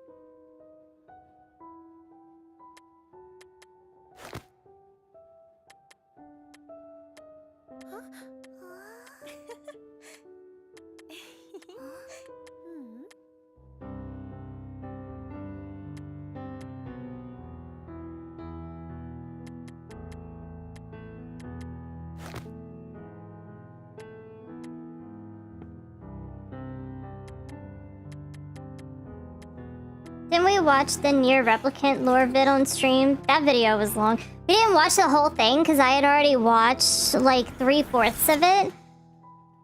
I just wanted to watch the ending portion with you guys, and I think that's all we watched.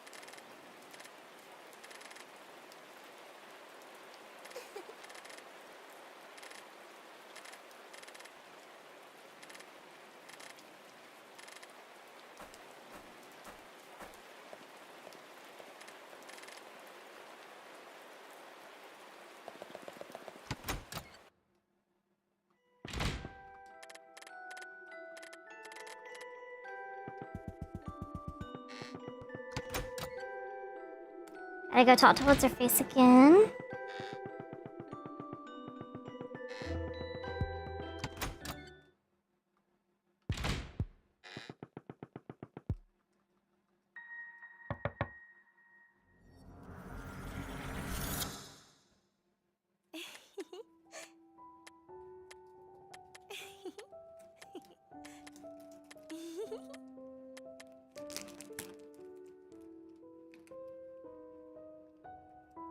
Hmm.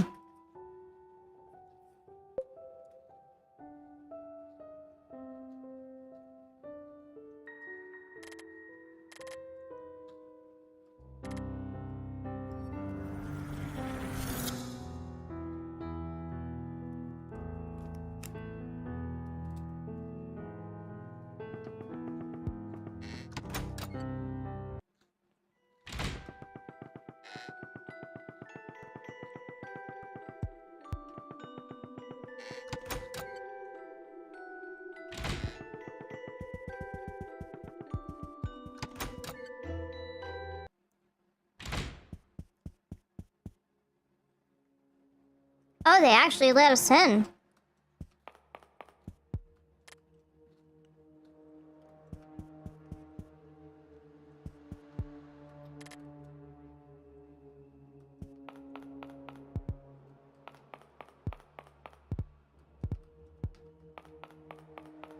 I didn't get to come in last time.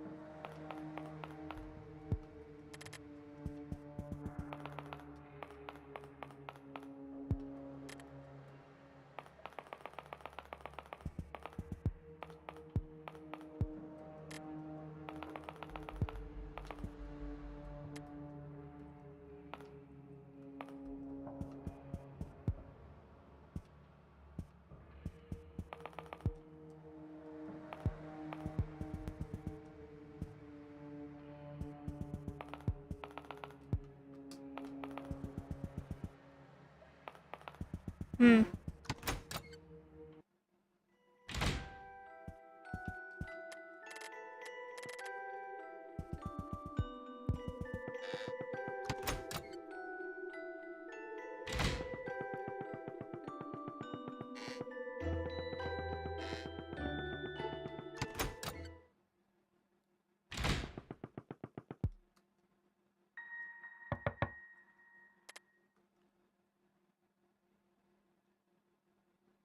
Huh. Okay.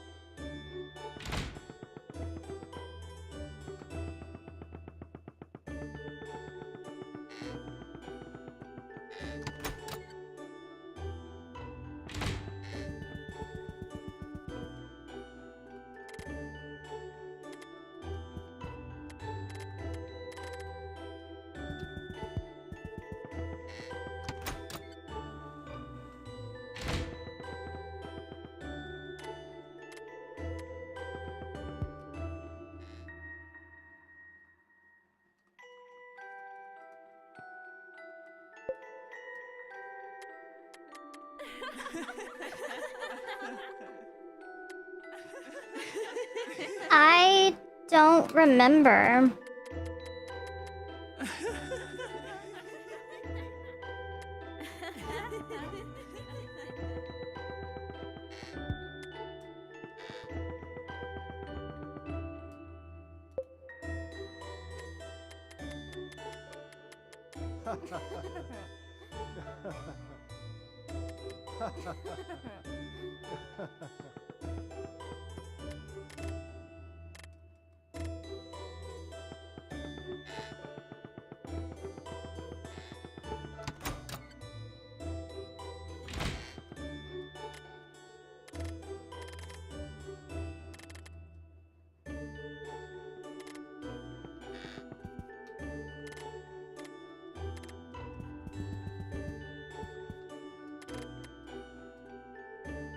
Alright, found the culprit.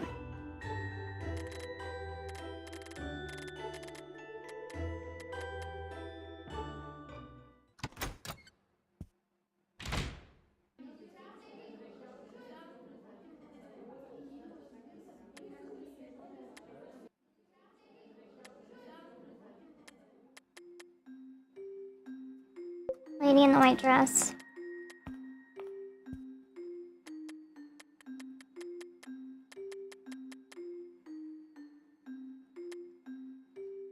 Lady on the left.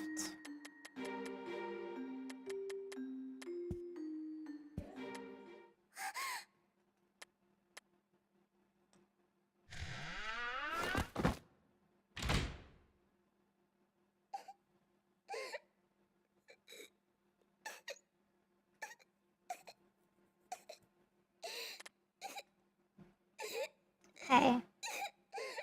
After the murder investigation in Nuit in the crying girl's room.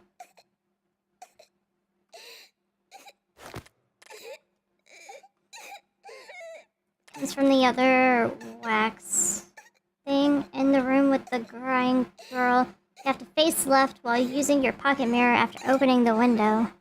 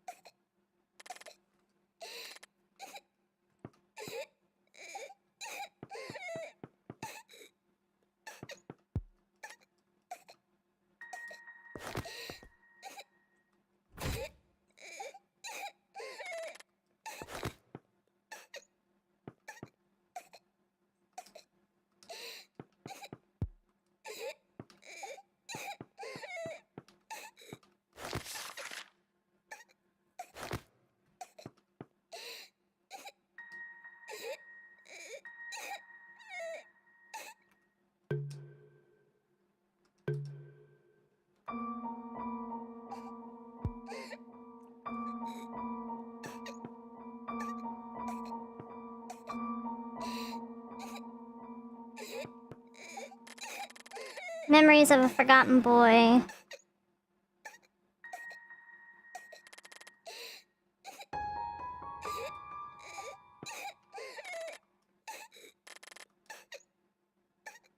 I would beg you to forgive me, yet I will not have the chance.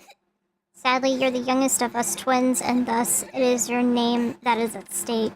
Though I cannot take your place per se, your freedom is within our reach. Henry, solemnly vow to protect your name. That is, if that woman's memento is still in your grasp at dawn.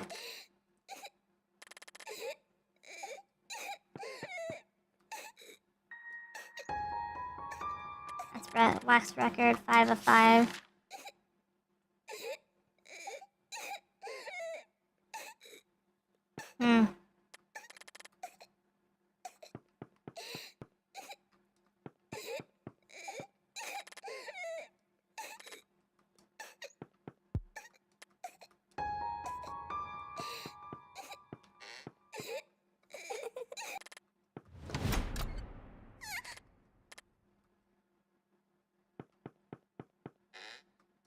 Yes, crayons. With a wax letter.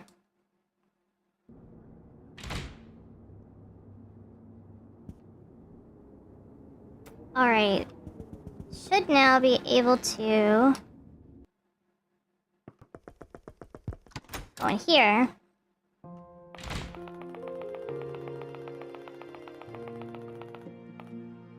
I'm gonna save really fast. Just to be safe.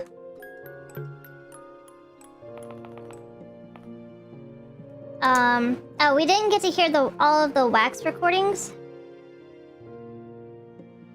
The first one says it's really butchered because it didn't record all the way through, but wax record 1 says, I am recording this, leave you my children, my testimony of what I have brought upon, of our lives, a being whose hold of my beloved daughter's name, everything mother could do for you. Hope is your pocket mirror, my girl. All that I can say, deepest regrets are now a burden to you. Wax record 2 says, oh, Elise, Elise, Elise, Elise. You really did think you could fool me, didn't you? Worry not, my dear Elise, for I, your faithful patron, shall collect the deed in due time. You wouldn't want our lovely golden agreement to be all for naught now, would you? Wax Record 3 says, there is a secret I share with Mother. A secret you and Father pretend not to know about, but are well aware of its consequences. I'm intending to take it with me to the grave when the time comes. However, unlike Mother, I will take his hand with full commitment. Not regret leaving you in that man's hands. Perhaps. He so wishes we able to meet again someday, my dear sister. Wax Record 4 says, Elise, what am I doing, calling out to you like this? I'm so foolish, so lost without you. Everything's changed. No cigar, no liquor. Not even other women can take my thought away from you.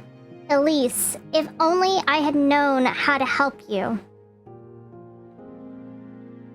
Wax 5 out of 5 says, time has come, and yet... And it's broken up again. Atone for my sins. All of my regrets belong to him. Greed has led me to this. There's a lot of typos in this. I have no way of my losses. May never get to you, my dear. I'm so lost right now.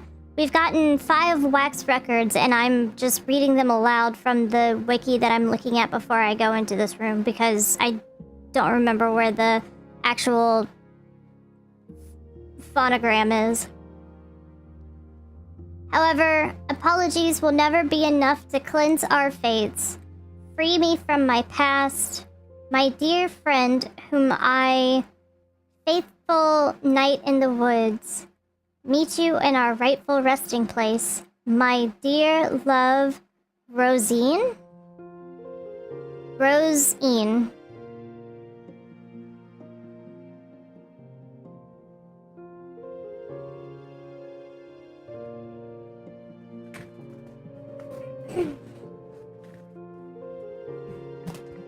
Okay.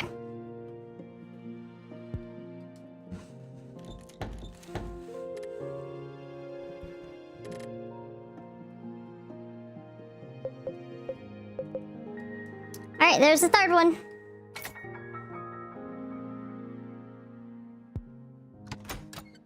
And I'll go in. Find Henry's hidden room in New Game Plus. Cry out her name. Rosemarine. Rosemarine. All I could hear were your cries and his impish laughter.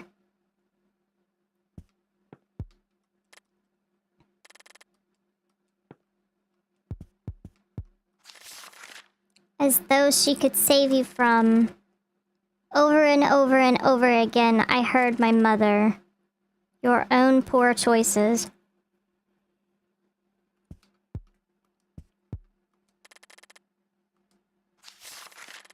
The day has finally come, and I don't intend on looking back. I'm choosing my own path, one that'll take me far away from this nightmare. If the only way out is to take that fiend's invitation, then so be it.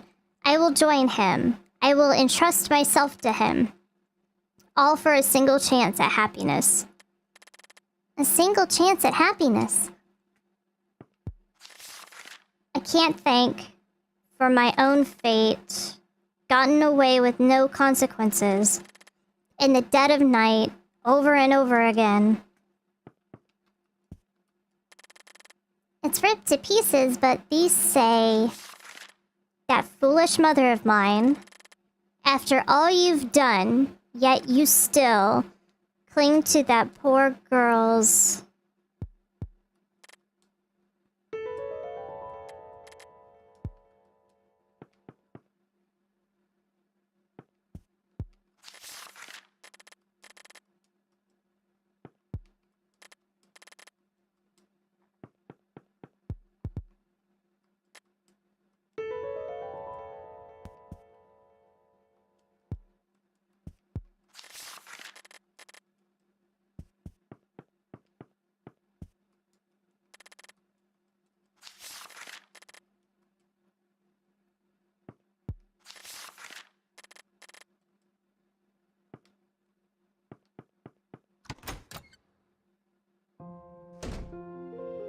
Alright. Assuming that's not it.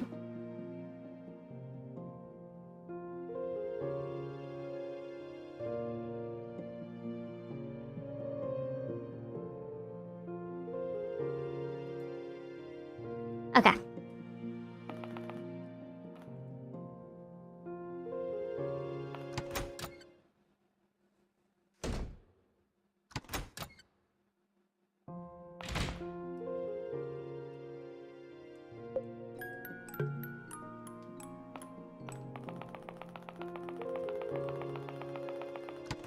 Starting to wonder, did the boy...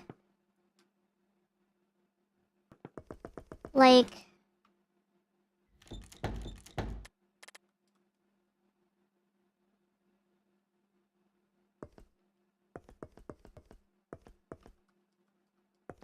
Did the boy kill their mother?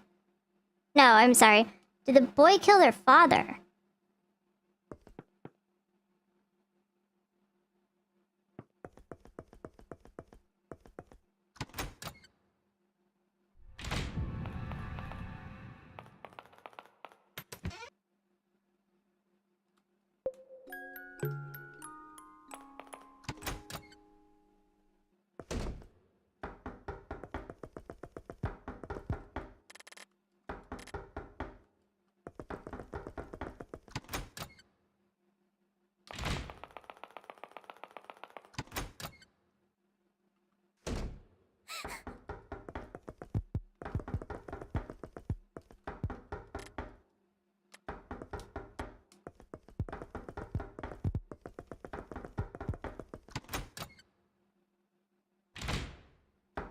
Whomever that is across generations. Maybe?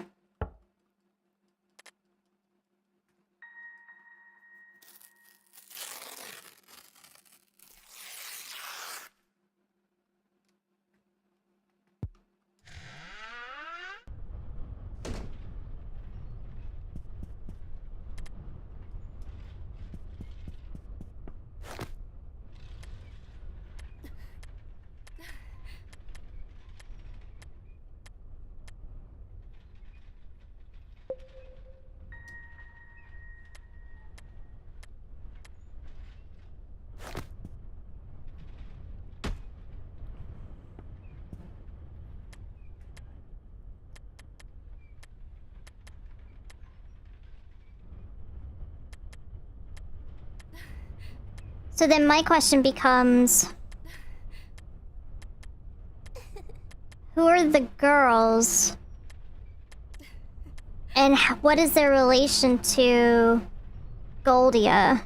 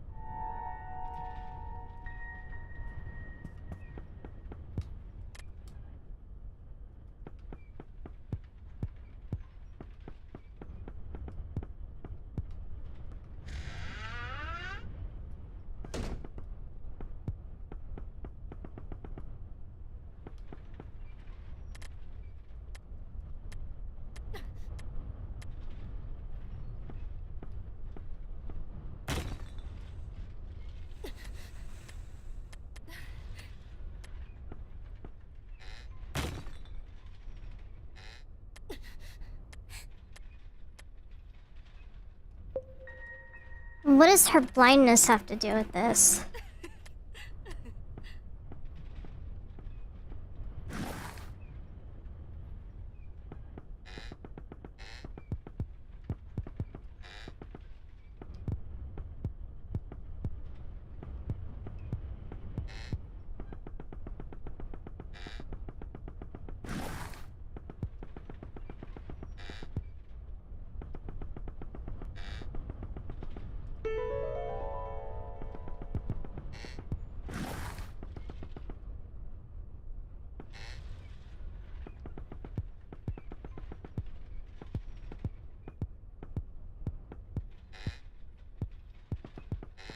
Holy fuck.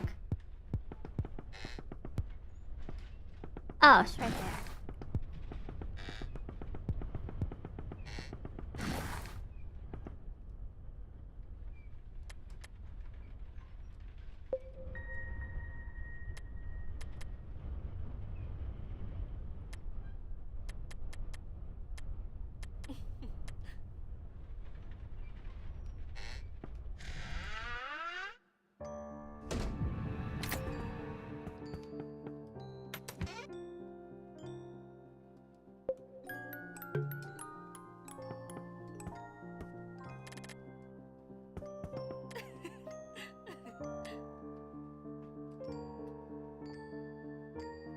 Uh...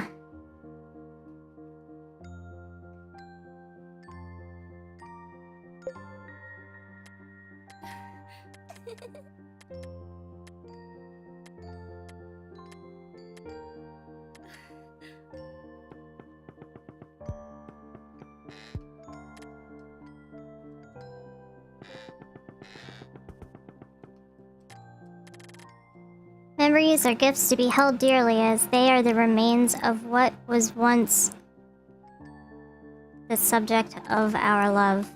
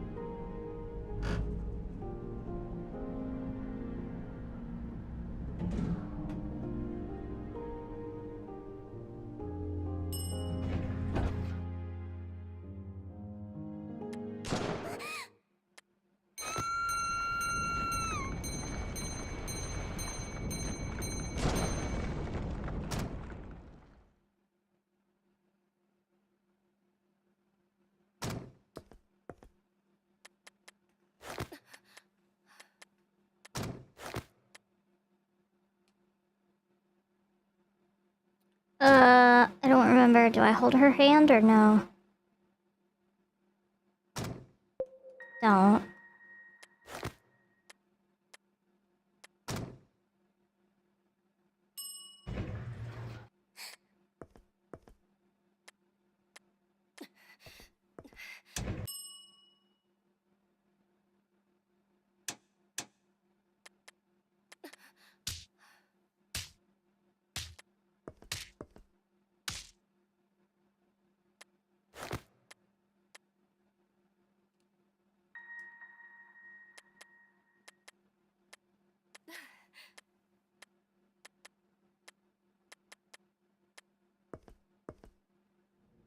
Bad bitch.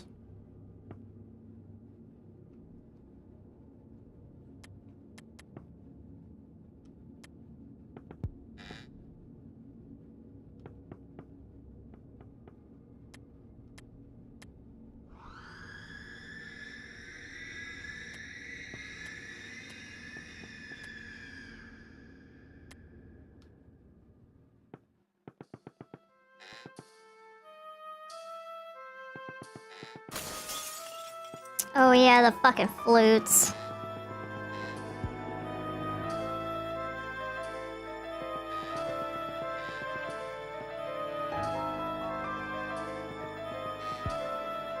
Oh, it even says 3. Okay, that's funny.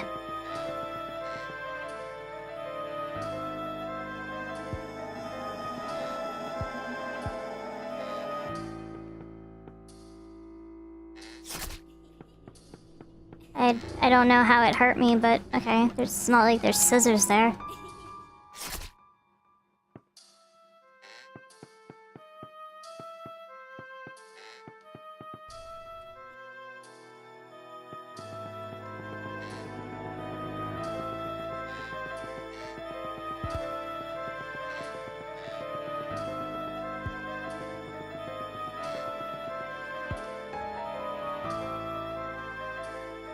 Okay. Where's the flute puzzle? Flute puzzle. Flute puzzle.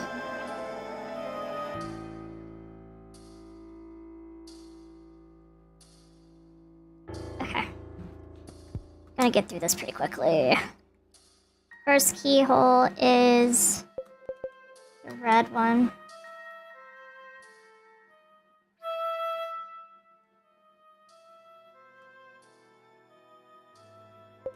Second one is black.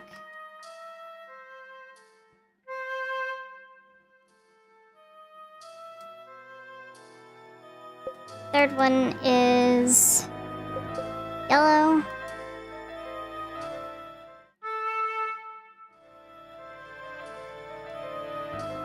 Fourth one is blue.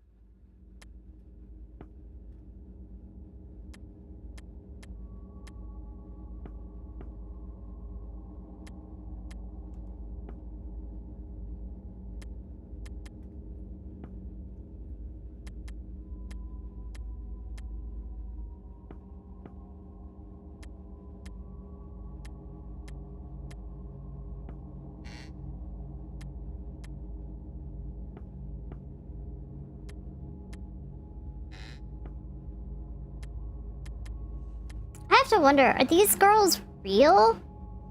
Or, you know, they keep talking about how, you know, she shouldn't forget and whatnot, but I wonder if that's like because of all of the shit that she dealt with in real life, like with her dad, having an affair with somebody else,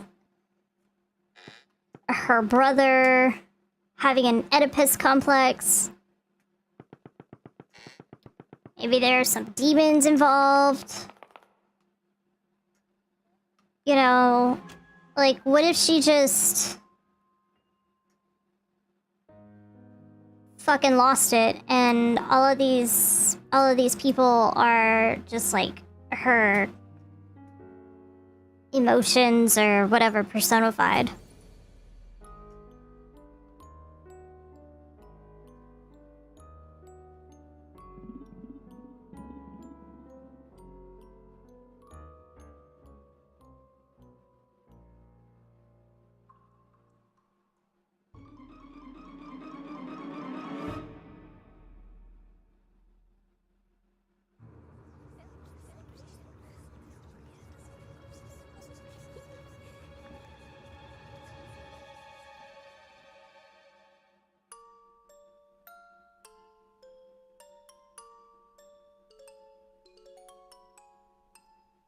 They all three died.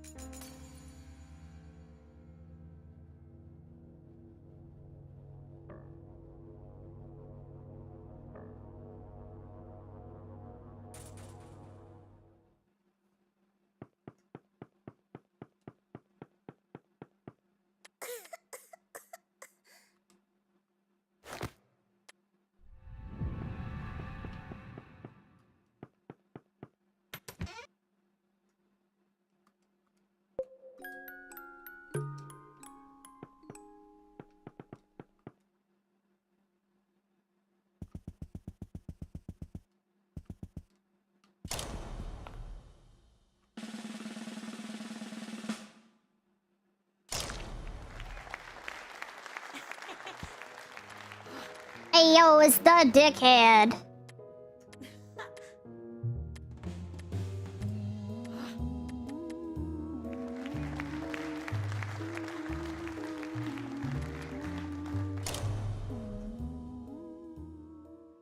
Alright, we've already seen this. you go.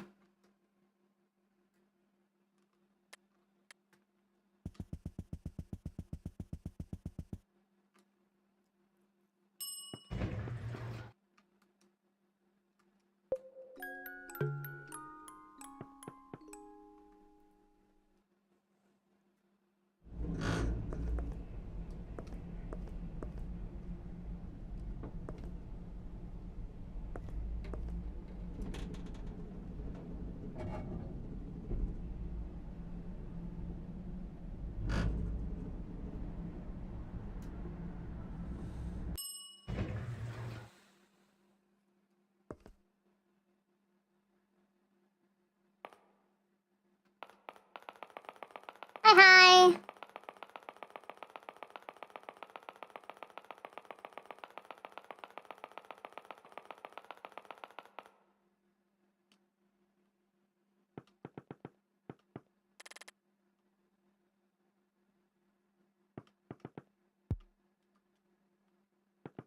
Having blackouts because it's raining? I'm sorry.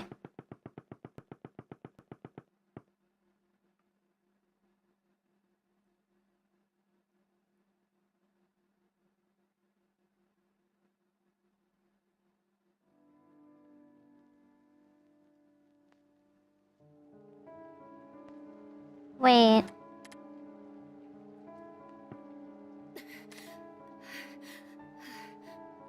This isn't the same. Did I do something wrong?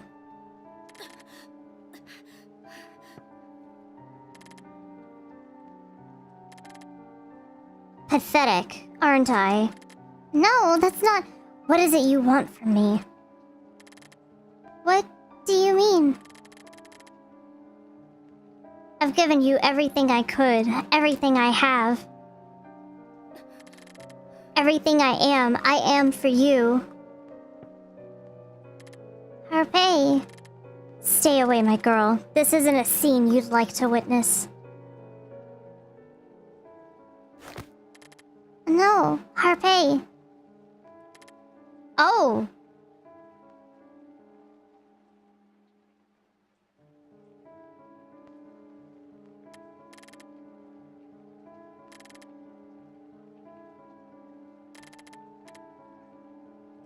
Also, I'm doing well. How about yourself?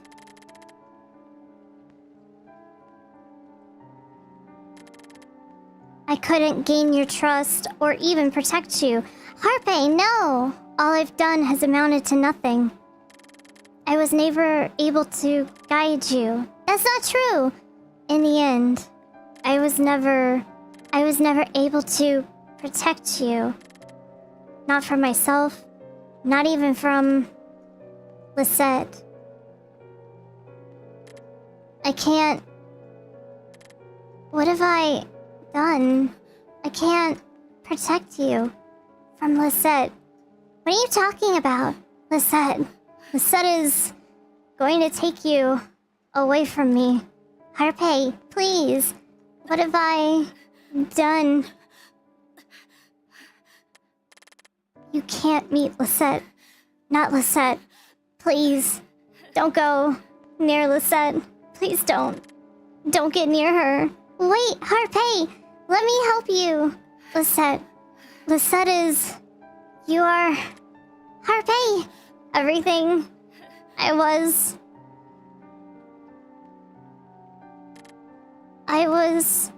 for you.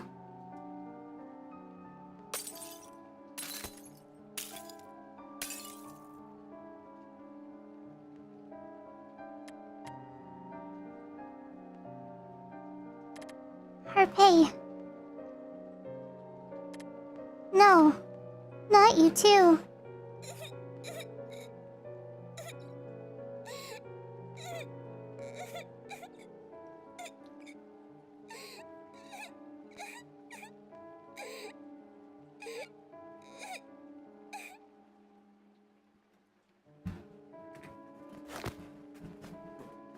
All right.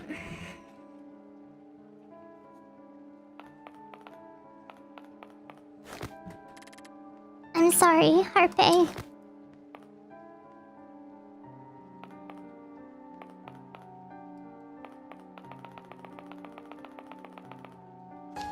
I chose something else.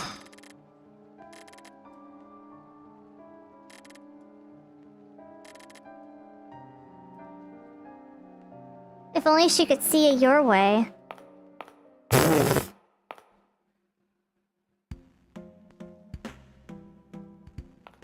Okay. I see. Okay, so I can disable these, and disabling them makes a difference in the long run. After you obtain all 3 keys, you can open the blue door. In dusk, this ending can only be achieved if you only have 1 regalia. Okay, so we're gonna pretend I have this regalia.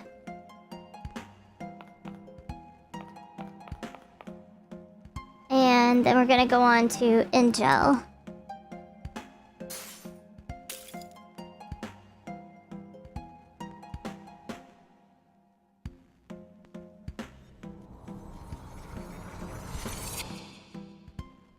It's nice that they give you a menu like that.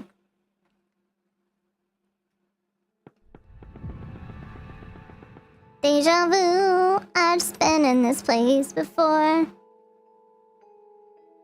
Now I'll go ahead and do that.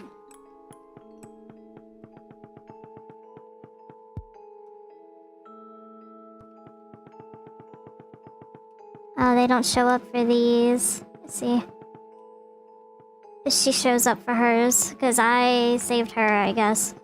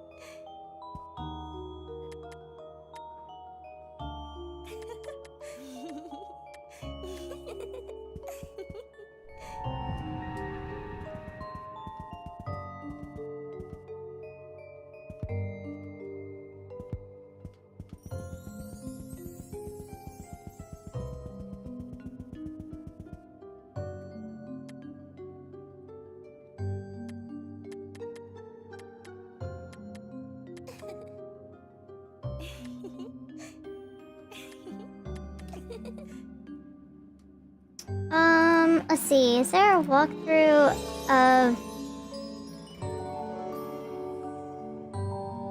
Which one is it? Secret Ending 4?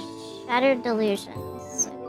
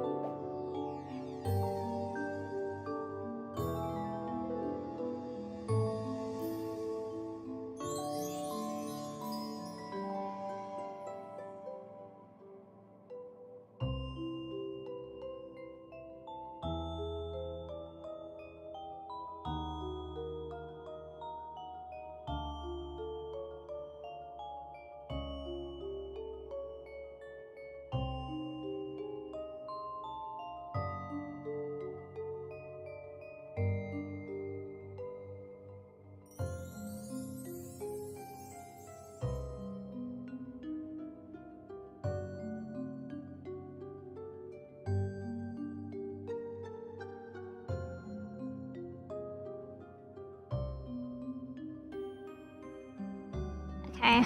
Wow, there's actually quite a few endings to this game.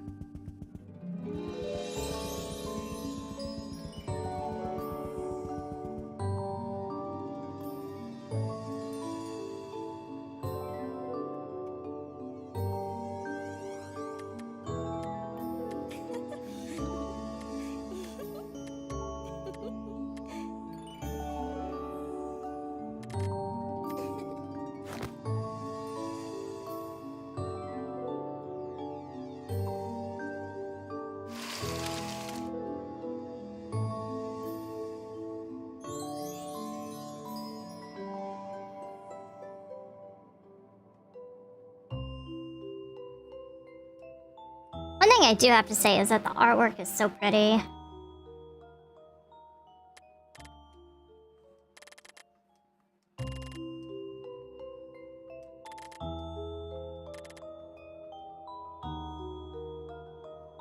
Oh, this is new.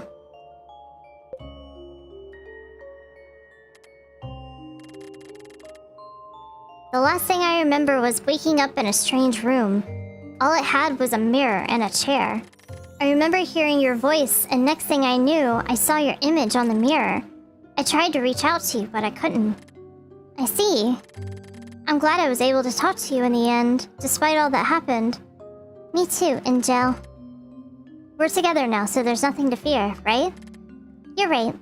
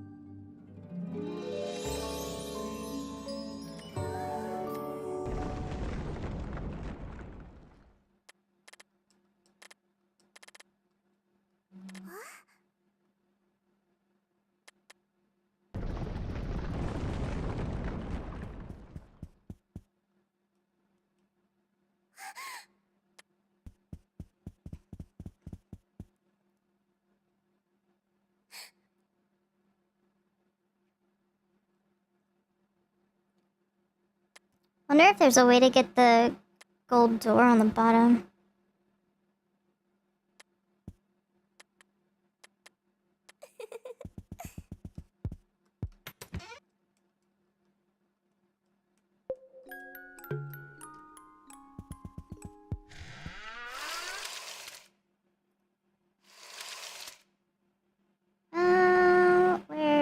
Where is it? Where is it?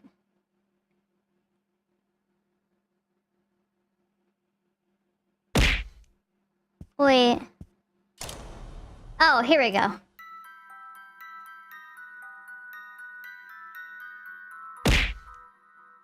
Cool. What?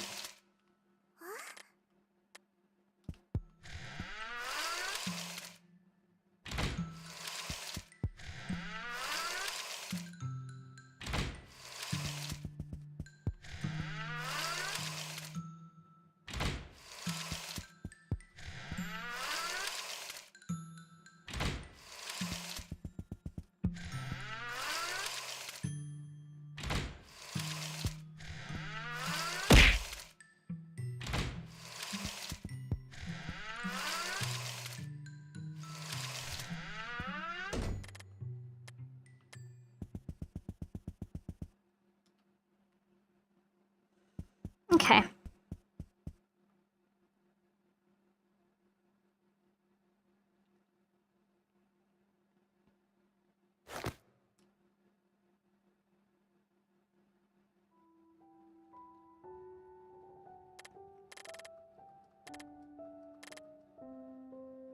Who were you talking about earlier?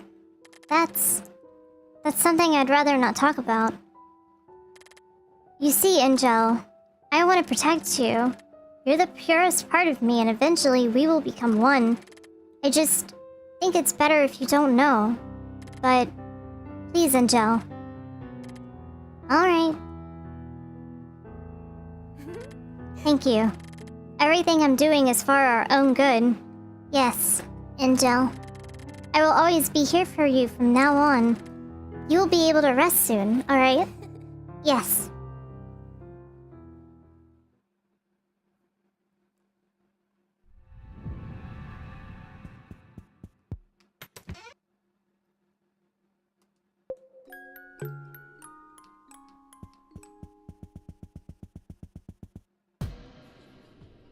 Woohoo! It's time for the chase! That's me. It's him again.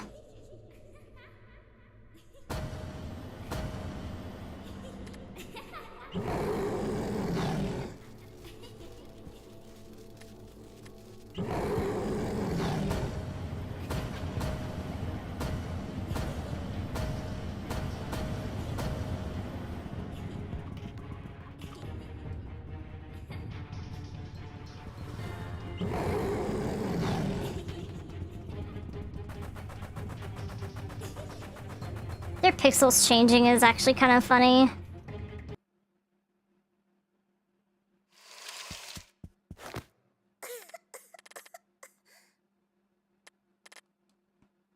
Angel, I want you to promise me something. What is it? I want you to promise me you won't fall for his tricks, no matter what. Yes, I promise you. Thank you, Angel. Come on, we have to keep going.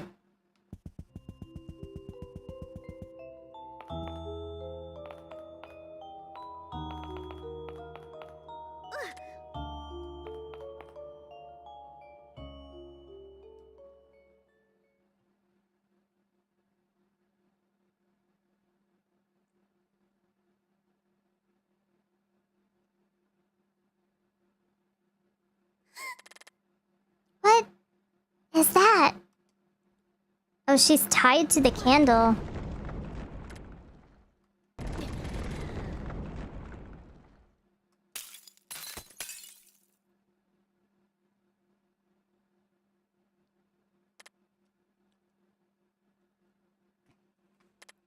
Angel?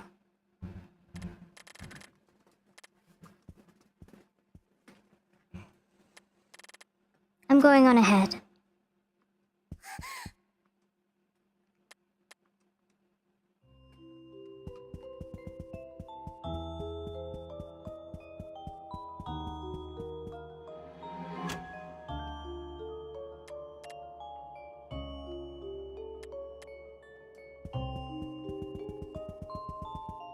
The head pad didn't go off?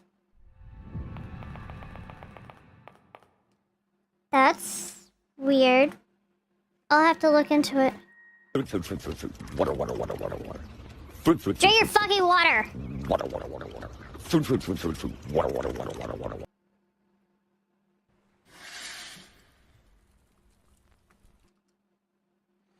Already saw that.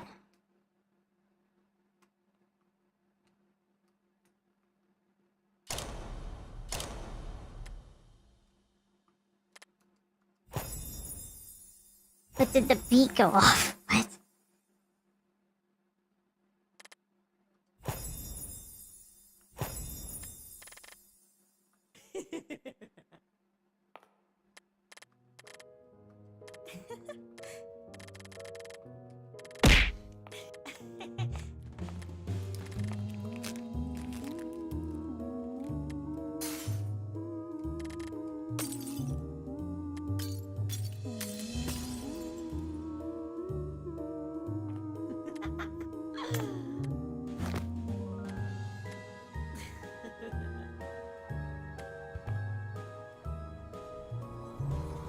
When you eat a little too much and just want to eat.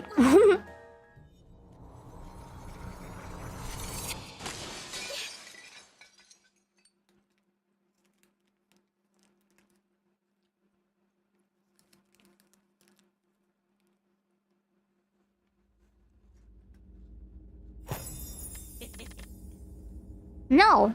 No eating.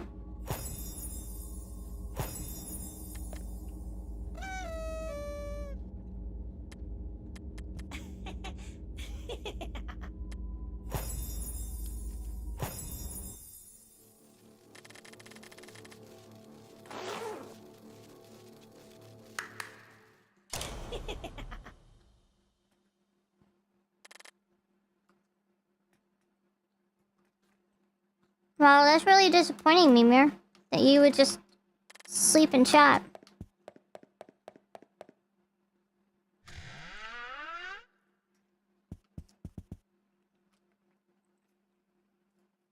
Also, I'm eating a chewy yogurt bar. It's like a granola bar.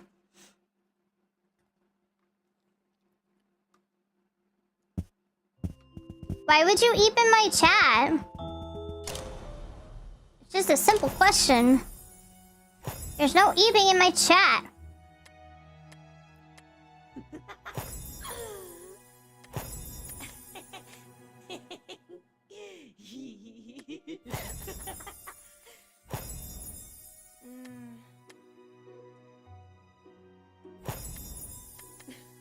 Wish we could get through this a little faster.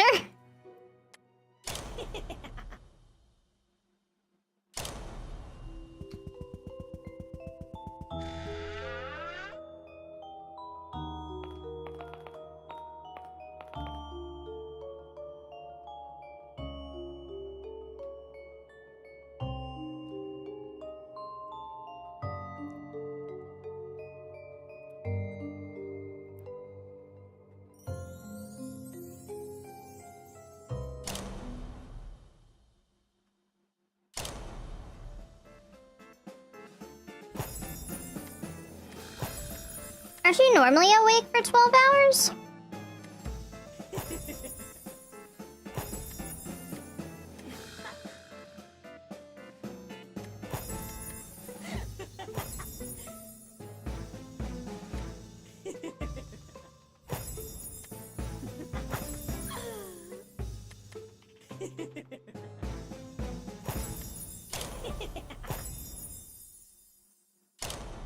Yeah.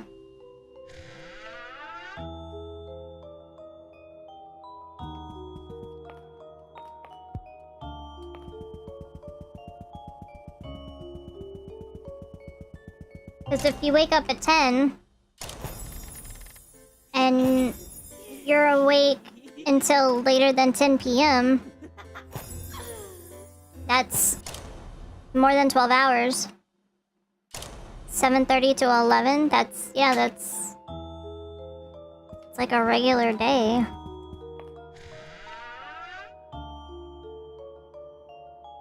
I'm up from 9:30 to, I don't know, 1 every day.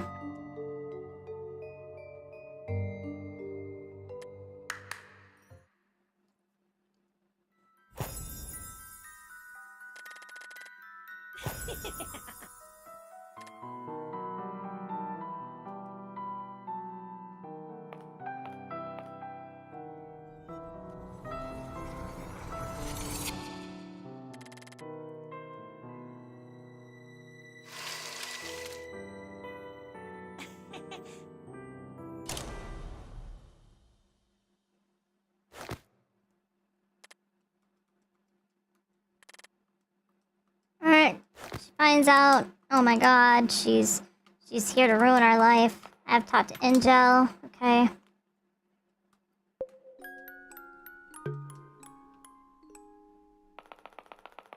Now we're gonna go talk to her.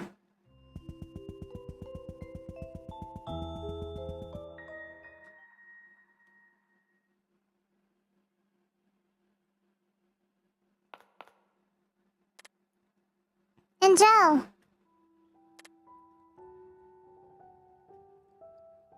My life depends on her not running me down with something above her head. There you are. I was worried about you, Angel. Actually, there's something I want to ask you. I know, Angel. I know what you're going to say.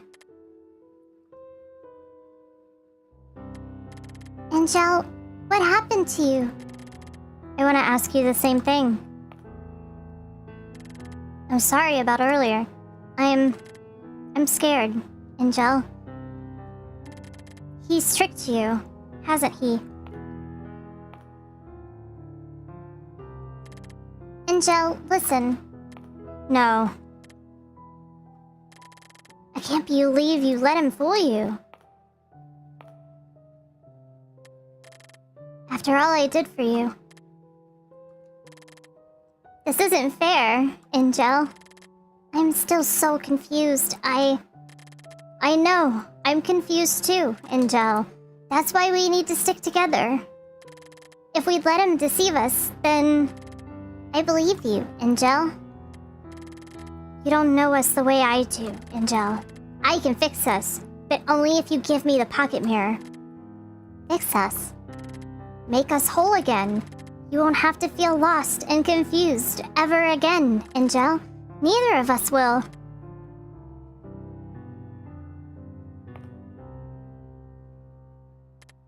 Angel. I trust you, Angel. We can be together now, right? Angel? I can't believe how easy you've made it for me. What? Oh, enough of that, Missy. I've had it with your constant whining.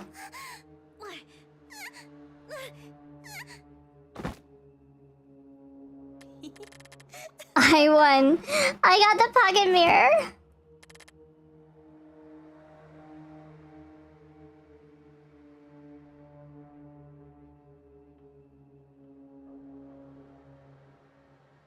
Oh. Well, I mean, I've been called a disappointment all my life too, but I understand. It's honestly just a joke.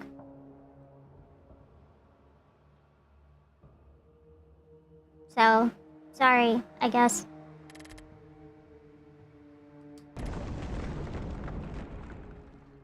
Would love to see both Mirai models do something like this as a short.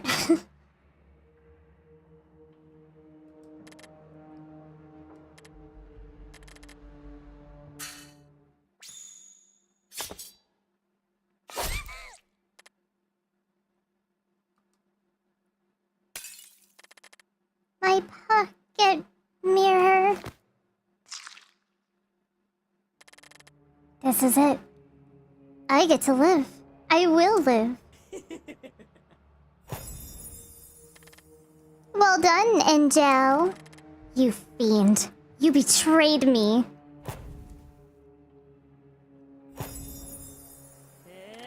Me? I don't ever recall doing such a thing. You can't fool me now.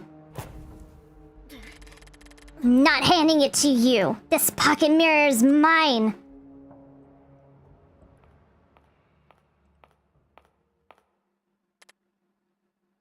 Who? Who are you? To think this is all you amounted to. I don't care who you are. I've earned my right. So, how's it going to be, Angel? I'm not handing it over, you fiend. This pocket mirror is mine.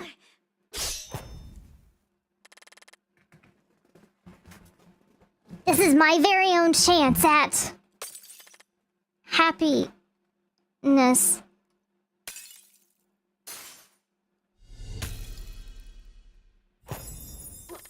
Phew, that was close, huh? Jokes aside, you did betray her.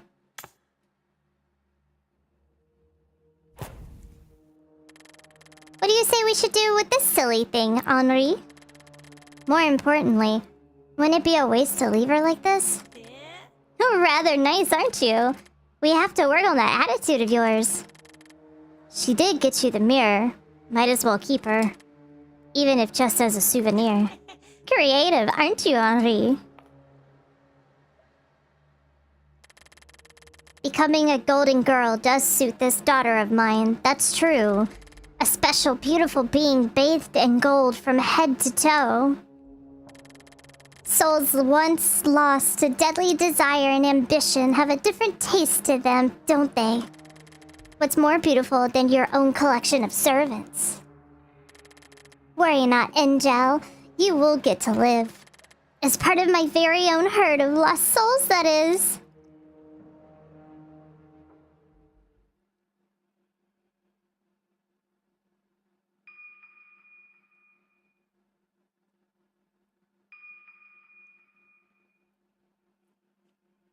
Huh. Interesting.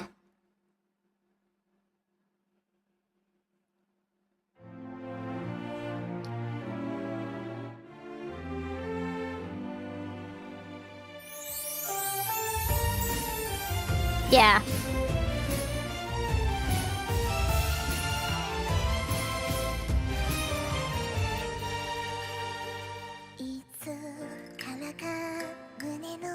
Murder.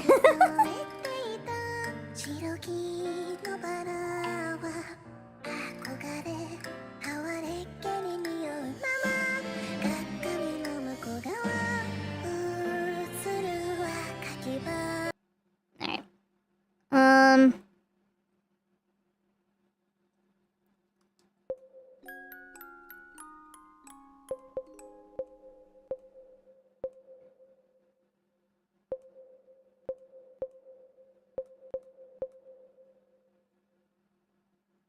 Damn, skipping a banger. It was less skipping a banger and more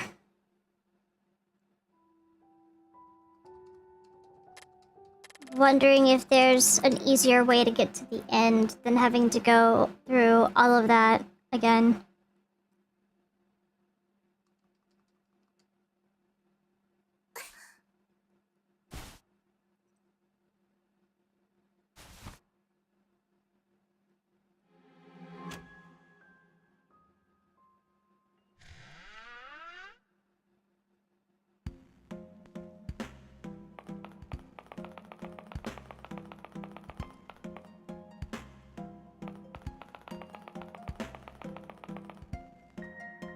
Yeah, I just don't want to do all of Angel's shit again.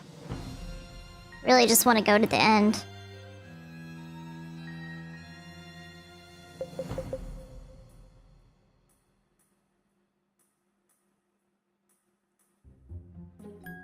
Where does this put me? Fuck!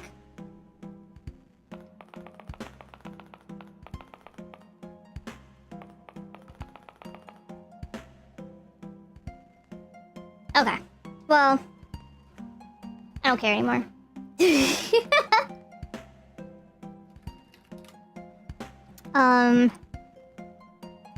The meaning of pocket mirror golden or trom.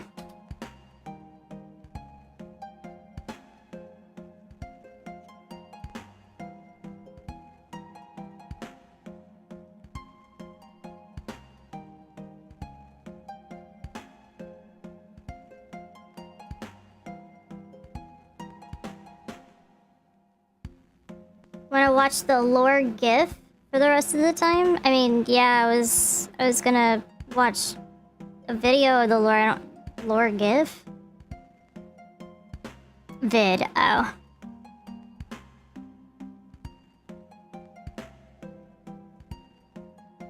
Yeah, do you have one? Do you have a good one?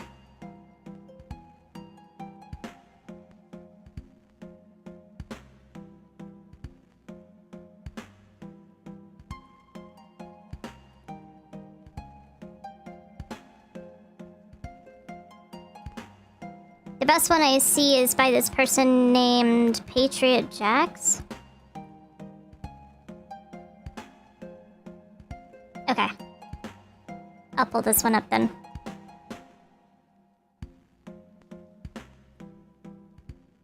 And it's only 30 minutes long? That's not bad.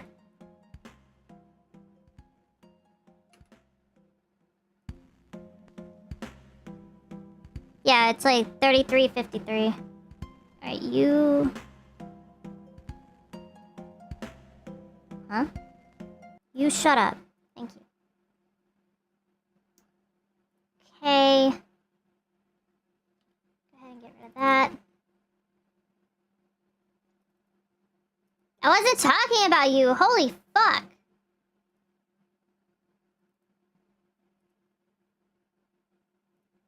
Man, everybody's taking shit I say, like, totally out of fucking left field context. Like, damn. You think I, like, said some fucking gamer words today.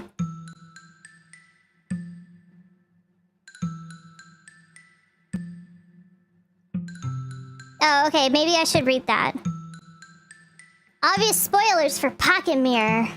This game contains themes and imagery that may be upsetting for some. Viewer discretion is advised. Also known as just grow the fuck up. Games are an amazing way of being able to illustrate and highlight sensitive issues, dark themes, and subjects of physical or mental health.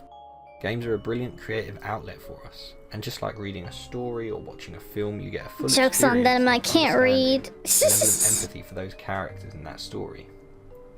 Games in particular do this extremely well, as you are playing as that person, so you feel what they feel, and those emotions that they feel can often hit you hard. For me and a lot of others, indie games certainly blaze the trail for more games that focus on issues of mental health and other conditions that perhaps don't get talked about enough. The indie games boom of the mid-2010s was where we got to see titles such as Night in the Woods, Frambo, Gris, Sallyface, and Aspie Life. All these games tackled certain issues in their own way, and part of the reason why I played and enjoyed these games was because you take away a deeper meaning from them. By stepping into the shoes of some of these amazing characters, you are able to gain a deeper understanding of the struggles and issues that particular protagonist is dealing with. For people who play these games and can relate to them, it makes the game that much more special to the player, with players also learning about that particular issue or condition, and thus having an awareness and something extra that they can take away after they put the controller down. Another example of this is 2016's RPG Maker horror game Pocket Mirror by developers Astral Shift, who were inspired to create their own game after seeing and playing the likes of Ebe and The Witch's House. Just a quick sidebar, they are currently working on a prequel to Pocket Mirror called Little Goody Two Shoes that focuses on the mother Elise and her story leading up to the events of Pocket Mirror, which is awesome and I can't wait for that. Now in Pocket Mirror, you play as a young girl who is on a journey in a strange world to try and find her true identity. And before I comment on why this is, and the lore side of things, I just have to talk about how this game stands out amongst a lot of the other RPG Maker games. And whilst it's made on the RPG Maker VX Ace engine, the game stands out visually amongst a lot of its peers in my opinion, due to the exceptional artwork and animation that goes into different areas and sequences of the game. And don't get me wrong, I freaking love the soundtrack too. If you watch my Let's Play, I say it in nearly every video, how much I love that OST. The piano. Oh, it's brilliant. But the animation that goes into specifically the theatre sequences are just so well crafted and put together. When playing an RPG Maker game, you don't necessarily expect to see that, and it emphasises just how much love and attention to detail went into the game by its indie developers. It's no surprise that Astral Shift themselves state that their goal is to elevate their games into pieces of art through a rich sensorial experience, and that clearly comes across in Pocket Mirror, both visually and audibly. Don't get me wrong, you have your limited gameplay mechanics due to the engine. There are your generic RPG Maker horror chase sequences, and it certainly could have benefited from a checkpoint system towards the end of the game, so that if you die you don't have to rewatch an albeit really cool looking but relatively long 5-minute cutscene each time. But RPG Maker games on the whole live and die through its narrative and its characters, and Pocket Mirror delivers in both of these aspects. It has a great cast of different characters, and as we'll come on to in the next section, a rich and compelling, if not initially confusing narrative. Yeah. Just a quick one for the flow of this video, and due to the heavy amount of symbolism through each area, to best contextualise the symbolism through the characters and locations, we'll kind of be going backwards and discuss the endings and the revelations about the protagonist, whose name we later find out is Goldia. And this will allow us to gain a much better understanding of the rest of the game.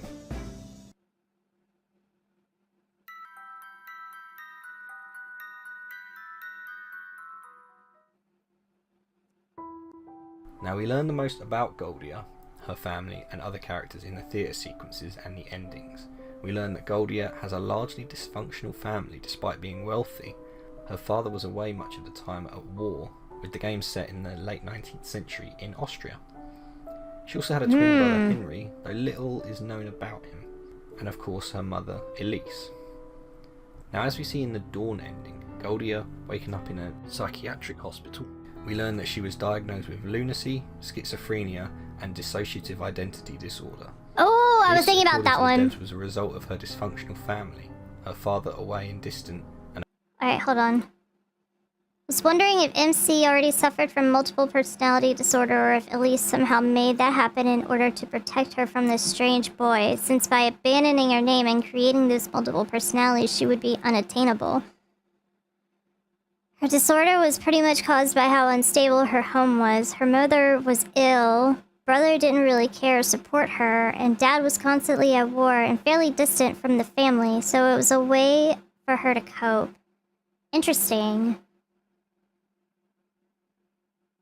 Now, so it's kind of like a safety mechanism. Yes. So the one thing that's interesting though, since they bring up dissociative identity disorder, typically a DID system comes in effect when the person has dealt with extreme cases of trauma. So, like, I don't know. Like, I think most of the cases that I've read about have come on because of, like, extreme, like, sexual trauma. Like, you know, being stuck in a household with somebody that constantly assaults you. Like, if your father was constantly assaulting you. So that makes me wonder, even though her father was constantly at war and fairly distant from the family, it makes me wonder if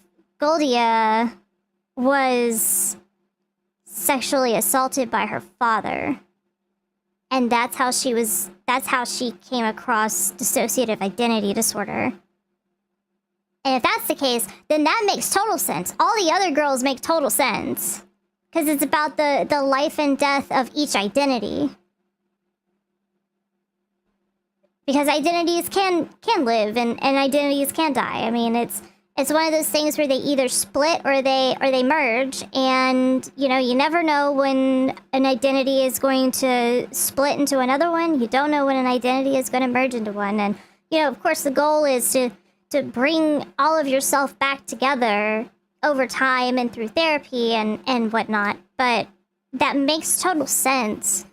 Now that I've played the game and he brings it up, I honestly was actually thinking about DID by the time we got to the end, but I wasn't 100% sure. And a brother who didn't care for her. This led to her creating a number of multiple personalities as a coping mechanism for dealing with everything around her. Eventually though, she fell into a coma, and this coma would last for 7 to 8 years, which is potentially everything we do in the game. And upon waking up at the end, Heir of the social status, heir of the family, maybe?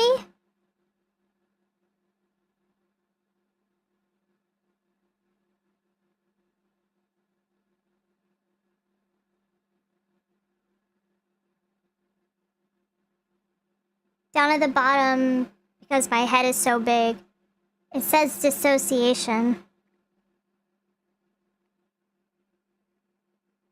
So I guess heir of the family, yeah. Yeah, heir of the something. Family, deceased. By the time we get to this medical report, the rest of her family is deceased. She is in a psych ward though, because she is in a room 724. Oh, it does say lunacy down here too. This portion right here, it's hard to see, but it says lunacy. What led to the coma? I don't know. Maybe somebody like beat the shit out of her? I had no idea. her father away and distant, and a brother who didn't care for her. This led to her creating a number of multiple personalities as a coping mechanism for dealing with everything maybe? around her. Eventually though, she fell into a coma, and this coma would last for 7 to 8 years, which is potentially everything we do in the game, and upon waking up at the end, she is 20 years of age. We'll go into more details as we discuss each of the other characters, but with this information in mind, it now provides a new perspective on a lot of the events in the game. Yeah, that does. Now that he said that, yes. It makes Game perfect brings us some sense. dialogue from Goldia's mother, Elise. Hold your memories close to your heart. and this is confirmed to be Goldia's mother Elise, and she follows up by saying, "You shouldn't ever let it go. Do you understand?" Goldia replying, "Yes, mother." Elise speaking with her daughter for what kind of feels like the last time, although we never know this for sure. It does kind of feel like this might be the last time that they properly spoke to each other, perhaps before she fell into a coma, I'm not sure. Now, playing the game for the first time, obviously it sounds like she's talking about the pocket mirror. That's the game's title, and you see throughout the game multiple other characters. Let your heart be your guiding key. Fuck, man. The important thing to work out is, what does the pocket mirror represent? So with the endings that we see and the pieces of information about Goldia and their Dihilish family, we learn that Goldia's mother Elise chose to make a deal with a demon, or what some of the characters called him in the game, the Strange Boy. In any case, Elise was a poor girl with barely any money to her name, found in the woods as a newborn baby. She is an ambitious and dreamy girl, and in her early teens comes across a strange boy. And this strange boy reveals what he can do for her, and being the naive girl that she is, asks for riches beyond her wildest dreams. But in exchange for these riches, the strange boy requests the identity of her firstborn girl. This is as much as we know so far about Elise. However, with the anticipated release of Little Goody Two Shoes, the prequel to Pocket Mirror, we are sure to find out more about Elise and the events that led her to meeting with the strange boy, which will be seriously fun. Oh, Rose and Marine! But going back to answer the question of what does the pocket mirror represent, it's the key that she needs to be able to remember who she is. And as confirmed by the developers, the pocket mirror is in fact real, and she does have it in the real world. Okay. We haven't really specified for how long she was in a coma, but she stayed at the asylum for at least 7 to 8 years in total. In the Dawn ending, we envisioned her being around 20 years of age upon waking up, and her reaching her breaking point at around 13 or 12 years old, hence her young appearance throughout the whole game. If you did get this ending, then all there is to it is that she's now awake and aware of who she is, as well as who the other girls are, and is free to do as she likes as long as she doesn't let go of the mirror. That's interesting. Okay, so I actually read the pathing for the ending, and I think I made a comment that there were actually a lot of endings. There's an ending where you get all of the regalia, and when you're doing the chase with Angel, there's an ending that you get when you grab the pocket mirror at the end, and then there's an ending where you don't grab the pocket mirror. Angel gets it instead. And they're two completely different endings.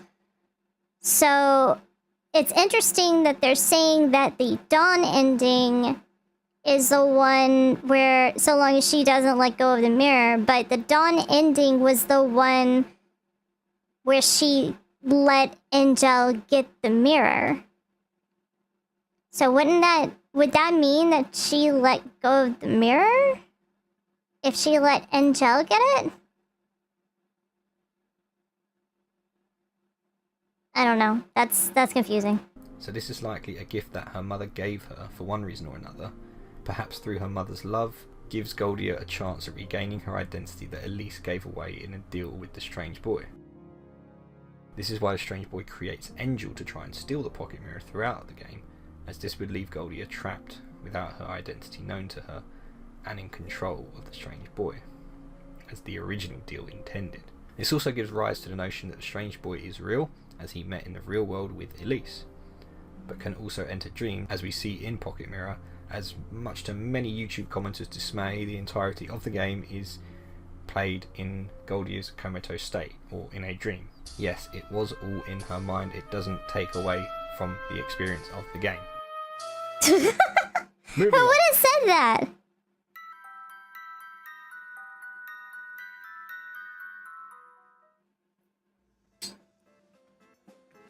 As Eaglet is kind of an extension of Fletter's personality, I'm going to skip a lot of Eaglet as a character and a personality in herself. So, upon opening a chest in the early part of the game, we meet Fletter, the Lilliputian princess. Lilliputian meaning trivial or very small. small. Throughout Goldia's time with Flare, you very soon realise how controlling, rude and manipulative she is, as she always has to win the games that you play and gets mad at Goldia for next to nothing. So where did this personality of Fletter's come from? Well, it can be argued that the Fletter personality reflects Goldia at a very young age, copying her controlling mother Elise, spoilt with riches thanks to Elise's contract with the strange boy. In Fletter's theatre we see her picking up a letter that angers her greatly, and she deems it as lies that have been written about her, going into heavy denial about this letter and then pinning the blame of these lies on another of Goldia's personalities, Lisette. And whilst we never find out exactly what is written on these letters, it is implied that Goldia, as Fletter, finds the letters that relate to the contract her mother made with the strange boy, thus immediately blaming herself for the dysfunctional nature of her family. But this allows the personality of Fletter to come out more in denial about everything and just blame the lies of this contract as being made up by the scapegoat of the personalities, Lisette, who we will discuss shortly.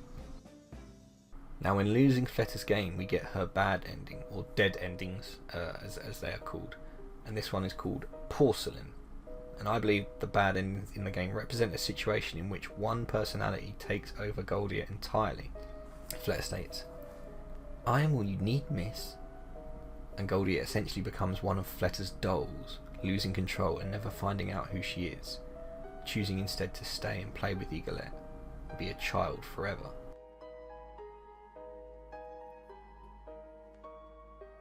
Now, when getting each of the personalities' good endings, it is a result of Goldia accepting them as part of her. Goldia is going through the game learning about each part of her that she created, and each part of her helped her to deal with one situation or problem in her home life, which is why Fletter always calls her ungrateful for how much Fletter helped her, how much Fletter provided a friend through Eaglet, a made-up fantasy kingdom to play in, an escape. It isn't until Eaglet, a smaller facet which has its own personality, stands up to Fletter, does Fletter decide to accept the situation and stop lying to herself. Fletter then gets upset at Goldia for forgetting her, when in reality it was due to the strange boy that Goldia forgot her. And after her tucking her in and reading a bedtime story, Goldia accepts Fletter as part of her. And that's why she shatters. The shattering is of course representative of Goldia looking in a mirror and seeing Fletter as a reflection. That shattering means that Goldia has taken a step towards understanding herself, and now Fletter no longer needs to be. As she is alive in Goldia, she is a part of her, now and for forever. So it would be like a separate personality merging back in the system.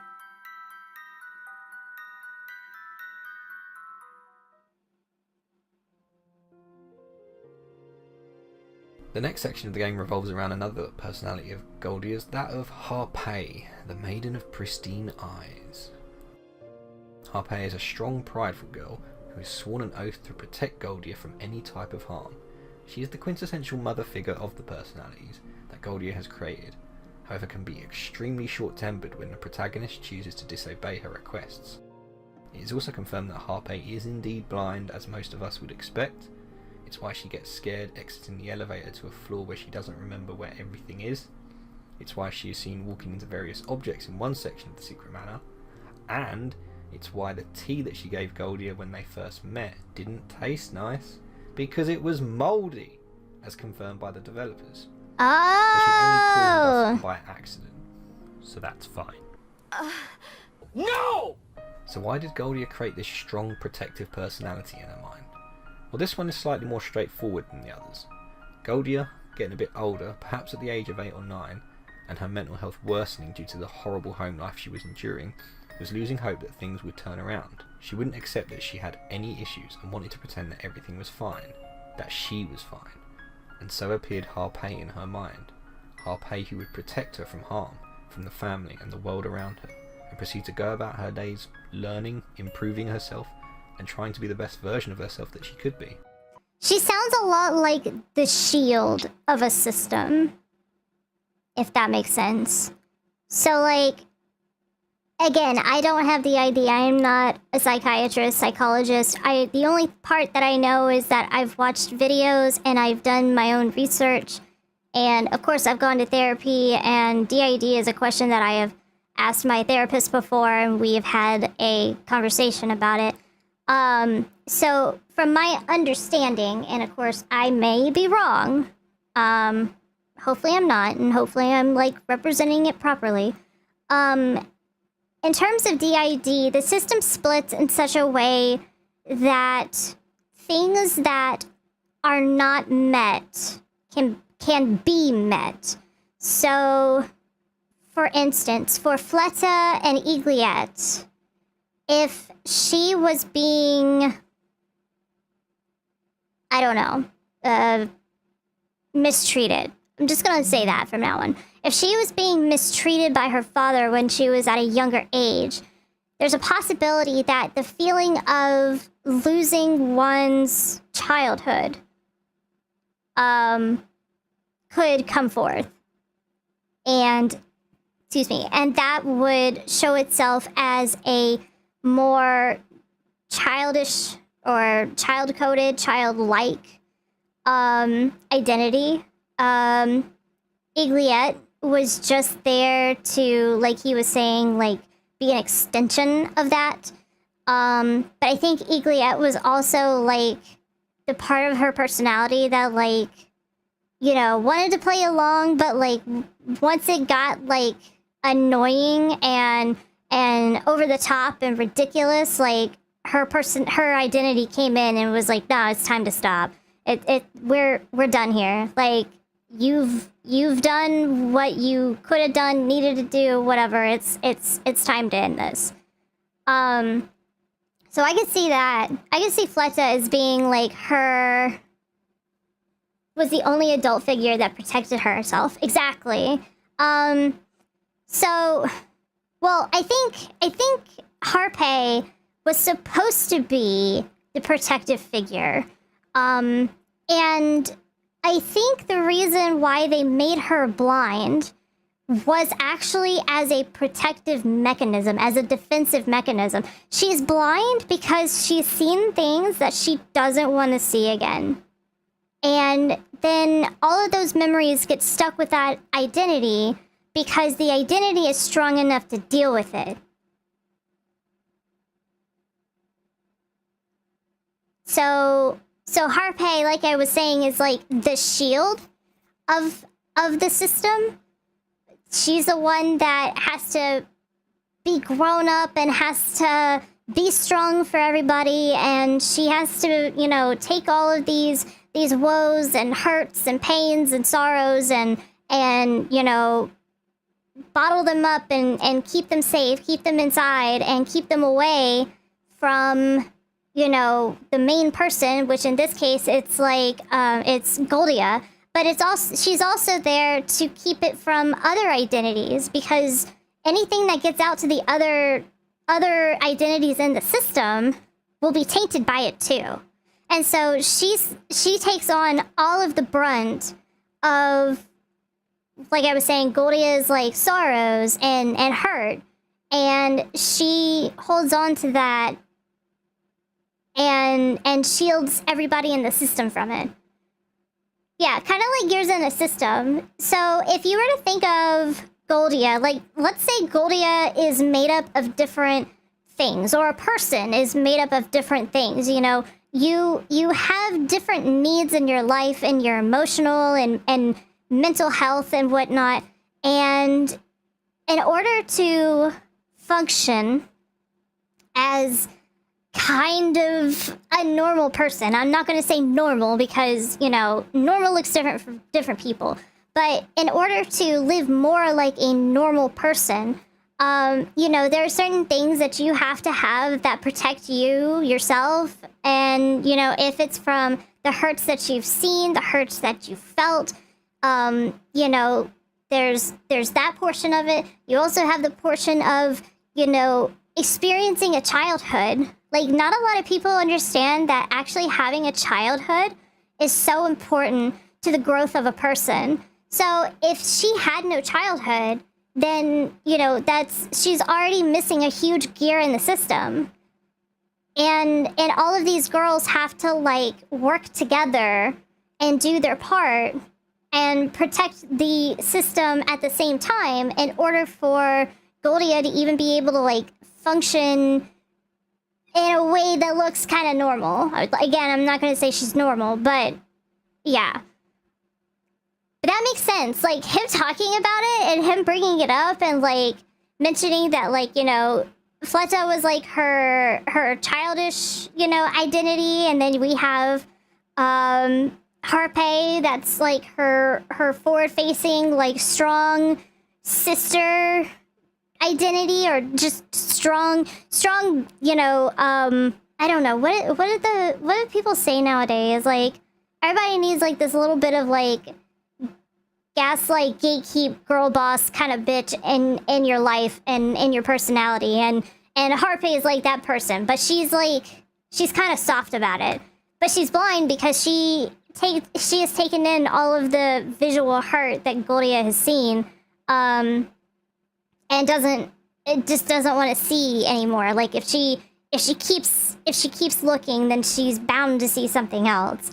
But it also takes into account, like, the fact that we went into a door and we saw that the two people, one of them was her father, the two people that were in that room, and then there was another door where her father threw the fucking wine bottle out the door. So that's kind of, like, the visual triggers that I feel like went into Harpe's creation. Anyway, I'm talking a lot. I'm just gonna watch the video. Unfortunately, as shown in Harpe's theatre, when Goldia took on the persona of Harpe, her family refused to accept this version of Goldia as their daughter or sister, likely due to how different she was from Goldia, regardless of if she was a better version of herself. And refusing to accept that the situation in which she lived in was terrible, a selfish brother, a distant father, and an ill mother who could not be the mother figure that Goldia needed in her life to help her get better, this led to blindness. Blindness to her reality. Blindness to the horrors of the world in which she grew up in. Blind to the notion that she herself was ill and needed help. The symbolism of blindness is there for us to see, no pun intended. Goldia used Harpe so she wouldn't have to see the world as it was, and instead could feel safe and secure. She only saw what she wanted to see. This explains Harpe's bad ending quite simply. As previously mentioned, I believe these are when one personality takes over Goldia entirely, and in this case, it's Goldia choosing to stay blind to the situation in her life, taking the easy option to ignore the real world problems that she has, and instead to stay this protective figure and carry out her duty. Harpe says it herself.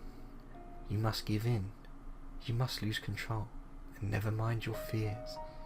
It's the fear that Goldia has of accepting the reality of her situation that leads to this ending, and to her losing herself forever, trapped under the care of the maiden with pristine eyes.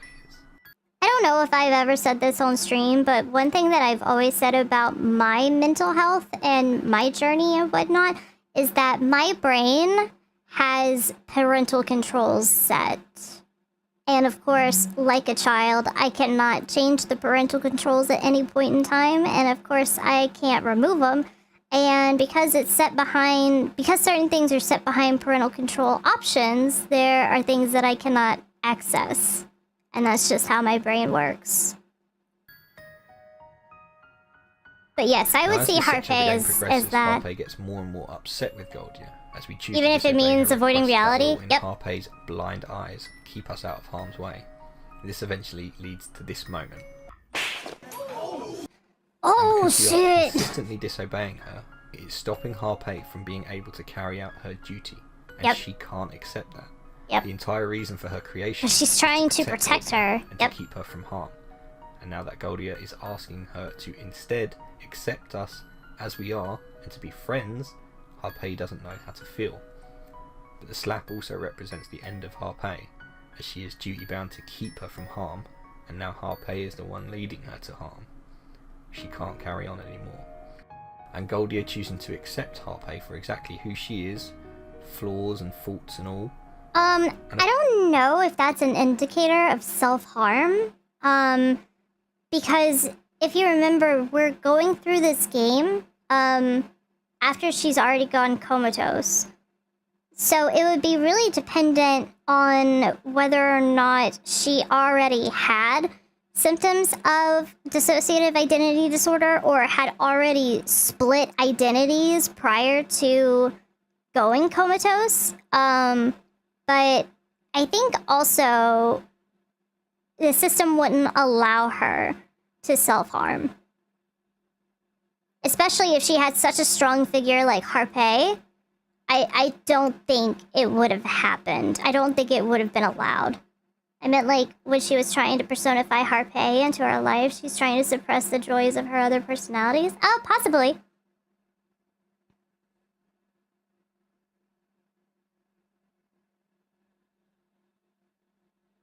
Of course, for helping her understand herself, for helping her to stand up for herself, and this leads to Harpay's shattering and her good ending.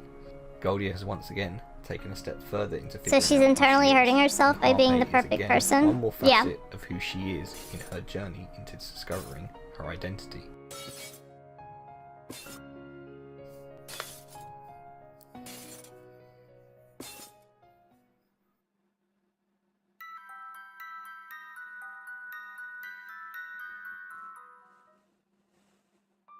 And now we come to Lisette, the sleeping maiden of horrors, who we first saw in the infamous mirror maze sequence prior to meeting Harpay. Things don't start off well as we were quite literally being chased by her, but it isn't until we're captured by Lisette that we start to learn a bit more about her and how she wants to, in her words, shatter us. She wants the pocket mirror so she can shatter us and any hope of Goldia remembering who she is. However, in the game, there is not just one Lisette, but many. And it isn't until her ending do we meet the real Lisette, as apparently Lisette rids impure feelings by casting them into the reflections within the mirrors. This is why in much of Lisette's area are there hundreds and hundreds of mirrors everywhere, as well as a whole number of different Lisettes with different feelings and thoughts. Each one is a thought or feeling Lisette once had that she discarded into a mirror, so she wouldn't have to feel that way. Gotcha. Why does Lisette want to shatter Goldia? Why does she despise her so? Why does she not want to help Goldia remember who she is like Fleta and Harpay? Well, as Harpay mentioned, Lisette is ill. She is the epitome of rage, frustration and despair. And she is like this because this personality of Goldia's was born out of Goldia's mistakes, her frustrations, bad feelings and emotions.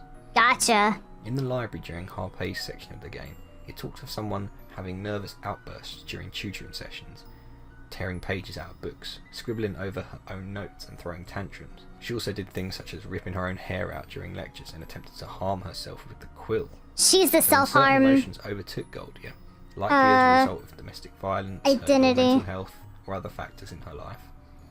Lisette is the persona that Goldia would take on, and it would be Lisette who would take all the blame for every wrongful action that Goldia ever showed. Lisette is the scapegoat for all of the wrongful actions that occurred, even when Goldia portrayed other personalities like Fleta, and when Fleta was to be told off for doing something she shouldn't have, Fleta would just blame Lisette, and it was always Lisette's fault. Now how would you feel if you shouldered the blame for someone every time they did something wrong? It would certainly be too much to handle, wouldn't it? And for Lisette, it was. Her personality descended into madness, and after so much blame and guilt for actions that were not of her own doing, she snapped and decided that she could no longer carry on taking this abuse, which leads to these impure feelings being thrown into mirrors, and another version of Lisette is formed in Goldia's mind. They are all a small part of her, but none of the ones that we meet or speak to throughout are the real Lisette. It hasn't been mentioned, but just tying on to maybe Goldia's trauma has to do with the mistreatment that her father gave her. Any impure feelings that may have come from this mistreatment are also things that Lisette would have had to hold on to. Because typically there is an identity that takes on, like, impure thoughts, impure feelings, and whatnot. Because maybe at some point in time, Goldia felt like what she was going through was dirty or disgusting or not right. But then, you know, one thing that we haven't mentioned is that she's also, okay.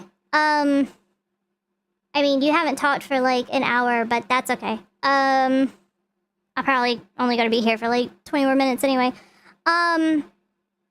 The one thing that hasn't been brought up is that her age is really important. The age that she's at is when a girl typically goes through puberty. And because a girl goes through puberty, same as a guy going through puberty, hormones go crazy.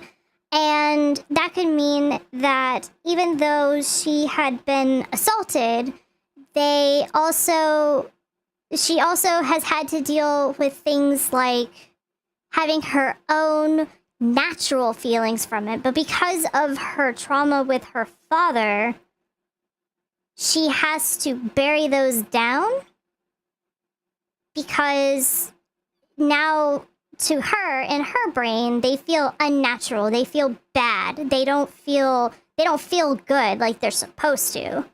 And all of that and all of the bad decisions that she's ever made and the mistakes that she's ever made and whatnot, all of that, Lisette is the one that's having to hold on to that. And that would make sense that she would have that rageful identity that's just full of disdain. The role was being played as the villain of her personalities, but seeing this from different lens makes more sense. Yeah.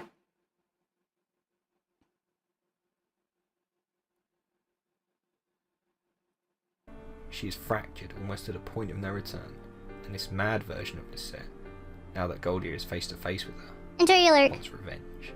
The revenge takes place in what can only be described as the best bad ending of the game, and I'm so annoyed I didn't just choose the wrong option on purpose during my Let's Play, as this would have been really cool to react with you guys, and I should have just done it, because I'm pretty sure I worked out what was the good ending and what was the bad ending.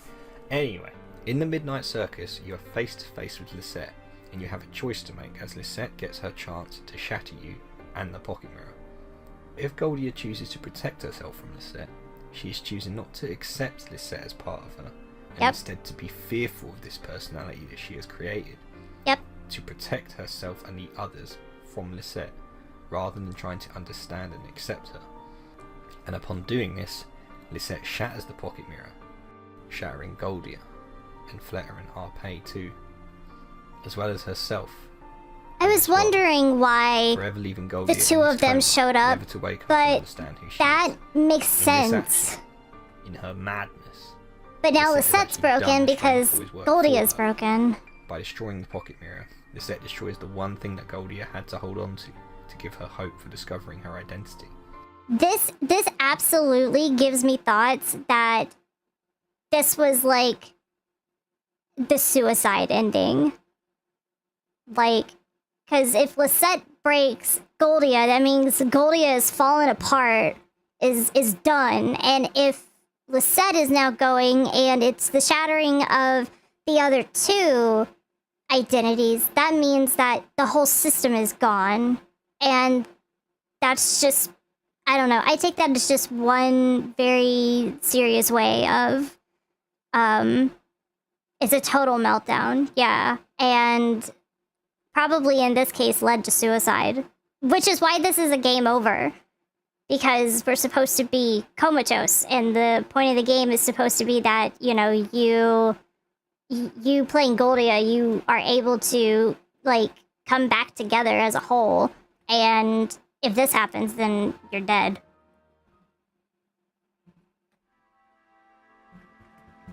Now accepting Lisette leads to Lisette's true ending and an extremely emotional and poignant realization from Goldia. She finally remembers all of the horrible things she did and how she used Lisette as a scapegoat so she wouldn't have to feel bad herself if anything she did was wrong. I will atone for my sins in your stead. All of them. This is such a powerful statement from Goldia. And of course, for Lisette, the real Lisette, she is finally able to be happy and at peace, no longer being the one who was blamed for everything. Yep. Goldia is owning up to her mistakes and, of course, thanking Lisette for being that shield that allowed Goldia to again deal with the issues in her life, whether rightly or wrongly. In this moment, she owns up to it and accepts Lisette as another part of herself. Yep. And like with the others, knowing that this time she won't forget what she had done for her, and she shatters. But at least this way, she's accepting that if my theory is true, which I don't know if he's even going to bring it up, but if my theory is true and that she was a victim of assault from her father or from her family members, her welcoming or merging with Lisette could also mean that she's coming to terms with the fact that, yeah, what happened to her was bad, but it's okay to feel the way that she does. And that, you know, if she's going through puberty or if she's having, like, her own emotions and her own feelings about people around her, like, it's okay to feel those feelings. Shit happens. What happened to her was bad, but that doesn't mean that now everything that she feels and thinks and, you know, whatever is also bad. Right, it's a different way of accepting pain and anger and accepting that whatever comes out of that, whatever feelings or emotions or whatever comes out of that is okay. Because it is okay. You know, it's okay to be angry. It's okay to be sad. It's okay to feel love, you know? If she was having issues with, like, just feeling love for another person or shit for herself or for somebody in her family, like, maybe she believed that love just wasn't a thing. Love hurts. Love sucks in every situation, but, you know, she can accept all of that hatred and that pain and that sorrow and welcome it back in. It's like, and her having, like, an actual, like, hilltop, like, death is really romantic. It's like, it literally is like the death of another person. And maybe this was a situation where instead of her welcoming that part of her back into the system, you know, kind of like how they did with with Fleta and Harpay, it's the death of part of the system. It's letting it go and knowing that it's okay to let it go. Because they don't always have to merge back inwards. It's okay for a system to suffer the death of, you know, part of the system. I don't know why, but the hill gives me religious theming as a sacrificial lamb. Kind of, yeah. And with all the crosses and the fact that they were in a church at some point in time, like, that all, like, kind of makes sense. And she's been kind of the sacrificial lamb this whole time because everybody's just put the shit on her. Now, those are the three main personalities that Goldia created herself to help deal with the problems she had in her life. However, as we know, there is one more personality that we meet throughout the game, and she is certainly quite different to the rest. Angel, a strikingly similar looking personality to Goldia, with black hair and golden eyes. We meet her numerous times through mirrors as she informs us that our name is Angel, same as hers, though we later find out that this is indeed not true. And we soon discover who Angel really is, as for one thing she is not a personality that was created by Goldia. As we discover when we see Angel's theatre, with a drop of gold, the strange boy creates a new persona within Goldia's mind. I really appreciate that. I don't know if I've said it enough, but mental health and the importance of mental health is, like, such a big part of my life because, you know, especially with science, like, having gone much farther than it used to be, like, it's just, we're learning something new every day, and we're learning that even, like, you know, shit that our parents back when we were younger would say, oh, it's just a joke, you know, it's not gonna affect you for, like, the rest of your life. Like, actually, yeah, it fucking does, you know? Like, we're just learning all of these things that, like, make us up to be who we are as adults, or you know, further on in our life or whatever. Like every little bit that happens in your younger years, in your lifetime, makes you who you are. And, you know, if we have really, really bad, you know, occurrences, or, you know, we have really great occurrences or whatever, it helps us develop who we become at the end of the day. But understanding somebody's like mental capacity and understanding like their life helps us understand who they are as a person, like just as a whole. Because all of the experiences they've had make them up. And their experiences they can't let go of. So it's always important, I feel like, to understand. I feel like it's really important to understand people like from the source, not who they are when they were in their teens, not who they are now, just, you know, but actually understanding it from the source. And we don't have enough mental health facilities or mental health support that, you know, I feel like we deserve. Especially in the United States. I feel like there are a lot of things that we could do to better people if we were able to dig deeper and provide more support for people who suffer and struggle with mental illness, or, you know, things like that.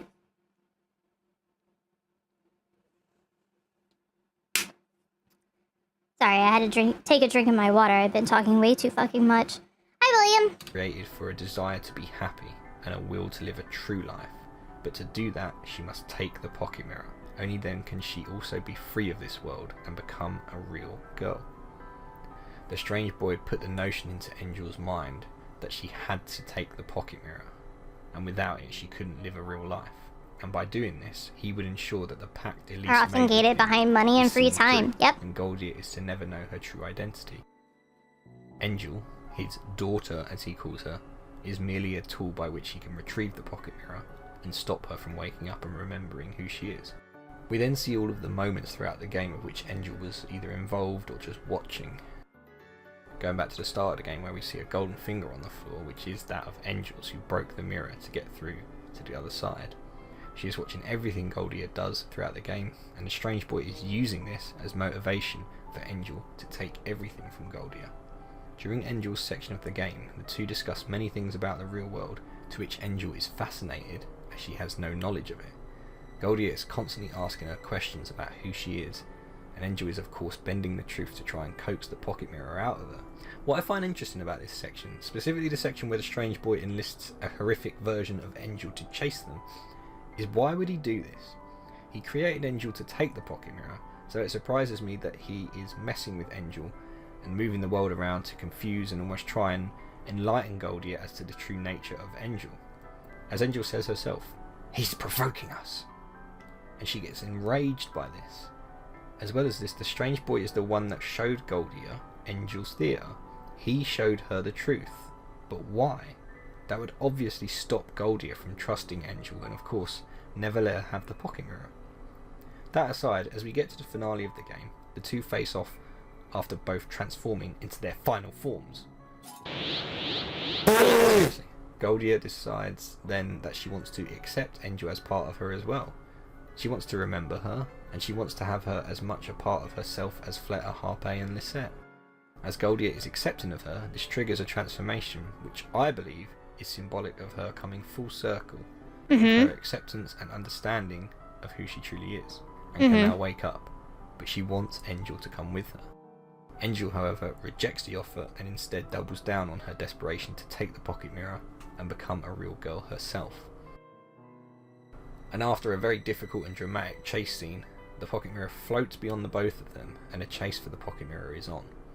If Angel picks it up, she thinks she has succeeded and can escape and wake up in the real world, as the strange boy had suggested. However, what happens instead is that Angel shatters, and she quickly works out that the strange boy had set her up. There was never a chance that Angel could escape with the pocket mirror, but keeping it from Goldia was the objective, and as we see it return to her, perhaps the strange boy accepted that the pocket mirror and the sacrifice that Goldia's mother Elise made to give her daughter a chance to regain her memories and identity is perhaps too powerful for even him to take from her. It's also confirmed by the devs that Angel shattered upon touching the pocket mirror because the protection that it had. Why did Angel shatter in the dawn when she touched the mirror? Was the PM protecting... I don't know who PM is. Protecting Goldia from the demon somehow, so he couldn't touch her directly, and therefore Angel couldn't touch the PM too. Oh, the pocket mirror. Right. I'm dumb. And therefore Angel couldn't touch the pocket mirror too, since she's his creation. Yes. Okay, that is just a direct yes. Okay. Divided Goldia from the strange boy also included anything that he created. This, of course, included Angel.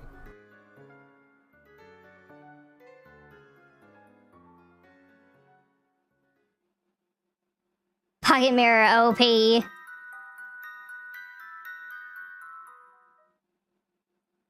Oh sweet, he's gonna go over endings too. Now we get to the endings, and I must admit I made a mistake in my Let's Play, as I was convinced that certain endings were true and others weren't. However, Astral Shift confirmed that there isn't one true ending, and with that in mind we will just explain and break down each one here. Starting with the Dawn ending that occurs when we let Angel take the pocket mirror, and we have 3 regalias. We see a slightly older 20-year-old Goldia wake up in a room with some notes about her dissociative disorder, as well as a large golden mirror in the corner. We then see her open the curtains with light shining through, symbolising that she has indeed regained her memories, and according to the devs, as long as she holds onto the pocket mirror, she would live a happy life. So that means she maintains her identity. The pocket mirror is as much in Goldia's dream in her comatose state as it is in the real world.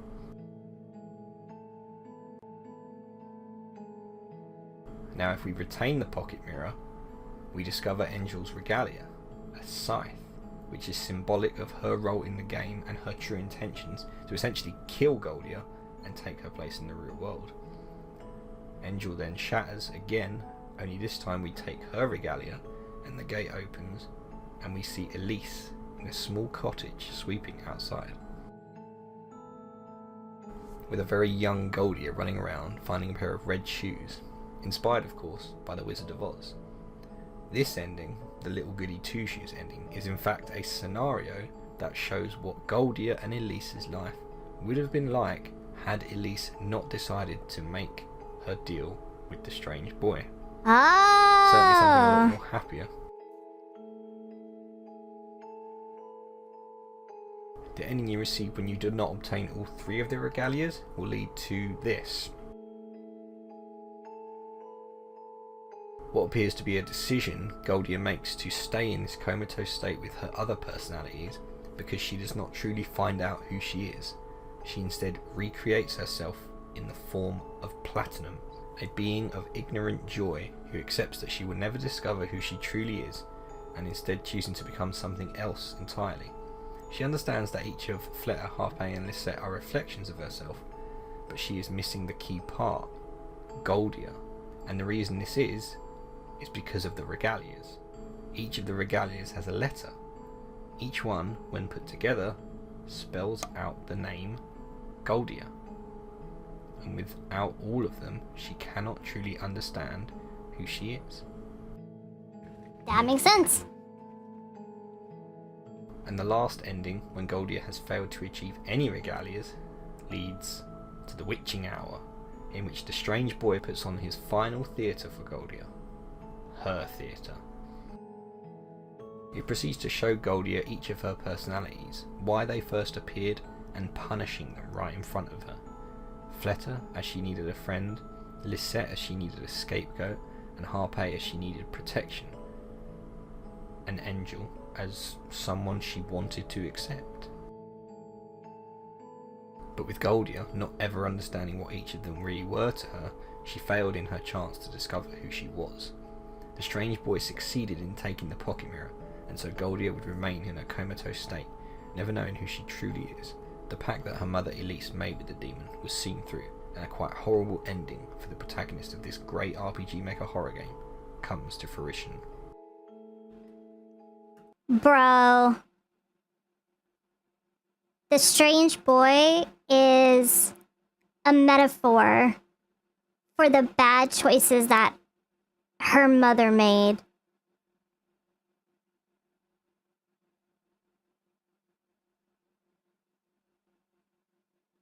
If it weren't for the deal, everything would have been fine.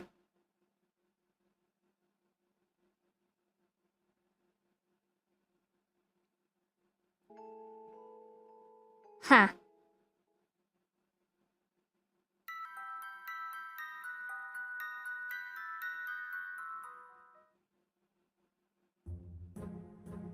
Each of the endings of Pocket Mirror is just one scenario that could play out, with there being no true ending as such.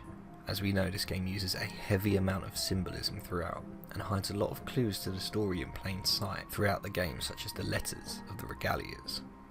Its brilliant storytelling and contrasting characters makes the game shine, and with its artistic theatre sections and brilliant soundtrack helping the game really stand out.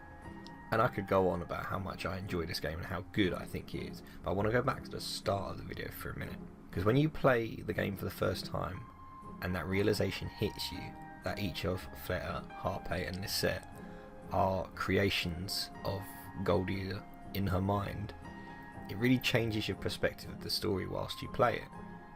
The deal with the strange boy aside, Goldia had to deal with real life issues in her childhood, which resulted in issues with her mental health that many people in real life experience. Yep. And that's what I meant when I say that you take something extra away from games that have this deeper meaning to them. And yes, whilst a lot of people may not like the fact that the game happened in Goldia's comatose dream state, arguing that it makes the entire playthrough meaningless, I think far from it. Goldia, having gone through all of the trauma, violence and neglect that was her childhood, which led to her dissociative disorder and insanity diagnosis, she was able to come through all of it through the journey in her mind and regain the memories that she had lost as a result of the deal her mother made. The Dawn ending, I like to think, is Goldia's true ending, as it shows hope for Goldia to live a happy rest of her life, despite the issues she has, whether that was a result of her childhood or a result of the strange boy and the deal with Elise. She has learned more about herself and can now move forward with Fleta, Harpe, Lisette and Angel as part of her. Goldia no longer has to look back. Now, as I often do with these videos, I will say if you haven't played the game and experienced it yourself, go and download it from GameJolt, if for no other reason than the fact that it is free. And moving forward, we get to check out the highly anticipated prequel, Little Goody Two Shoes, that focuses on Goldia's mother Elise, where we get to experience the events that led Elise to making that fateful deal with the strange boy. I want to thank you guys for again watching another one of these discussion videos, and for anyone that watches through to the end, I really appreciate it. I really enjoy doing them. They definitely take a lot more time than... Yeah. So the prequel's already out. I already actually have it. So that'll probably be something, I don't know, that we play next week? Maybe? Maybe.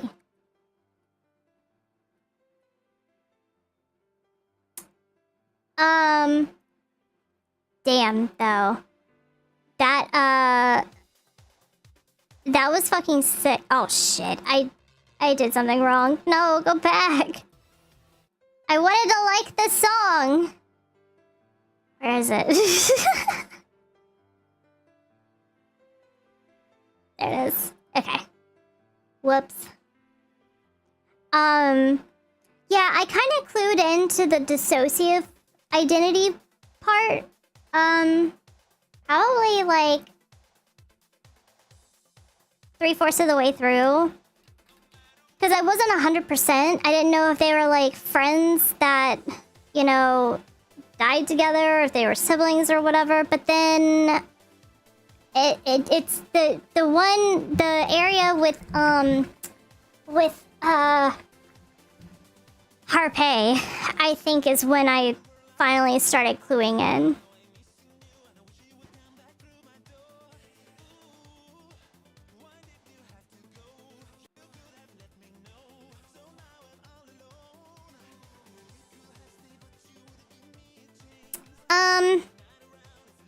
I did hope to understand if the puzzles had any significance, but I guess they don't.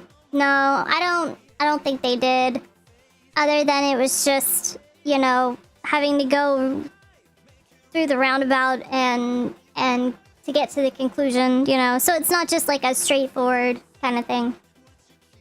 But that was a fucking great game with a great storyline, and holy shit, it makes me stand by what I said, I think, earlier, which was that, or I've said it a trillion times to, you know, people in real life. I don't know if I've said it on stream, but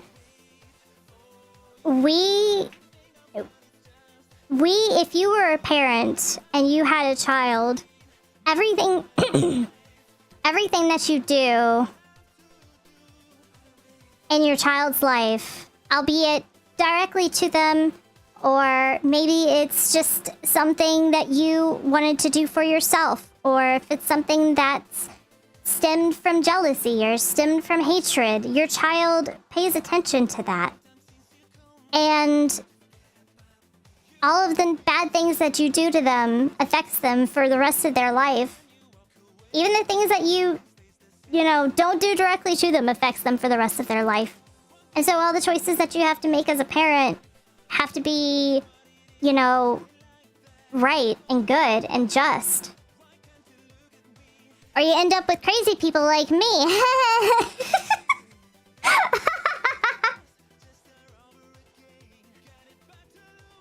I know it's easy to say that. I know that it's very easy to sit here and be like, well, just be a good parent. But being a good parent is difficult. And parents make mistakes and whatnot. And so it's just like, it's a sensitive balance that you have to make. Anyway, that was a great game. I'm sending you guys on to Luminion, who looks like she's just started streaming maybe a few minutes ago. She is playing Silent Hill 2. And it says, continuing playing my first Silent Hill. Thanks for the stream. Thank you for being here. Yeah, thanks you guys so much for being here and enjoying this game with me. We'll start Goody Two-Shoes next week, but tomorrow I am being forced to play Fears to Fathom, I guess. No! Kizunya_ has raided the channel with 8 viewers. Meow. A warm welcome to Kizunya_ and your 8 viewers. Oliver, the buff orange tabby, is here to offer whisker-tickling fun and cozy companionship. Let's make this raid a perfectly delightful experience. I'm so sorry! We're about to raid out! I'm so sorry! I appreciate the raid so much! Thank you! Shit, I'm so sorry. I'll restart the raid so that you guys can at least get included. We will hop on the bus then. Yes, please hop on the bus.